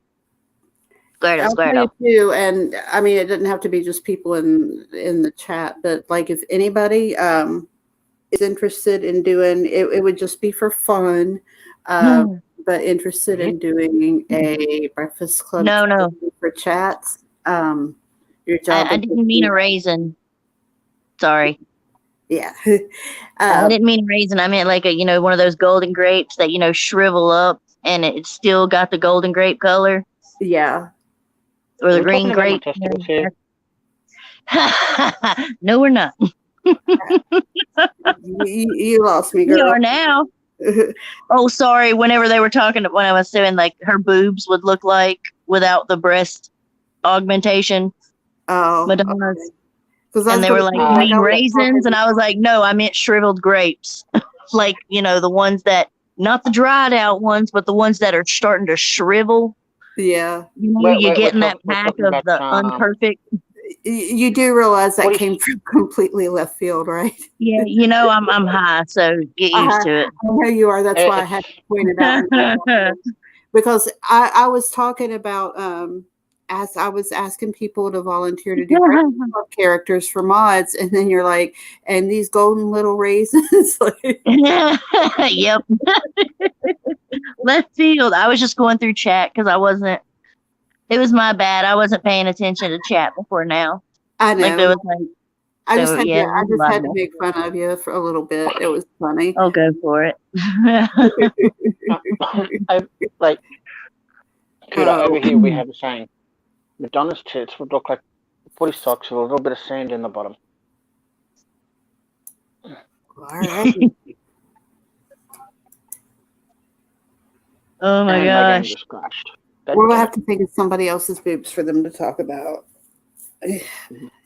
Let's see. Dolly Bartons. When he's here and I sleep with a fan on. I would be like that too, but the hologram will not let me, he can't stand to have the fan on, he freezes. We're like, oh no, I gotta have a fan. What's that she's made out of wood, that stupid movie, Twilight? Where she had always trained me well. I used to hate a fan, but now I can't live without it. Twilight? Oh, no, a fan. Gotcha. Well, I'm a fan. Bend over. Let me love you. Fucking hell, 19 gigs? Fuck off. Yeah, my game just crashing because I just turned the internet on to put the arrow to PlayStation. So all the other games updates. It's like, holy shit, fucking Final Fantasy 15 wants a 35 gig update. Fuck. No. That will wipe me out. Fuck no. Let's see. Sleep alone. Even when I was married, I hated sharing a bed. I like being able to, I don't know, it's a weird thing. I've gotten to the point now where I can't fall asleep without the sound of snoring even. But I understand some people don't. My brother was married for 7 years, and he and his wife had their own bedrooms. Sometimes they'd sleep together, and sometimes they'd sleep alone. It just depended on their mood. No, I can't. I have to sleep. I have to be touching him, even if it's just my toe. I have to be touching him while I'm sleeping, or I can't sleep. I use him like a body. I wake up when he gets out of bed every morning, and I'm like, crap. We're just, I don't know, we're just kind of snuggly, but he's always like my body pillow. So, and I mean, it's really comfortable to sleep like that. But I took him as my body pillow. I'm sorry, but you ladies are absolutely freaking weird. I thought the best thing for a marriage was to have separate bedrooms, just, basically the only time I actually like my husband. Is basically I married somebody I liked. Yeah, I couldn't, but I understand. That's illegal. Some people are weird about that. How dare you support the patriarchy by marrying someone you like? That's illegal. Actually, that's going against stuff because, if I'd have married who my family wanted to marry, I wouldn't be with my husband right now. I'd be with some dude about to die. Oh, that's not good. You made a good choice. What would your family have gained through the arranged marriage had you have done that though? How many goats? What? How much would I have been worth? Well, I don't know. I was a virgin at 18, so probably a lot of damn goats. Well, think about it. You would have only had to Probably stay a married, whole you know. herd of sheep and a goat. Put it this Maybe way: two goats. you could have stayed. You could have stayed married, and gotten married, got the dowry, and then let him pop your virginity and have a heart attack while I'm doing that on the wedding night. So you become a widow on the same night you get married, and then go marry the man you love, and you have all that dowry. Yeah, There. Brilliant. but if you do it on the wedding night, I there's think that's all the the plot of the next Disney complications movie. of people wanting to contest everything because You blah guys just blah wrote blah. Wasn't even married, a whole 24 hours. you guys just wrote the plot of the last Disney movie. You realize that, or the next Disney movie. I mean, you realize that, don't you?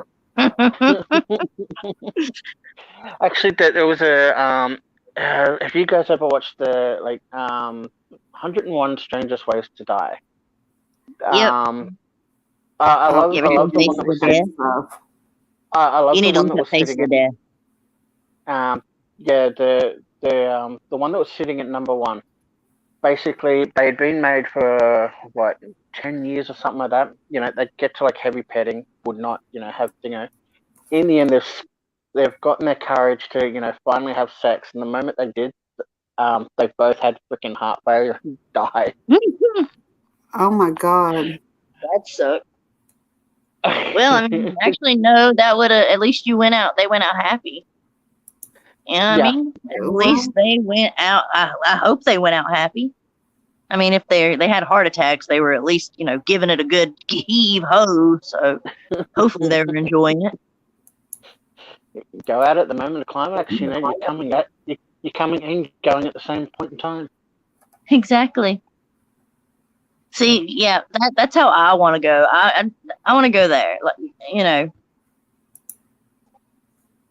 There you go, guys. Yeah. So We're talking about cleaning goats. That would be the best way I could imagine to die. Maybe even in my sleep could be second best. The first best, yeah. Hopefully my hips still work when I'm that old. You think you're always just lay there like most feminists and just expect a man to do all the work. No, where's the fun in that? I think I don't expect the guy to do all that. I'm not a dead fish.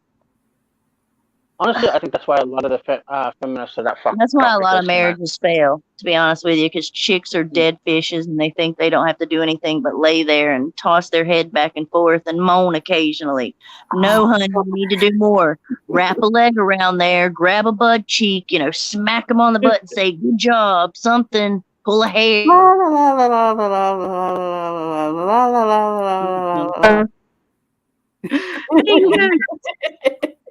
Yeah, I'm like that dog on Squirrel!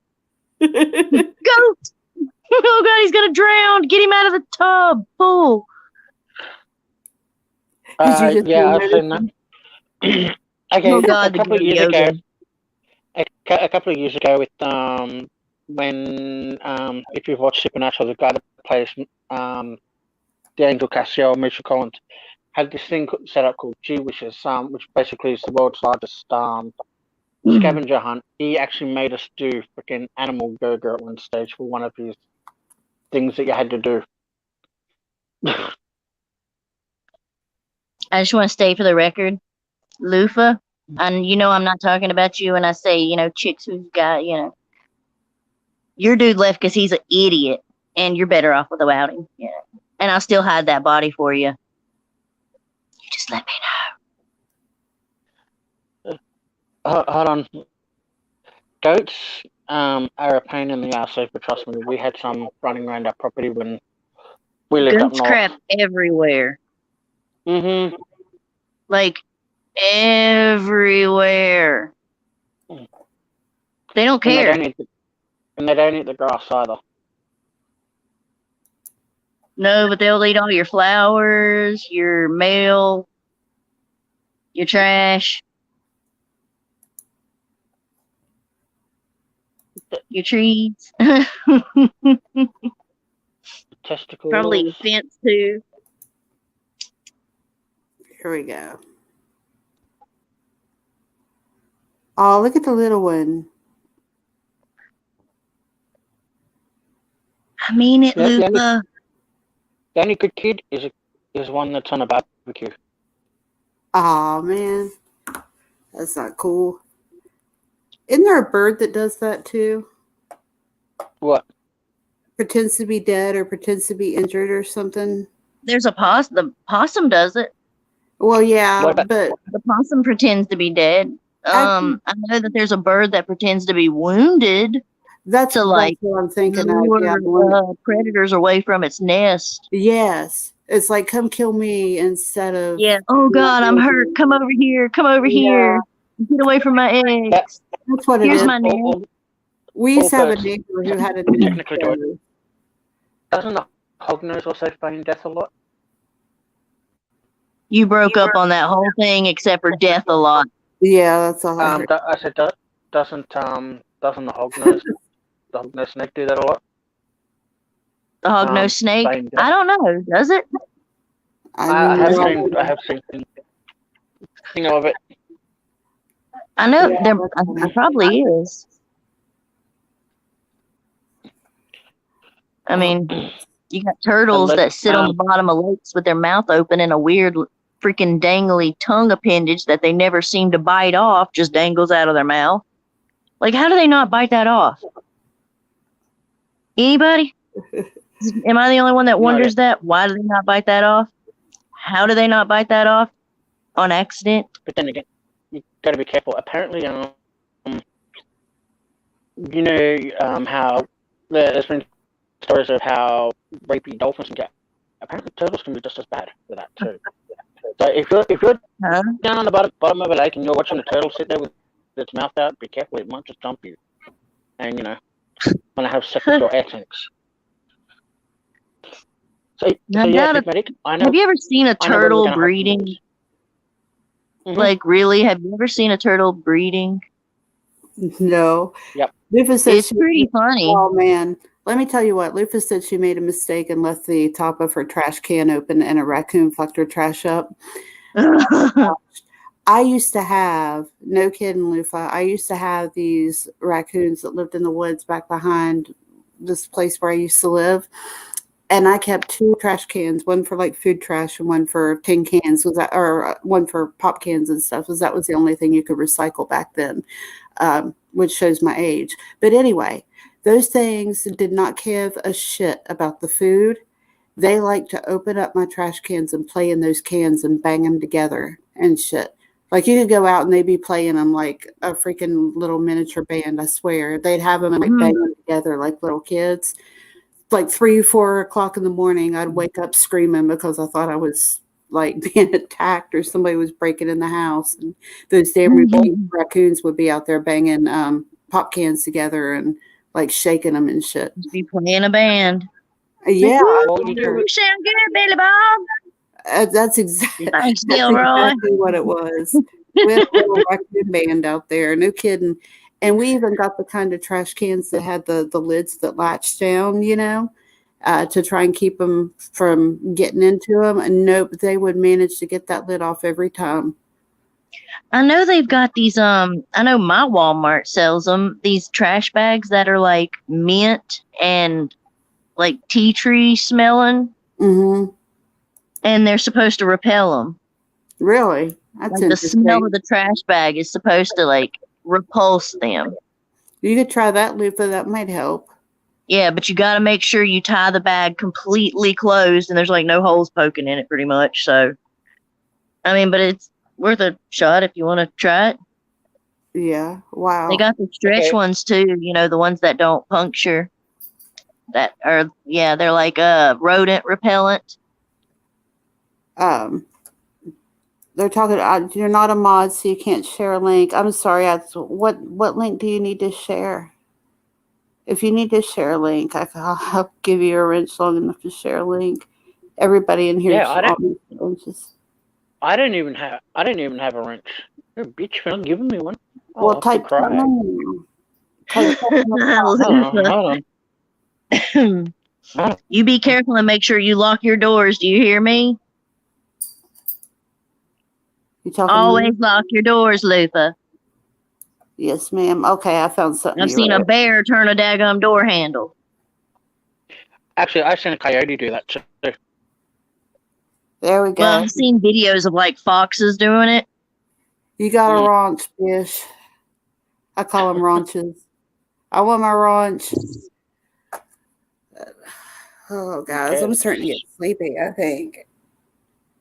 Well, we can always like for those of us that are in the Truth Is Discord, we can always continue this over on Truth Is Discord. Yeah. And have a bit of fun. So Okay. But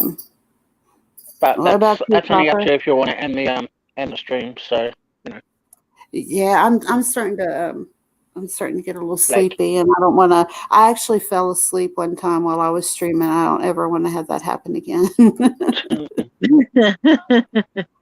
I had all these people on panel, and they were all talking, and it was like 4:00 in the morning, and I just fell asleep while I was waiting for my turn to say something. And when they woke me up, I jumped up and I was like, I wasn't sleeping, I swear. I was almost asleep. And then I remember that. I went back and listened, and you can hear me snoring, and they're going, "Oh my God, what should we do? We can't just sleep here." And they're all like frantically like calling me on Facebook and stuff to try and get a hold of me. And then I wake up and I'm trying to talk it off like I wasn't sleeping at all. And I've been asleep for like 20 minutes. So I reckon you should wrap the stream up. You've been going for God knows what, 2-3 hours now. Oh yeah. We've been going for, let's see, 4 hours and 44 minutes. 4 hours and 45 minutes. All right. See, there you go. Mm-hmm.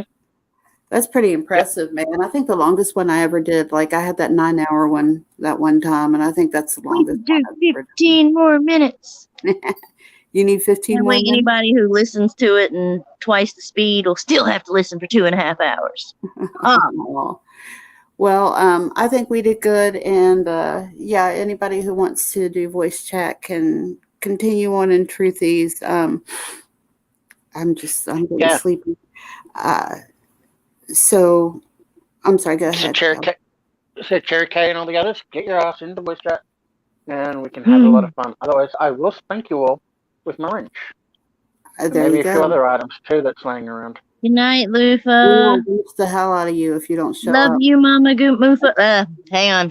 Love you, Mama. Yep, Lufa. I got it. All right. Well, just to smacking myself so I get it.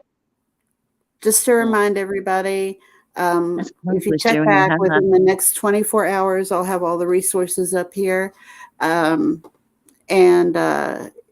If you need if you need it before I get it updated, send me an email or catch me on Discord and I'll give it to you personally.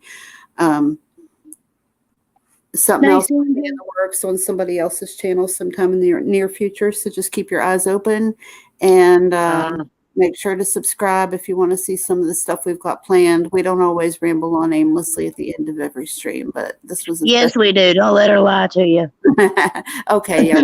It's always like this at the end. Yeah, we kind of. But at least you know you're gonna have fun. That's the truth. That's the truth. If you don't make it before then, you have to be here on New Year's Day. New Year's Day is my 2-year sobriety anniversary. So I want to do a recovery stream that night. And I mean, it's not going to be super heavy, but I feel like that's a reason to celebrate. And it's at least fun. You know, we can, that's when we can do the redo of it. The what? If you want the redo of the, all the toys and stuff. Oh, yeah. Yeah, we could go over some of that stuff. Sure. Yeah. Sure. Go over and make fun of it, and I'll find some good stuff. Yeah, and we find enough of it, it can be part 2. Yeah, that'd be cool. We were also talking about revisiting the Aqua Tofana thing too, because a lot of people missed out on that. Yeah. So that is cool. Yeah, there are a few different things we can do, but at least we wouldn't have to research for the toy one. So anyway, we'll do something on that day at any rate. We may retalk the history of vibrators for all we know. some stuff that I'm planning on doing, like topics I've actually been thinking of are, Lufus sent me a thing on the haunted roads in West Virginia. So I was thinking of doing a live just on the state of West Virginia and some of our absolute oddities. Like West Virginia is a little culture in itself sometimes. And there is some absolute. Oh, you know, we're going to have to check out some haunted roads, right? What's that? So you know we're going to have to check out some haunted roads, right? Oh, fuck yeah. Fuck yeah. At least one. Fuck yeah. Oh, yeah. So I was thinking of doing, but not just on the supernatural parts, like some of the just things about the state in general. So that's something I'm thinking of doing real soon. I was thinking of doing a revisitation of Reddit, like redoing some of my Reddit stories and maybe like playing around in the subreddits a little bit or reading some Reddit stories that we find. Oh yeah, we need to find some funny ones and stuff. Yeah, that's and then maybe we can do like a night of really, really sick ones. Yeah, I'll read those because I'll definitely relish that. You can do like the today I fucked up ones. Those are always the craziest. Yeah, I like the ones that it's like what is it? They got stuff that's like parasites and stuff like that. That's the ones I'm talking about. Okay, well, just don't make me gag. That's all I ask. Maybe I won't choose the worst of them, but there you go. I also think another dream one, because we got to talking about dreams in a stream. I forget which one, but we were having a really good time with that discussion. So like a stream where we share some of our craziest dreams and experiences, like post-streaming and stuff. I can retell mine of my reoccurring dream. And we can get Seraphin on to retell his. Yeah, there you go. We'll just redo my lost content. Exactly. We'll just redo it. We'll recreate it. It's like brand new. We'll make it better this time though. Yes. Snoop made it, yes. Haunted streams from you and Del. What am I getting dubbed in for doing? I'm lazy, Snoop. I'm incredibly lazy. The subreddit Fuck My Life is great. Yeah, that one is pretty good. Yeah. Haunted streams from you and Gil. Hey, I'm in here too. Cherry K and Sandra. And, I'm usually here for all the haunted. Hey, I've got good haunted stories, don't I, Breakfast? Yes. We don't want to know about the underwear whistling in your drawers, okay? It's not my underwear whistling. Just save it for next time. You can tell that story. I'm not saying anything. I want to thank everybody for showing up. But those are some of my ideas. If you want to get in touch with me and submit any recommendations, my email is on my About Me page, as is a link to our Discord.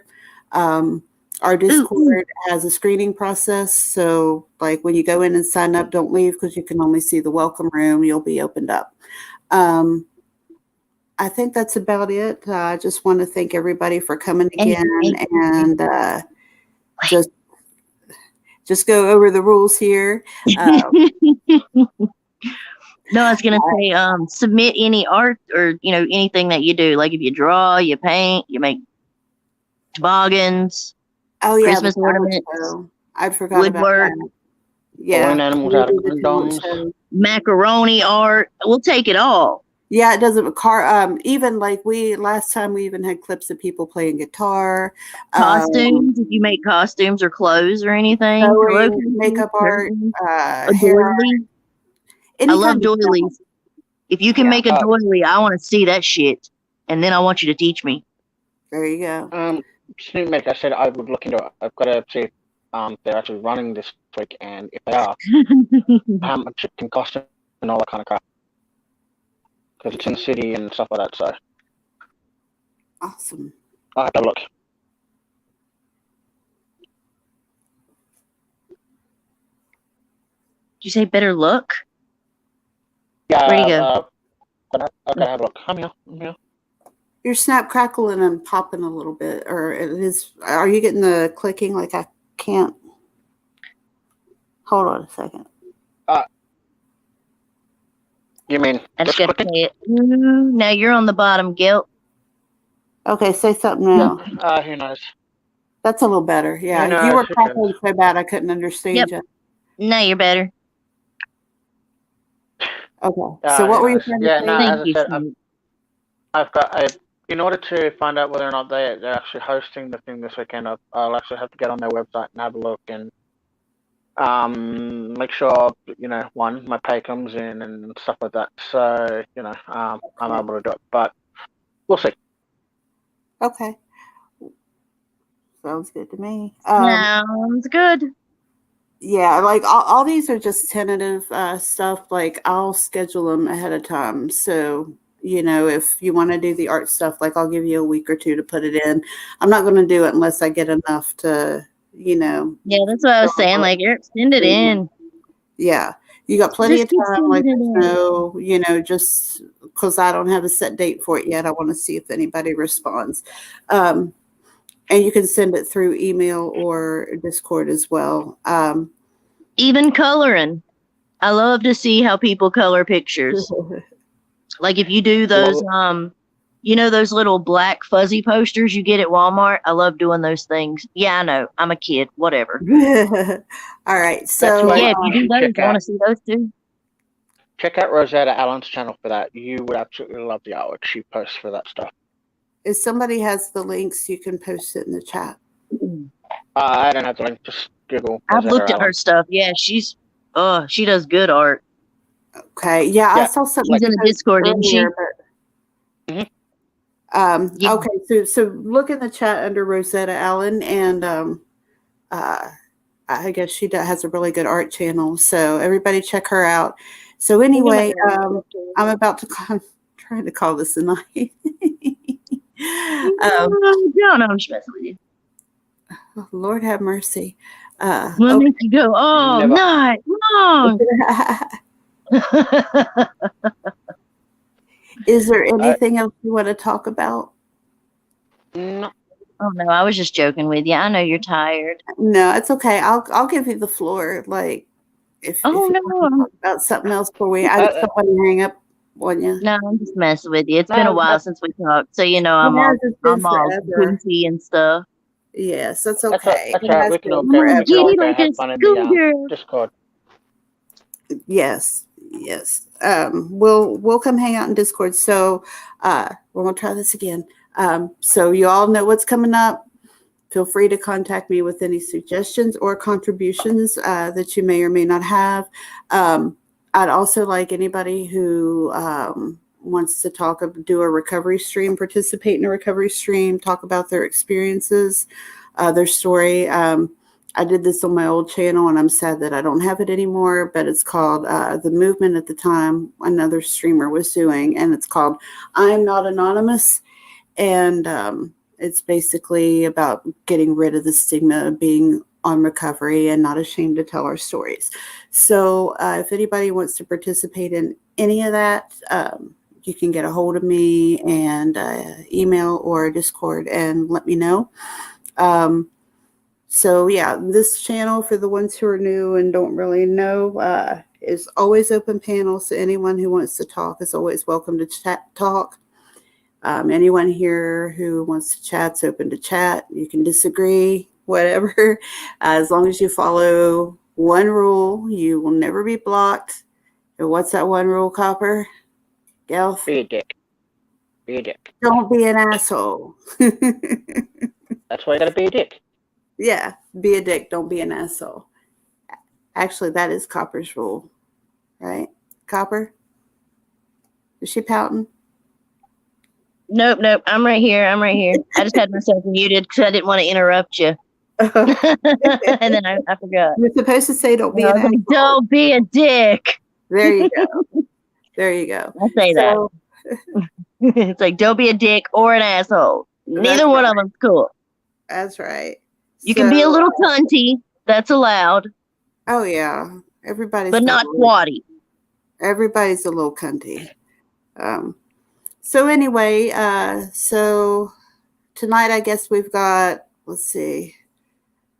Is Gelth our criminal or are you? Mm-hmm. I said, is Gelth our criminal or are you? Well, technically all Australians are criminals, so. Well, that's true. All right, so.